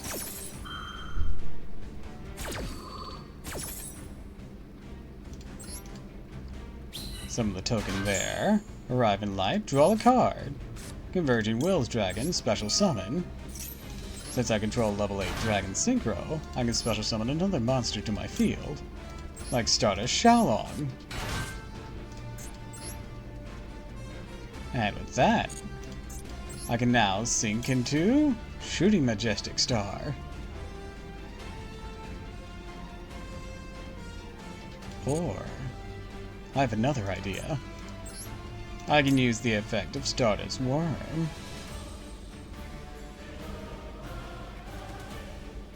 Special summon it to my field, since I control level 8 or higher Dragon Synchro. I sink these for Majestic Star Dragon. Arrive in Light will activate. Summon a tuner from my hand. But now...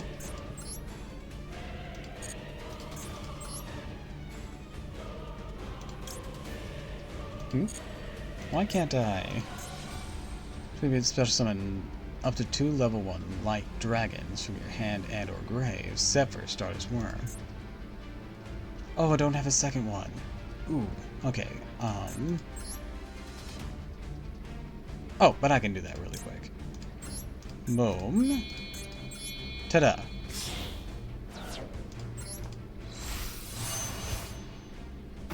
Okay, we're also going to bring out him. And him. And him. Boom, boom, boom. Then we're gonna sink into you with... Who are you trying to do with? Oh, I see what you're trying to do. You wanna go that. No. We're gonna sing Junk Synchron and Wheel Synchron. Into you.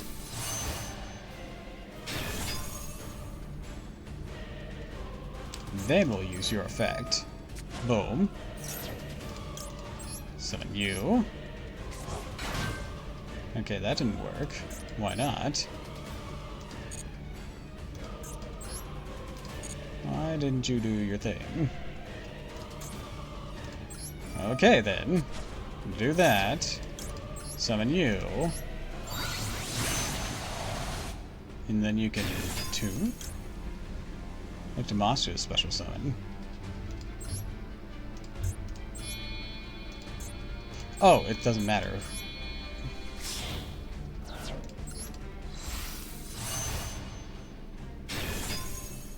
Activate the effect. Ooh, yes. You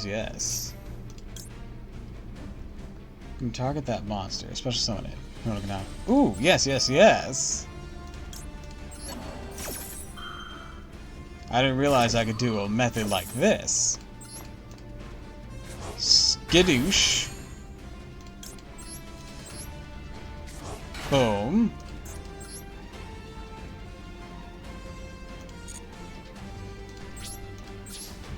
This is, scary.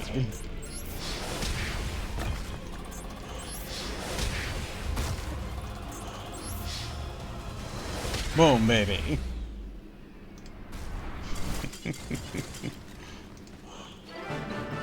I didn't realize I could do that.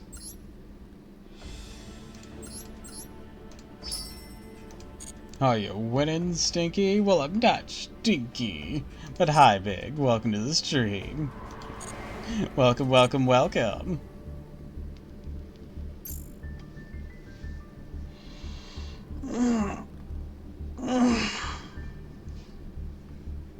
on, BRB, gotta pee.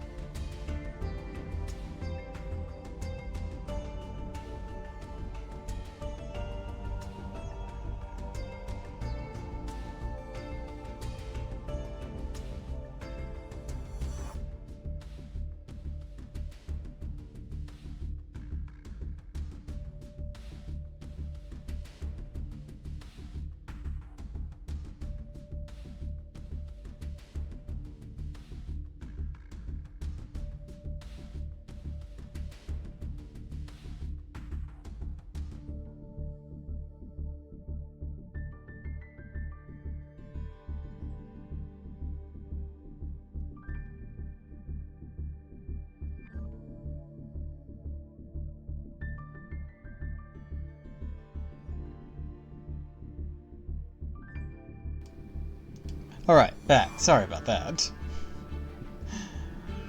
I like your little emote there. Alright, let's see if we can't do something here. Change up what we're doing.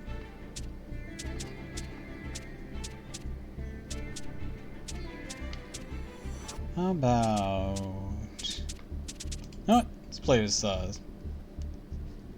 know what? I'm gonna have him play it on stream for a bit.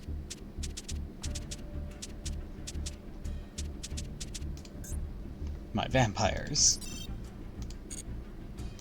Now, this isn't guaranteed to work or anything, but, you know. They're fun. We'll just see if we can actually play, is the thing.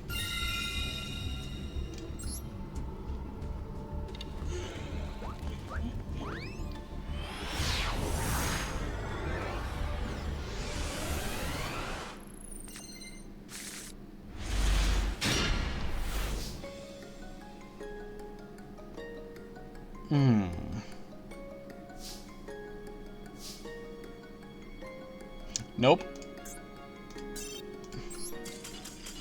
Not with that starting hand. I can't even mount a proper defense with that. What the hell?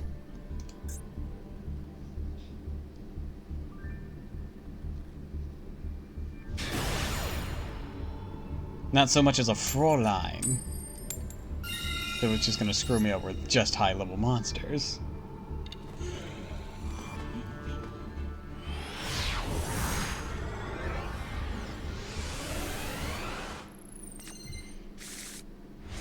There! That's something I can work with. It's still not guaranteed to work, but it's something. Have you considered book? I summon Vampire Ghost. Now with Vampire Ghost, I can dismiss a vampire card from my hand or field. And get Ash Blossomed. Or Imperm, I guess that works too.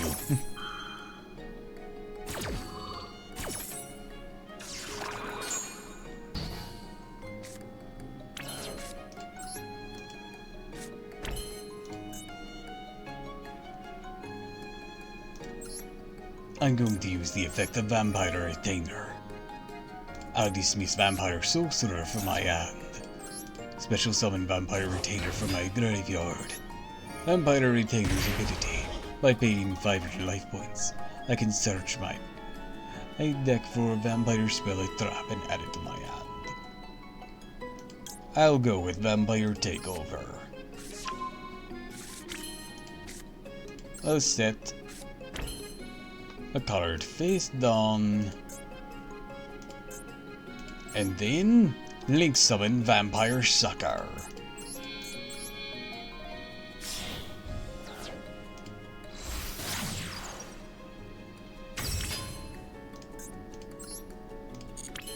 Turn in.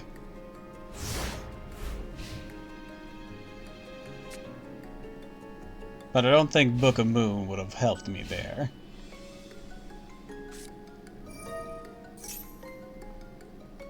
I now activate Vampire Takeover.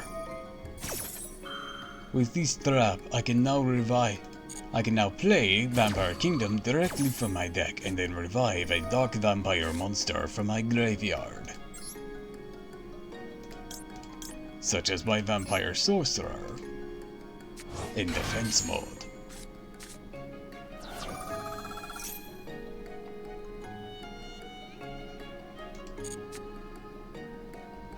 Some vampire tapeworm. Pretty sure that was Merrick's card. I know it's Vampiric Leech, but like, come on. You want the Raigeki my field? What an asshole.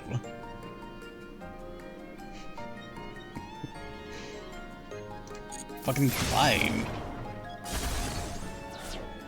I'm still going to use Sorcerer's other ability to search my deck for a vampire and add it to my hand. I shall choose Vampire Fräulein.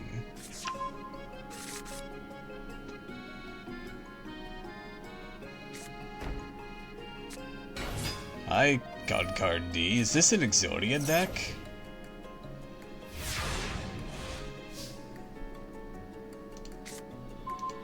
Oh, Vampire Ghost. Good. Alright. I normal summon Vampire Ghost. I should be using his effect. I'll dismiss my kingdom. Are you going to Ash Blossom this one? No? Okay. From my deck to my hand, I shall add Vampire Sorcerer. And to my graveyard, I send Vampire Familiar.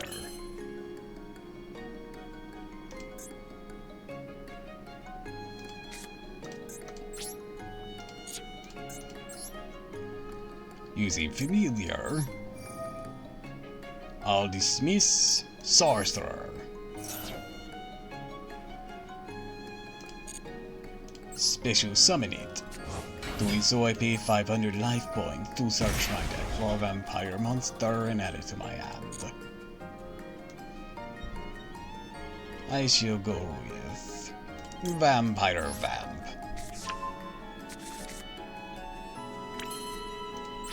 Now, I attack with Vampire Ghost, and I special summon my Vampire Fraulein. Ah, now you're going to do something. You know what? No, you're not. Dagamintic. That's not very comforting.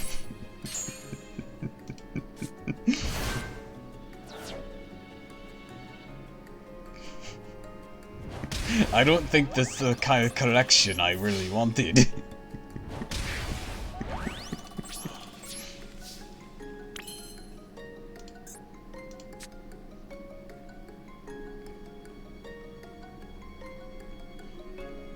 I will be sending Forbidden Droplet. And that fucking guy, Eldritch the Golden Lord. I seriously haven't had this monster like forever. He's so new to me. Okay, it's just a jar of greed. Yeah, I am seriously thinking this is just an Exodia deck. In that case, do I have any monsters in here?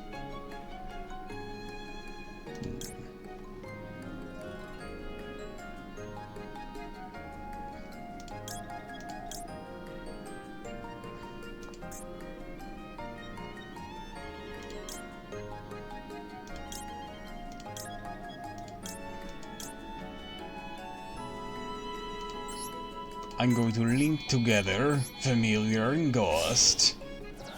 It's not supposed to be comfortable. You know, I kind of figured that.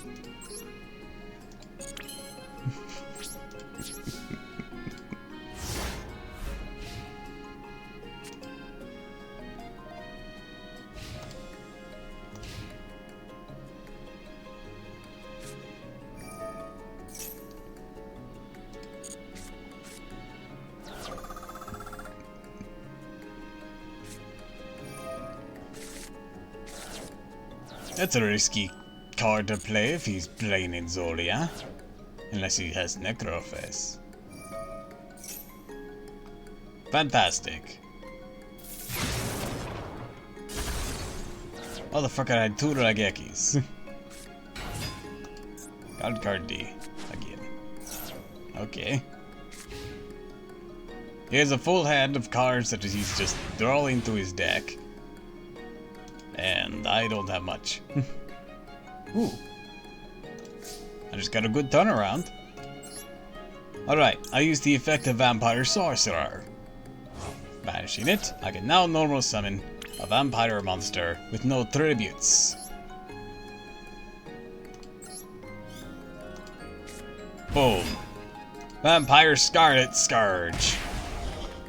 Scarlet Scourge will summon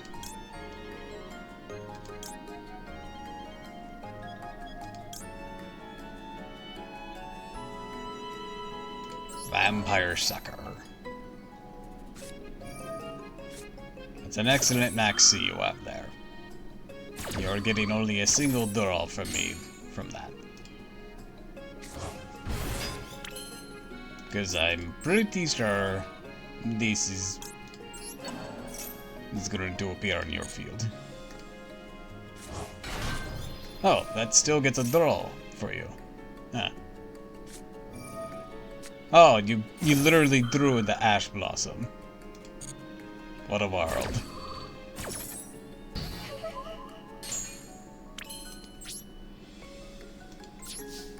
Destroying that.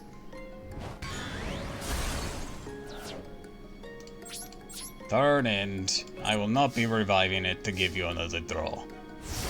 Next I summon Vampire Pussy.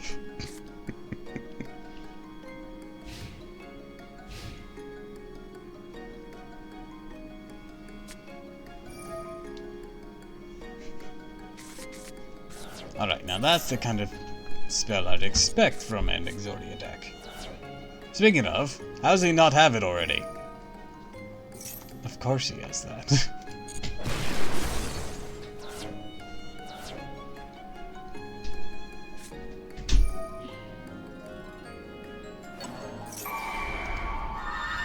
Dude, are you okay? I realize you haven't gotten Exodia yet, but... Fantastic. That, it's gonna be a very short-lived effect there.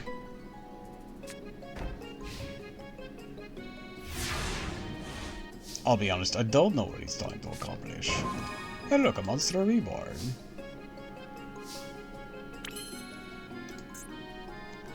Let's go with Sorcerer's Effect.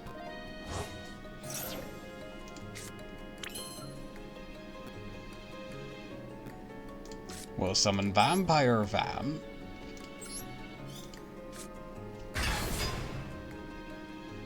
And then we'll use Monster Reborn.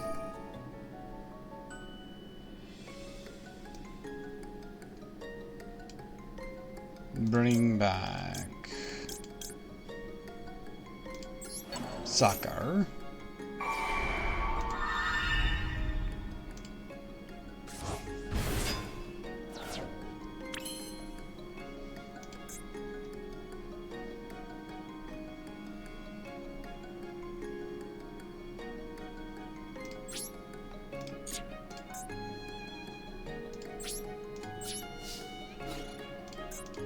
Vampire Vamp attacks.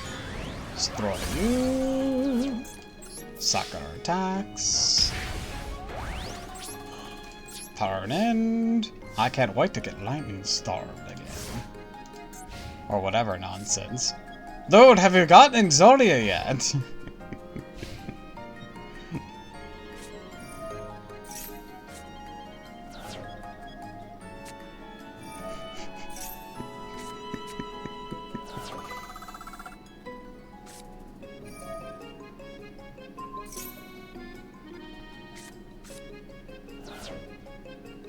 I guess not.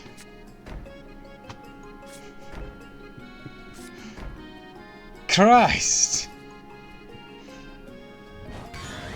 Bro cannot get Exodia. Thank you.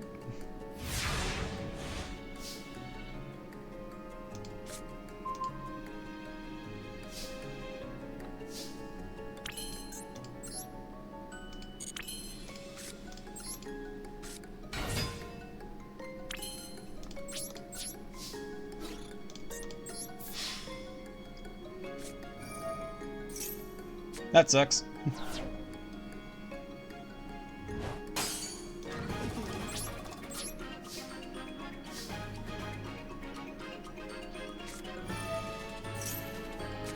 That's his third jar greed.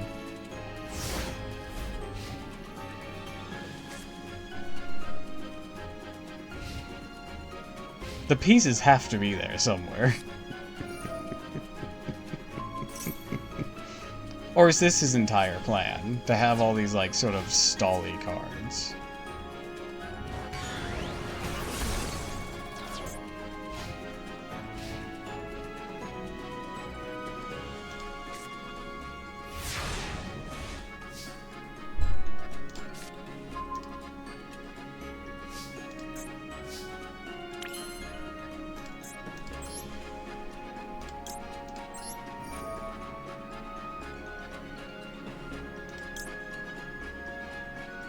Get rid of Vampire Vamp.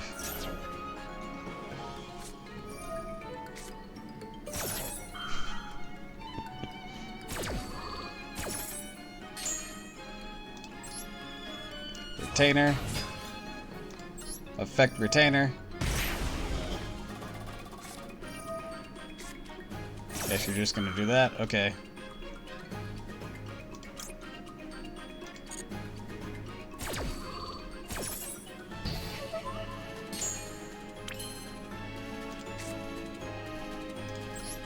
You know what? I'm going to set summon this. In case you have another change of heart or some shit. He can't have Exodia. There's not enough cards. At some point I want to build real Earth machines, not Inferno Track Earth machines. I got bad news for you, buddy, later. I'm pretty sure trains are probably what you're looking for then.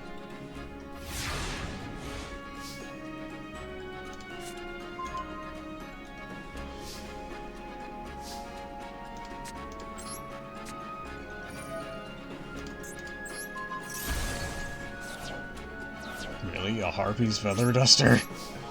He still had one of those? Is that what this one is too?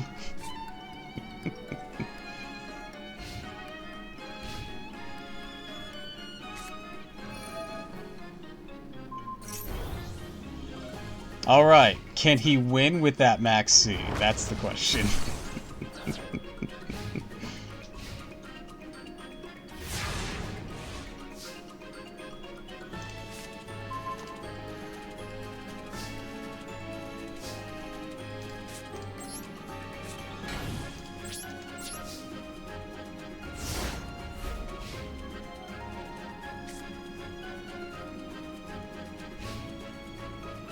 That's his last card.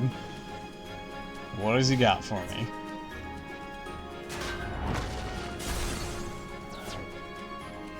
Is it jack shit? I bet it's jack shit.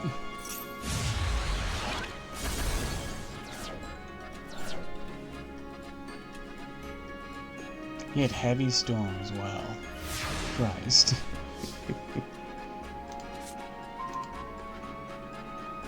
Here you go. Nobody's allowed to have cards. We'll end this on a low note. Nobody has cards and you lose to deck out. I don't know what your game plan here except annoyance.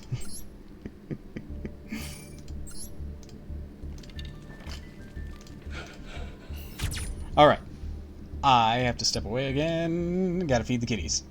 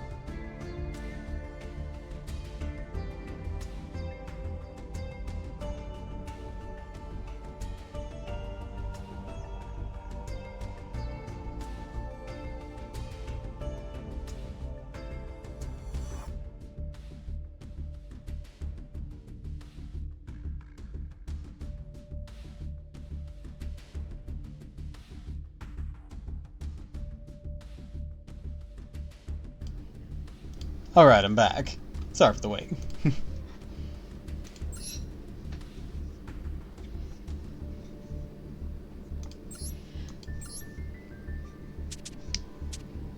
Let's try...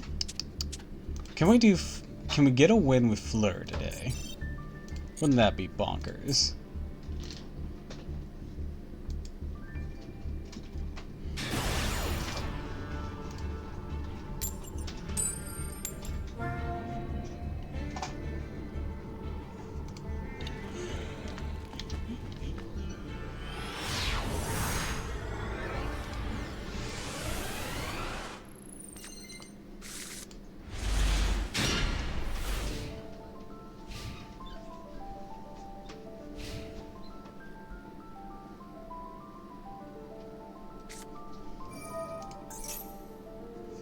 Oh, I'm facing Adam and Nod.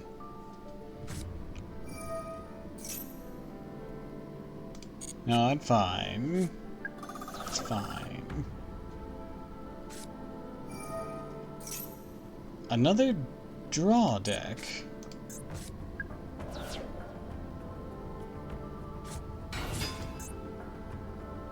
Okay, a Magic Spectre.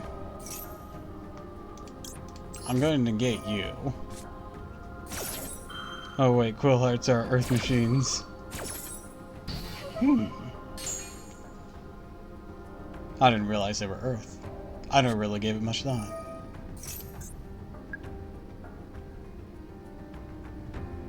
Alright, you got some scales set up.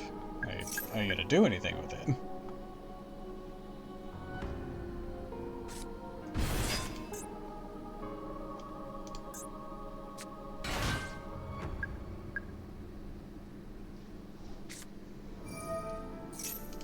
On keyboard.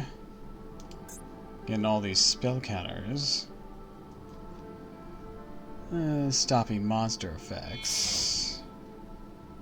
Oh, of course you're gonna stop monster effects. Alright.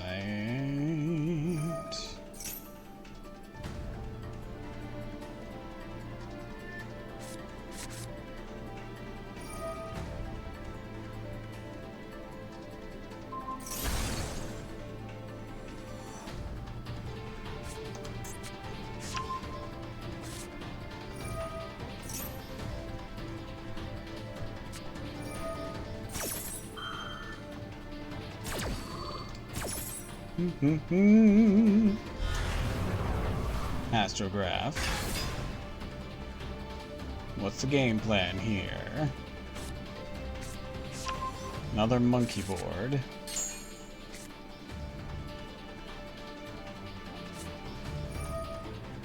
Okay. Pendulum Call. Discarded monkey board. Getting Oath Dragon. And harmonizing. Are you just activating as many things so you can stop as many effects? Is that it? Because if that's it, I'm out. Because you have 3 negates. Oh wait, no, it's only once per turn. That still sucks though. You're still an asshole for that. Exceed the pendulum. That doesn't look good for me.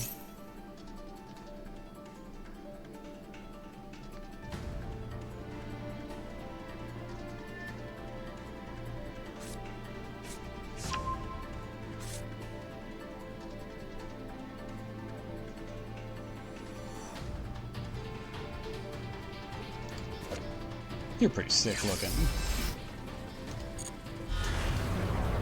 Alright, Astrograph.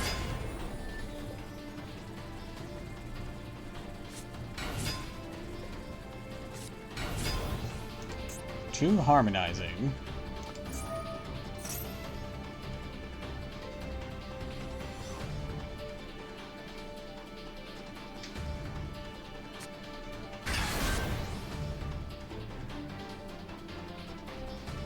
Alright, he's got 2 level 7s. Oh, he'll probably go raging then, won't he?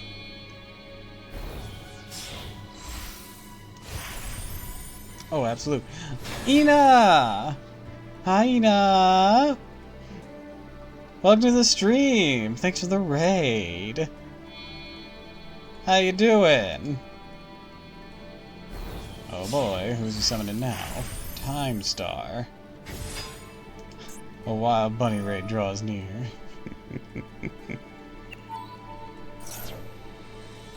Welcome, welcome, welcome. Hi, Murder. Welcome back. This is his first turn. I don't think I'm gonna win. Like, I started off with an okay hand. You can buy my so pretty friend. I'm not a fish.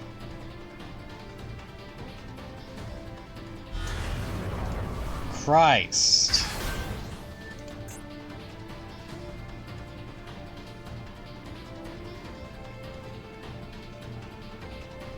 What is this? This is his first turn. If he forgot that, that'd be hilarious.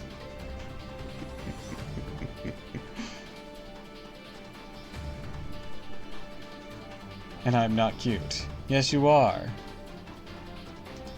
I don't know why you're denying facts like that.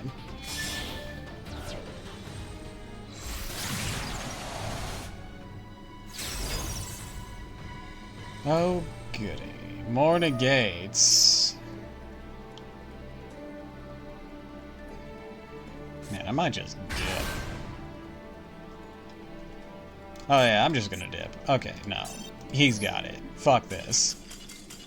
I'm not spending 20 more minutes waiting for him to kick my ass. He took long enough getting there.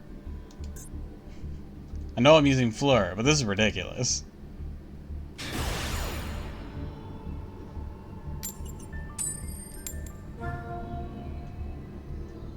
Getting fucking 3 negates on the field. Omni negates at that. Fuck that.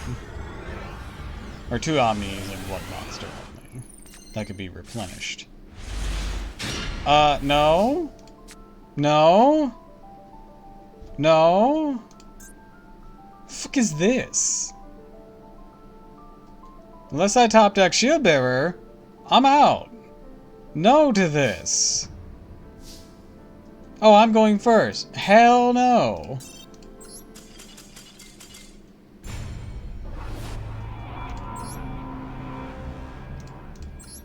I don't have to put up with that bullshit. I don't have to take that from you, RNGesus.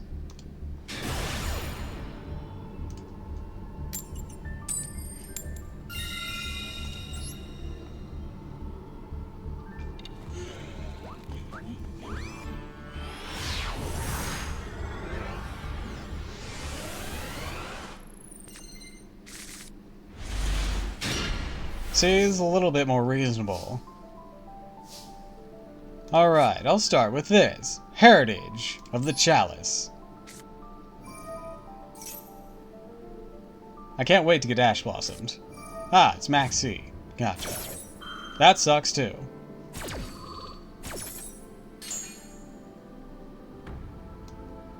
Alright, to my hand I'll grab... He's gonna be so fucking confused.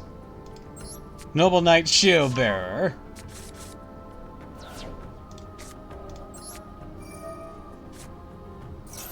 And with this, I'll grab Horse of the Floral Knights. I then normal summon Horse of the Floral Knights. Grab a Noble Knight Spear Holder. Fusion time.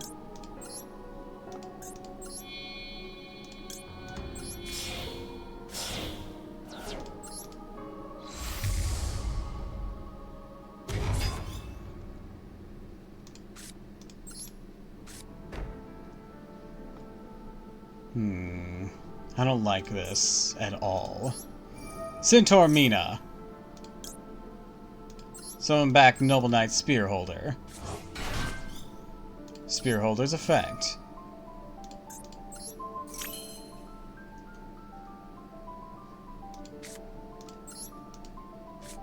Boom.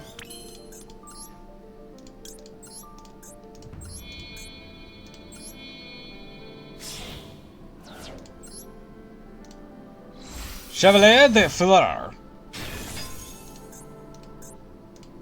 Alright, OTK me. I know you drew enough cards to do so. Especially if you have a meta deck that's just a one-card starter. Can't wait. Can't wait to scoop on this. Let's see what he's got.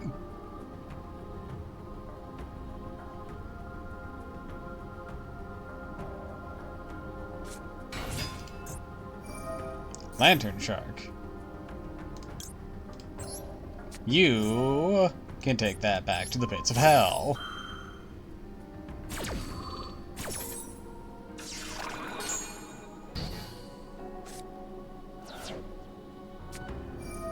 Okay, you're just gonna keep playing?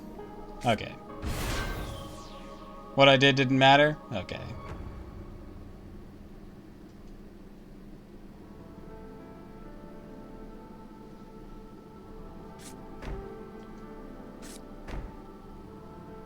Lots of face downs.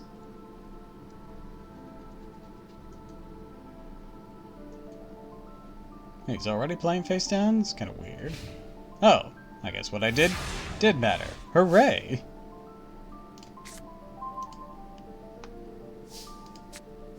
Laurent de Fleur. I noble summon. Actually, hold on. Yeah. I'll start by playing Noble Knight Shield Bearer's ability. Come on, Ash Blossom me, Ash Blossom me. Horse of the Floral Knights.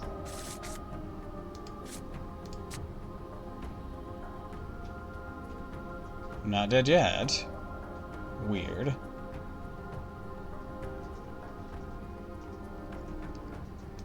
I then use Florent the Fleur to bring back Noble Knight Spearholder. Or if I should get Madrill in my Rika deck. I don't know who that is.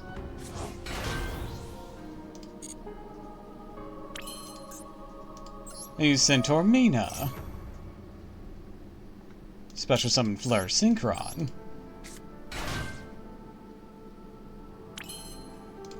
I tune Fleur Synchron to Noble Knight Spearholder and Centaur Mina. Show them what you've got, girl. Baroness de Fleur!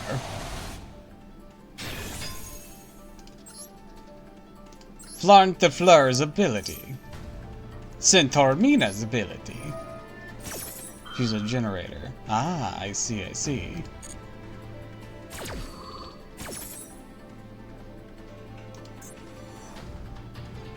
With this, I'll get rid of Crystal Shark. Florent the Fleur will equip now to a monster I control. Like my Baroness de Fleur, and raise it by 700 attack points.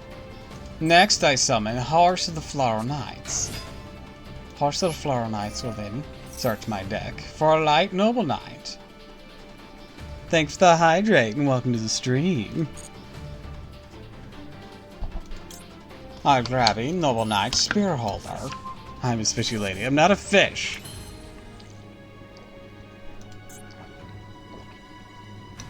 Why can't I use its ability? Oh well. Once per turn, target a card and destroy it. Be gone.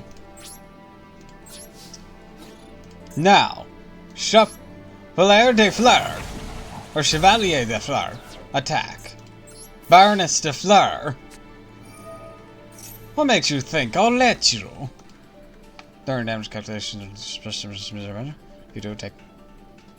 Summon this card from your hand. If you do, take a. Also, in the. Oh, you know what? No, that's not so bad. Fine.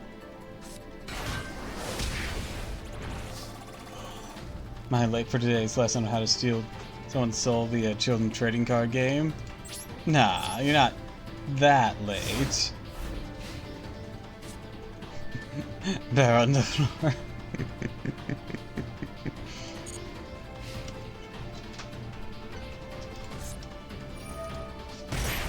Worry? Final countdown. That'd be the funniest shit to negate this. But like 20 turns? Nah, man. 20 turns. And you got 2200 life points left.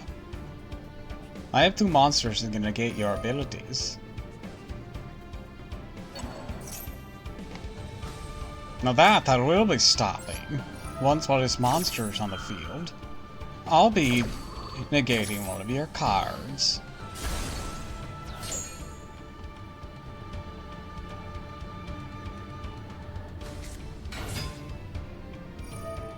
Ah, you're holding back until I stop something.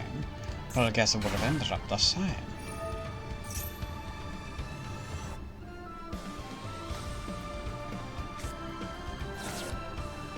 Because you are going for Lantern, and Lantern triggers upon normal or special summon. So now what are you doing? Going to go big rank 4 or 5? That's the same as Monster, or both, 4 and 5. And Smoke's Mosquito is pretty cool. Cannot be destroyed in battle on numbers on the field. Learn an egg face. Statue 2. Attach numbers exceeds your extra deck. 1 through 101 through 107. Oh, Florent the Fleur. Do not think you'll get away with that so simply.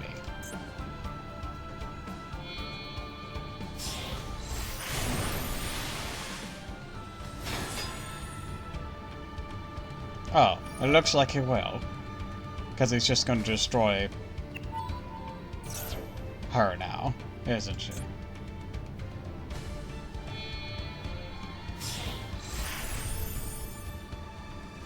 Not at all what I was expecting. You don't have galaxy eyes as a material.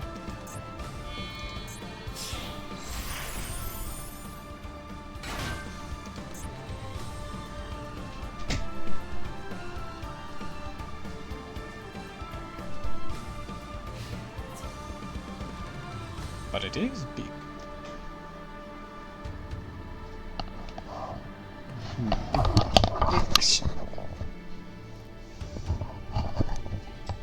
Sorry, knocked over my mic. Somebody handed me food and plate was... No, then I'll be activating that.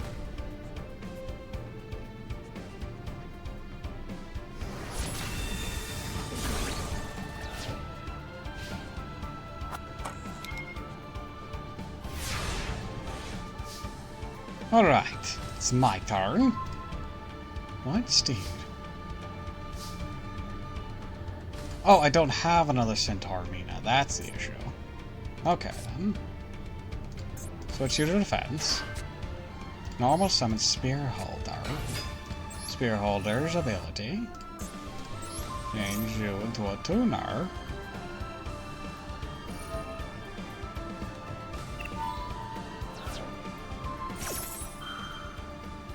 Oh, well, fuck you too.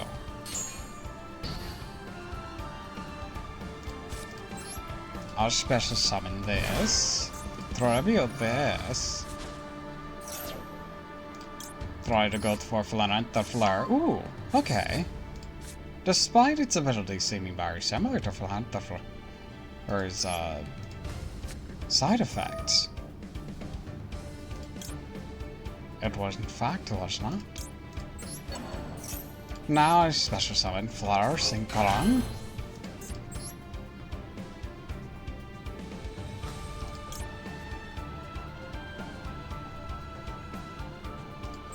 I'm going to tune Flower Synchron, the Horse of the Flower Knights. Go Junk Spider. Junk Spider's ability. Florent the Fleur's ability.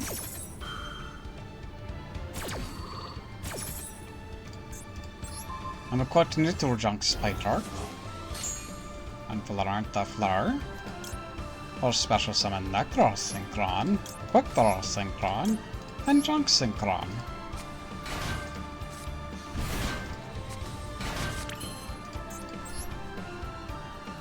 Ooh.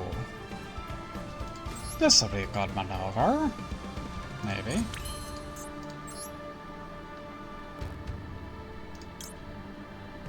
I guess so will this. Everyone's getting fucked today. Go! Blackthrow's Dragon. Effect Blackthrow's Dragon. Thank you. We're working with top decks now.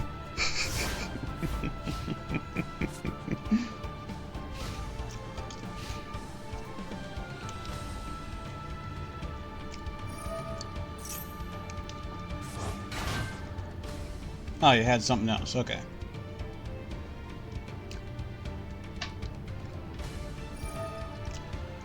Oh, you had more something else. Okay, then I lose. Especially if you got level alteration there.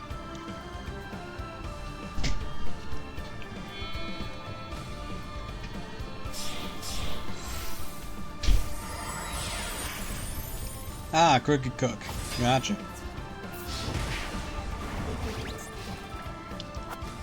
What'd you do to him? Cannot be destroyed with battle. Gotcha. Okay.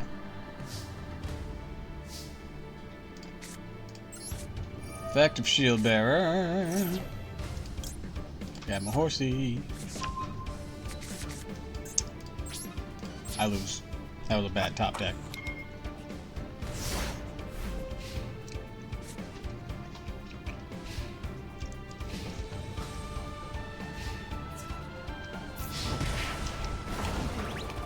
Even if I had, like, drawn into fucking, Flare Necro. Or Necroflare. Like so. Let's go.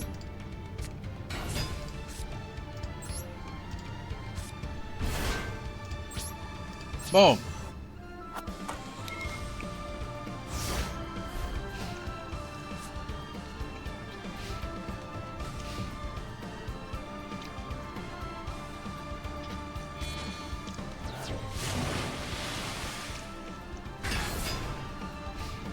Bro, I have such bad news for you.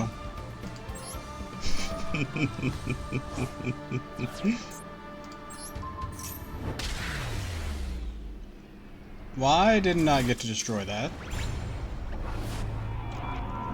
Crooked Cook should have only prevented itself from being destroyed, right? I don't know. Maybe it just stops all abilities. Oh well, secret mission appeared. Which is what? Getting my ass beat? What'd I just unlock? I don't know. There's no, like, red thing over it. You just discovered such and such.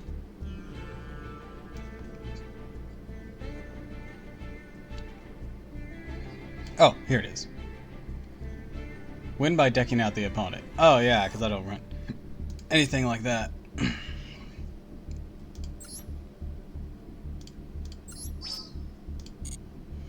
Alright. I think I'm gonna wrap up for today. Which means... let's see... who's around a raid? Tao's streaming.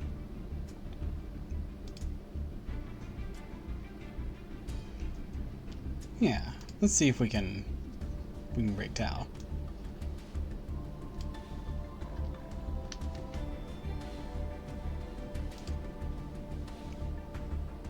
Be sure to be nice, everyone. Well, with that all being said, I'd like to wish you all a fond farewell, and thank you for stopping by. If you like this, of course, follow me on Twitch, Twitter, and YouTube, and if you haven't already, please consider subscribing, because it really helps me out. We're gonna go see if we can raid Tao. But, until next time, everyone, fare thee well. Now let's raid. Send him greetings from the koi pond.